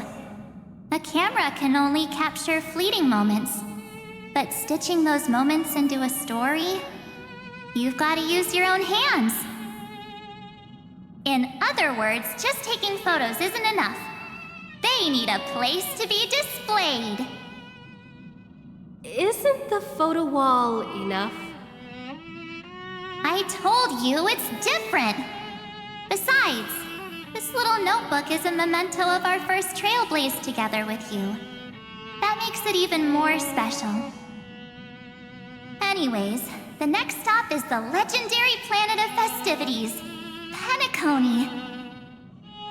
So, when we get there, I'll make sure we take tons of pictures together, until the memory card's bursting. Fine by me.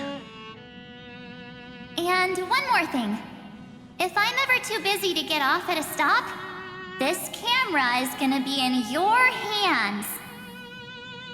I don't want to miss a single trailblaze. So you all need to practice your photography skills until you're at least 80% as good as me. Got it? Back then, I was only half joking. I never thought I'd actually miss out. And after just 2 stops, too. Those 97 days alone had me on edge. I honestly thought that was gonna be it for me.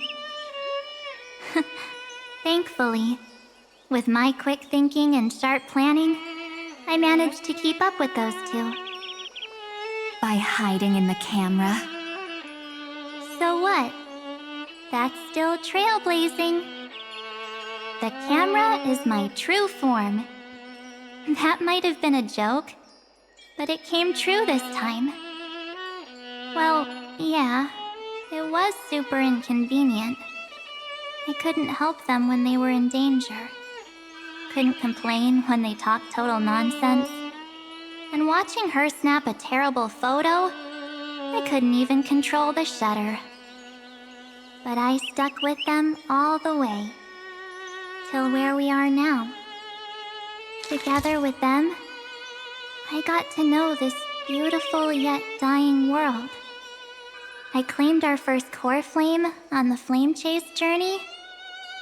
I met new companions, then bid them farewell. I inherited everyone's determination, carrying it forward into the future they fought for. One they can never see. Until my destiny becomes one with this world's, rewriting the predestined tragic ending, and returning to the true starry skies together with everyone. Only then can I pen the name March 7th. Into this hero's journey called Amphoreus. Into this unprecedented trailblaze.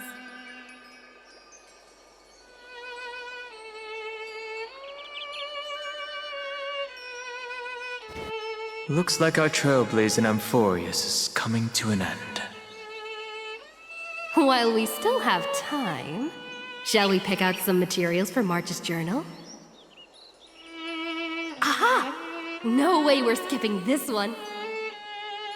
Huh? When did you take this? Wasn't the storage card full? I still had my phone. Scared now? Donhung, the seal head. The first seed competitor with the ghost seal in the super duper fun seal slammers. I'm against including this photo, but suit yourself. I just think that a travel journal should mainly focus on documenting local customs and culture. Akama, Castrum Krumnos, the Grove. These shots are all pretty great. I have to say, your skills are almost on par with March's now. That's how awesome I am. Oh, right! How about this one? The Veil of Evernight. Onyx, the Titan lurking behind the mist. Pretty epic, right? Is that actual mist, or just motion blur from your shaky hands? Hey, that was a super tense moment. I only had the chance to take a quick one. We're lucky to have anything at all.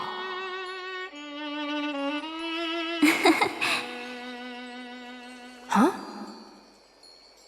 Did you hear something? March 7th? Perhaps the photo captured a trace of time's divine power, which replayed echoes from your memories. Ugh. All right then. Let's keep going. If March were here, she'd definitely have plenty of great ideas.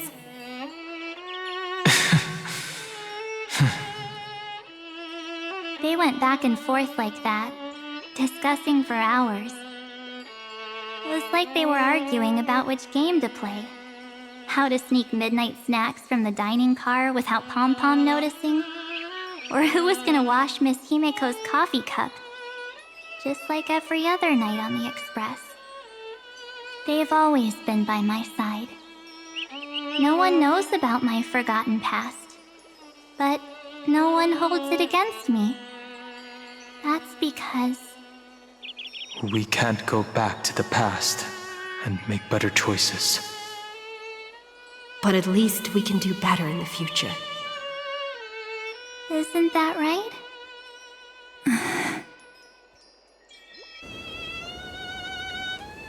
I still remember the day when you first put on these clothes and looked in the mirror. Your eyes were so clear. When all this is over, I hope the mirror can still reflect those same eyes. You're pretty naive too. Always hoping that the mirror will show the most beautiful side. But you don't even trust the you reflected in the mirror. And if you keep trying to shoulder everything for me, then I'll actually end up as a wallflower, waiting forever for my turn. Yes, I get it, March 7th. I only have your memories, and you have always been the me that I wanted the world to see. Just hearing those words from you makes me feel super satisfied. Well, I've appealed to your emotions. As for reasoning with logic, could you help us out here, Cyrene? I'm here. Finally my turn to shine, isn't it? Miss Evernight, you've been so fixated on your targets that you probably haven't even realized that a massive variable has emerged in Amphoreus in this cycle. Amphoreus is about to be destroyed. There's no time left for pointless debates. There is only one law I want to overturn to aid the final battle of deliverance. So I will only offer the life of one demigod.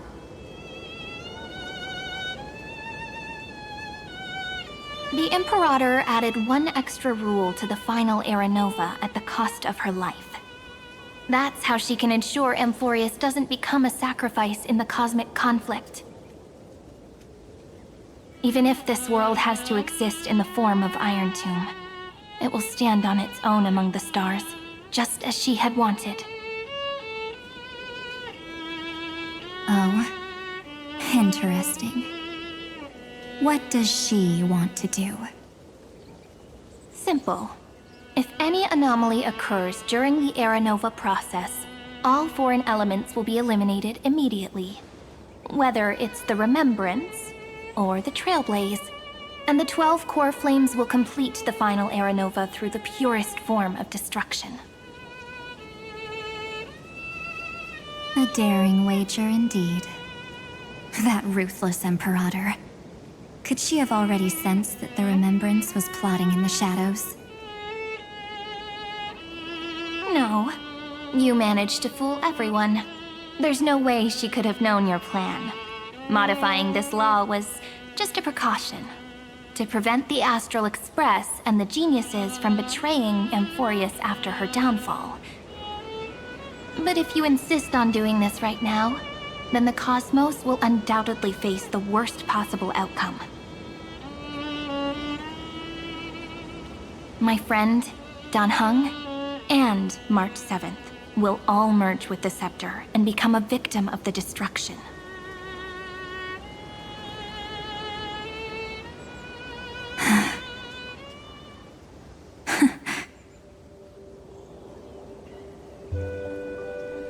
You knew all along? Yep. But I decided I needed to have a heart-to-heart with you first. I won't be afraid. Even if my inner world is nothing but an Evernight. That's because my journey's destination lies among the stars. I believe what lies ahead will be bright enough to illuminate my past.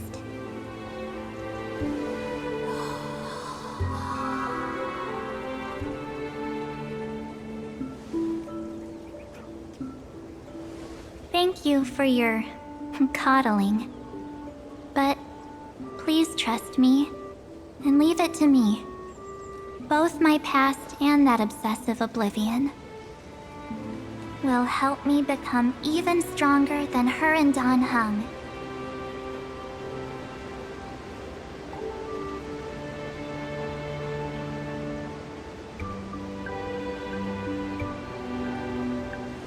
I'm sorry for becoming an obstacle in your journey. Don't apologize, Evernight. We're just two sides reflected by the same mirror, aren't we? So, when we bid farewell to our division and become one,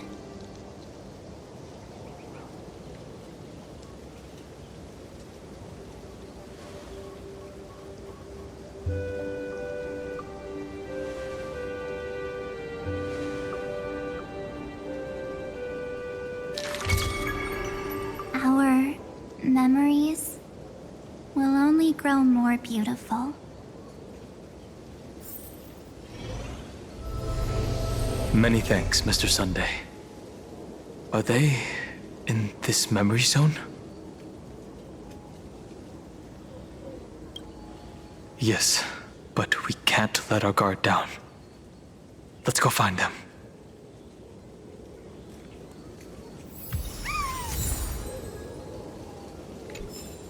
It's unusually quiet here. March 7th isn't here.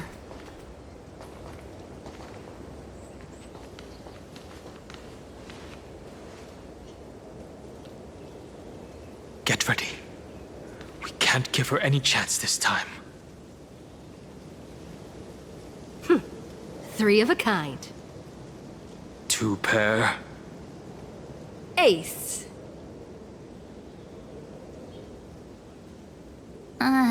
Ace?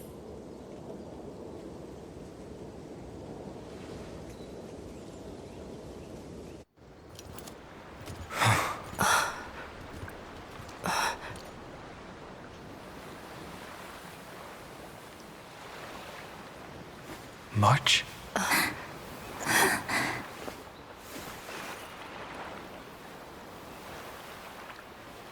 Of course it's me. It's been a while.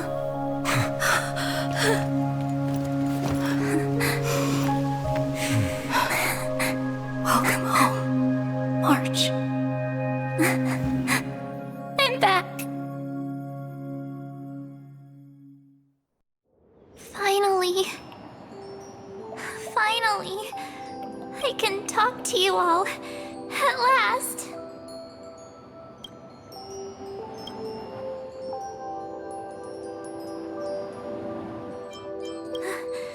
How can I possibly hold back my tears at a time like this? You protected us, March. I had so many ideas for our reunion. I was gonna sneak up from behind you when you weren't looking, tap you both on the shoulder, and then flick you each on the head. And shout, "What took you so long to find me? Don't you know how to move faster?"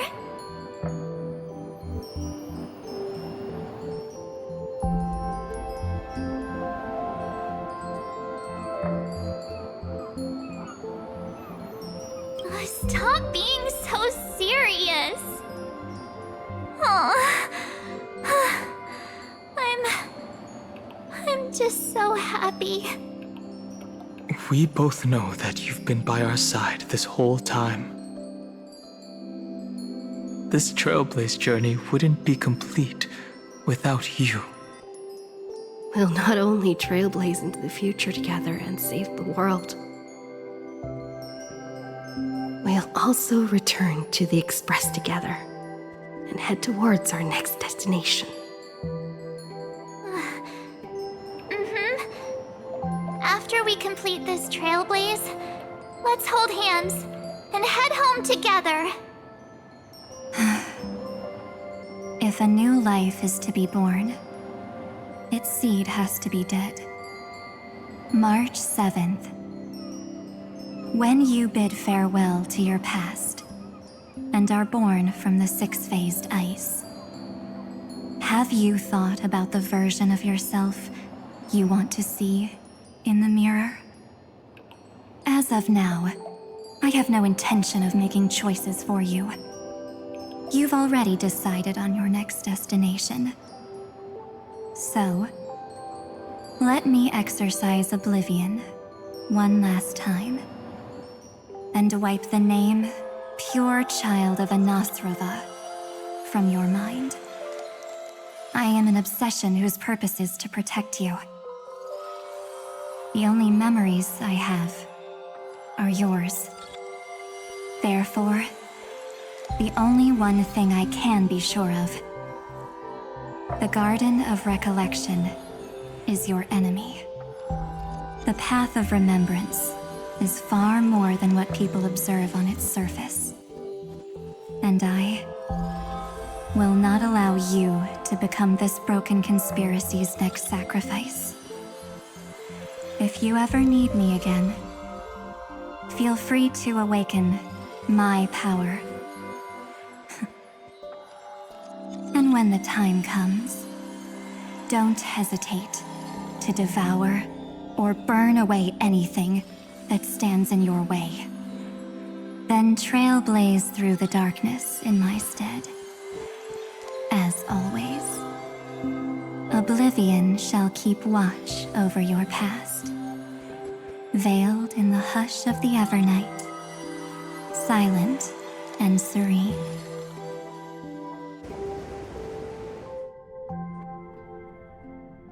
Oh? The chronocognitive anchor readings? They actually pulled it off! Not too shabby at all.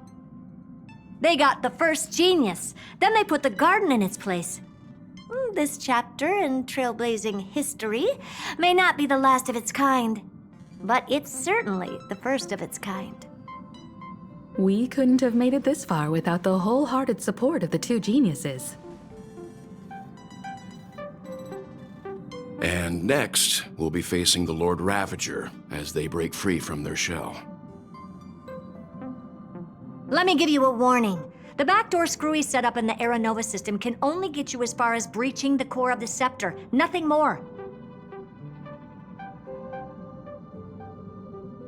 As for those nastier malware programs lurking inside Iron Tomb's belly, you'll have to deal with them as they come. That's more than enough to help us. By the way, how are Mr. Screwlum's preparations coming along? Give him a bit more time. Those screwheads at the Imperial Advisory Council need to understand what the concept of war means first. For all we know, they might have already gutted all the fortresses in Screwy's collection while he was away. I've heard Mr. Screwlum's fleet includes planet-class mechs. Hyacinth, Poppy, Oleander. Which one will answer the call, I wonder? You sure know your stuff. I'd rather none of them show up and let my space station save some face.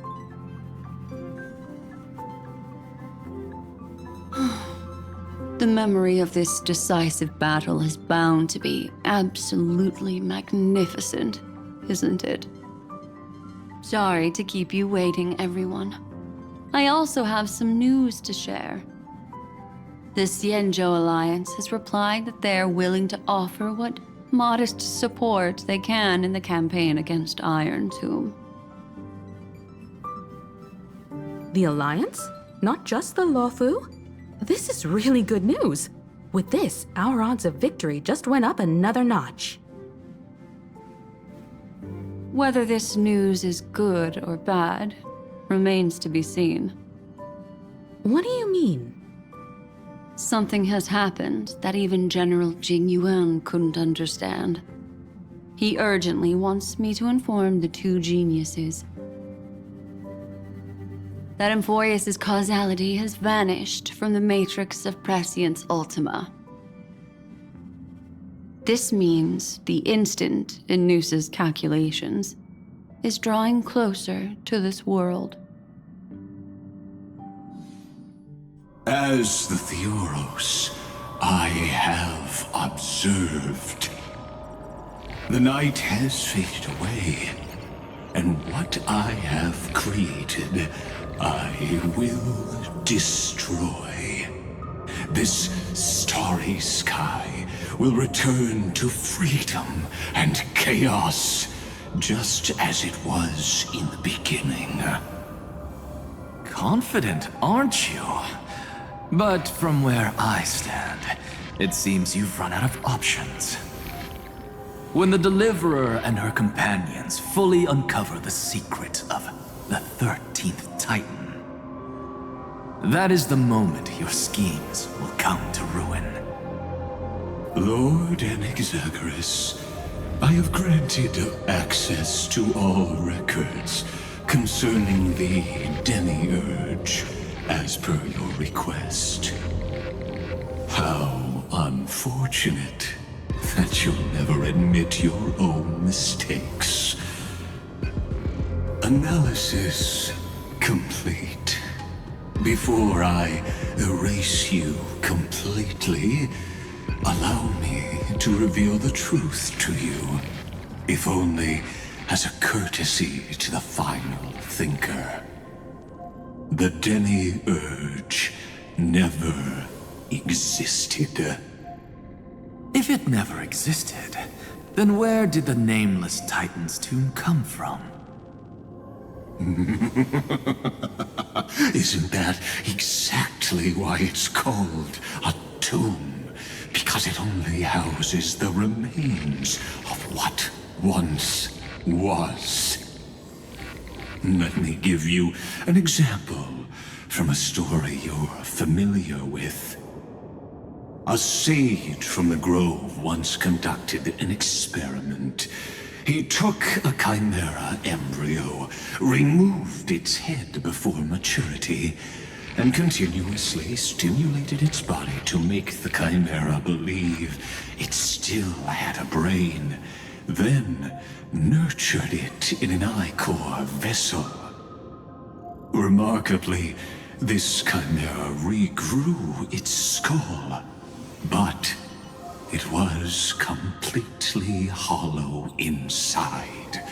It had reserved a space for a brain it never possessed.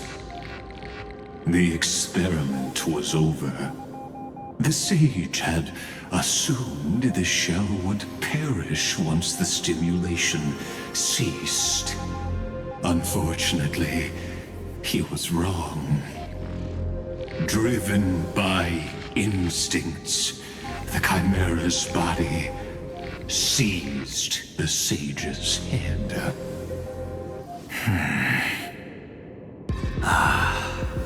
So that's it.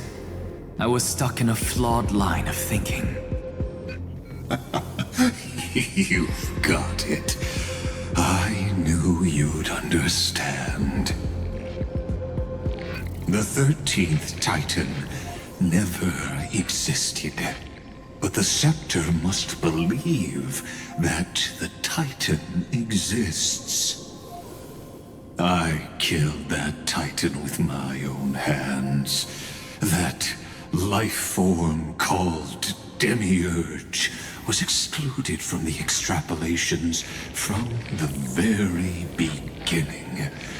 This is the only way to make Iron Tomb complete. Yes, Iron Tomb is a headless giant. And to become whole, instinct will drive it to seize another head. Noose. The erudition. Your Titan, the Eon of Erudition. I see. So you were afraid after all. Afraid of history repeating itself. Of losing control over your creation yet again. You had to resort to turning it into a mere puppet. I shall shackle God with my own hands.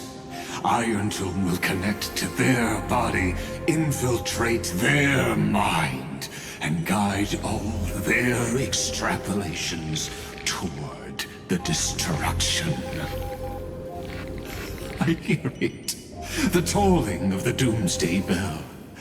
After 13 heartbeats, my first and final thesis shall converge at the end of the universe. As for why I buried the Demiurge in a corner of my memory, oh, regrettably, the answer wasn't about fear. I simply forgot, long ago. Nothing more.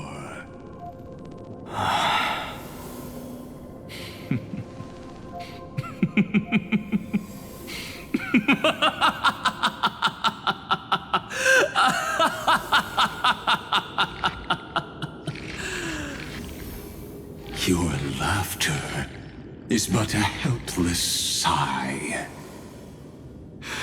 Helpless? What a joke. You merely created a false god. But Amphoreus has long since written deicide into its fate. The final Era Nova is at hand. Why don't you wait and see? The Deliverer, myself, and this world will together prove that the original Newspore, the ultimate truth of the universe, is anything but destruction. See you in the next life, Sage. If there's even a 1 in 10,000 chance your conjecture is correct, then, in the name of genius, I shall most certainly witness its failure. All shall bid farewell to one, and that person alone will witness the miracle. Such is the will of fate. But this time, it will be the final flame chase journey. The epic with endless cycles is about to end. The extrapolations of the erudition, the core flames of the destruction, and the textures of the remembrance. The three paths converge once again at the world's end. And the Trailblaze will write a new beginning for this world. Not only that, we'll also carry the history of all 30 million recurrences into the new world with us. It wouldn't be an exaggeration to call it a miracle. This miracle wasn't created by just one person. Finan would have long been consumed by the core flames if he hadn't chiseled his companion's dying wishes into his soul. And if the hero's resolve to chase the flames had wavered, Cyrene's journey would never have begun. The heroes never yielded and never fell during Amphoreus' 30 million cycles. It was fate that fell instead.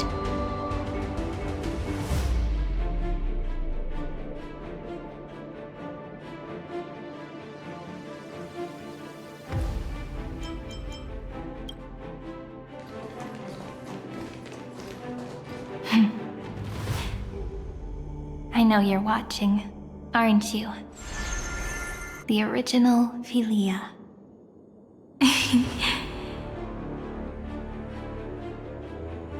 Weird. I still couldn't recover the memories of these 30 million lives in the end.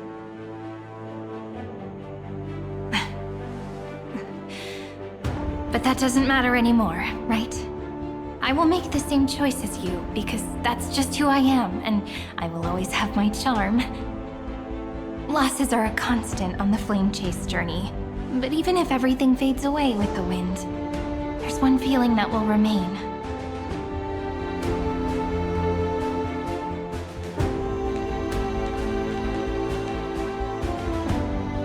Love will always exist, right?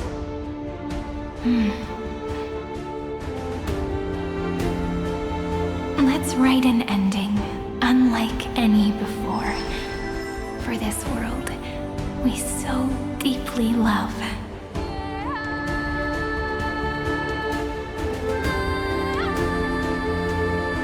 Behold, O gods, Amphoreus has achieved her victory, and the Era Nova approaches.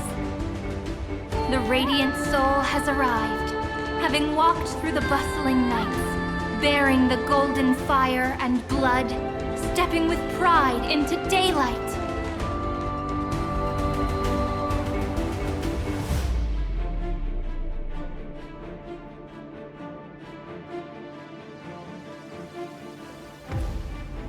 Amphoreus! I do not call your name suddenly, or without cause. I come here to recount history. In this world, they fused burning golden ichor into their bodies. Will destiny remember their names in days to come?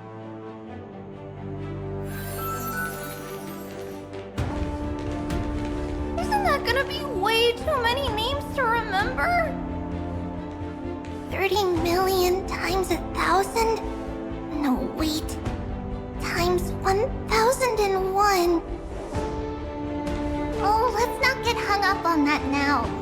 If there are more of us, then there will be more passages in Amphoreus too.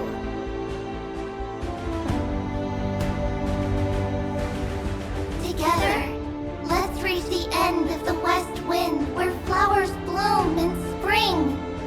See you tomorrow.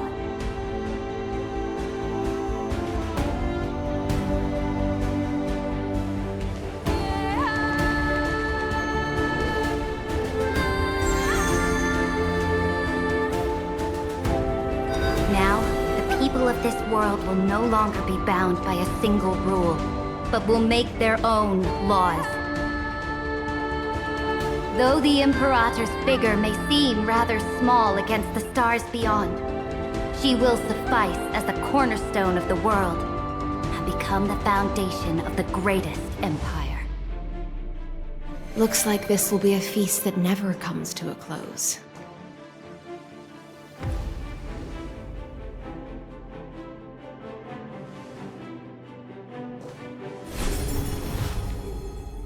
May the fish never leave the ocean, and may the days ahead shine like pearls.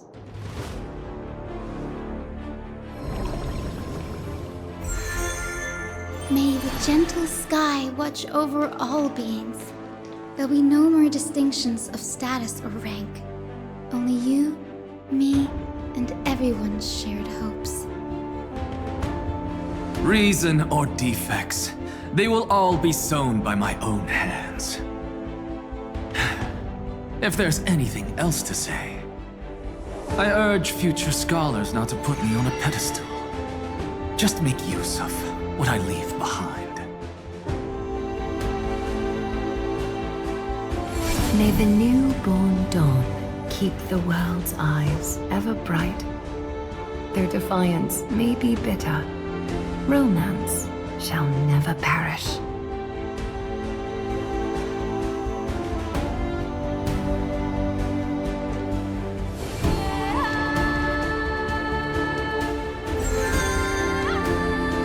In the name of the son of Gorgo, warriors shall fight for strife, not with glory as their end, but to march forward in its light. Even though death shall eventually separate us, let every embrace we share be without regret. Why are you guys all so serious? Fine. Then I'll wish for there always to be water in deserts, and gold in fertile soil, and for everything in this mortal realm to be attainable through trickery.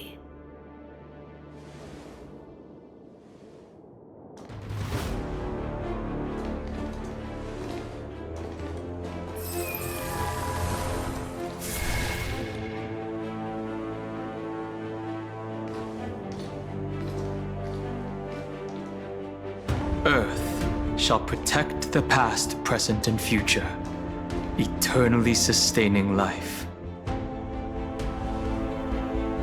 Is it my turn? Then let time watch over the past and guide us to the future.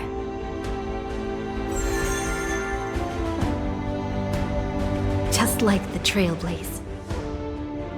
It isn't like you to be this serious, partner. Are you hesitating about how to carry out the divine authority of world-bearing? Or do you already know the answer in your heart?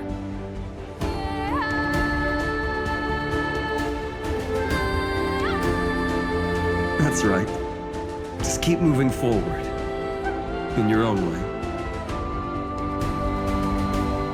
Bring a true dawn to Amphoreus.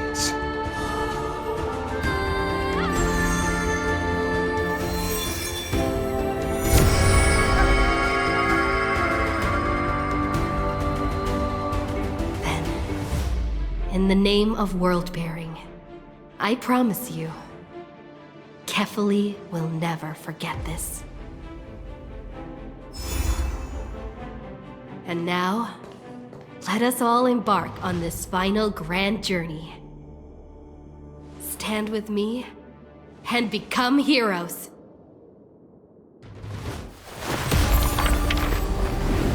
Turn over this nearly eternal page.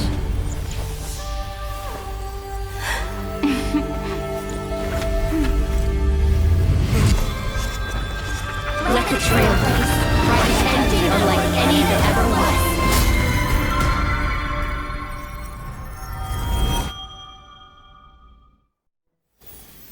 In the legend's ending, the world was pure chaos.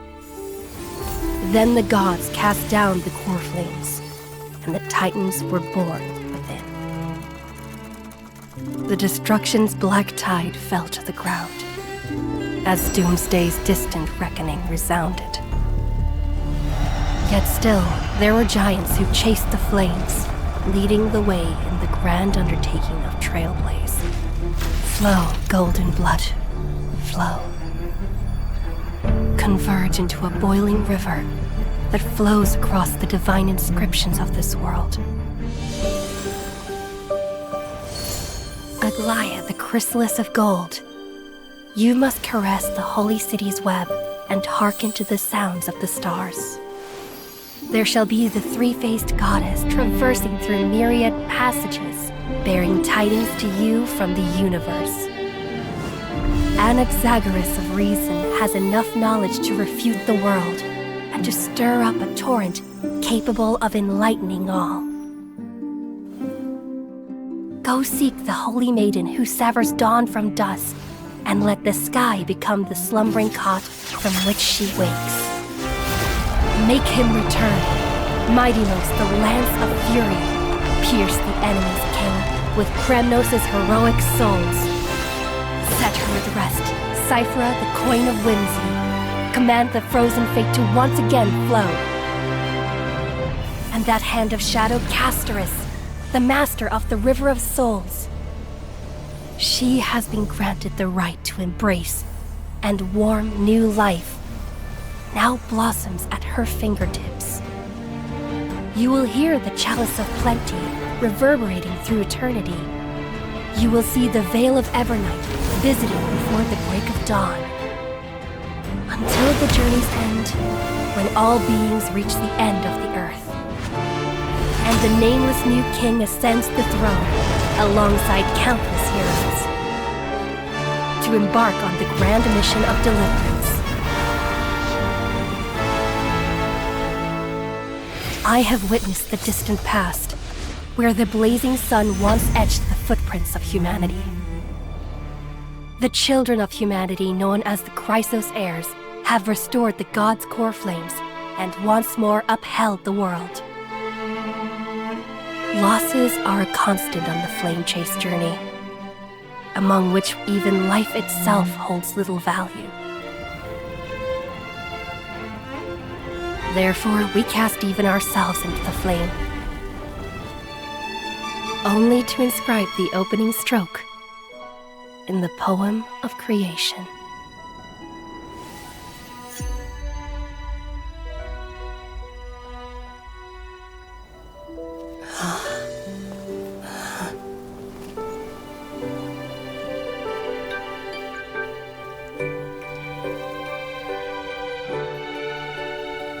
Of course, this will be a romantic story like none that has come before. You think so too, right?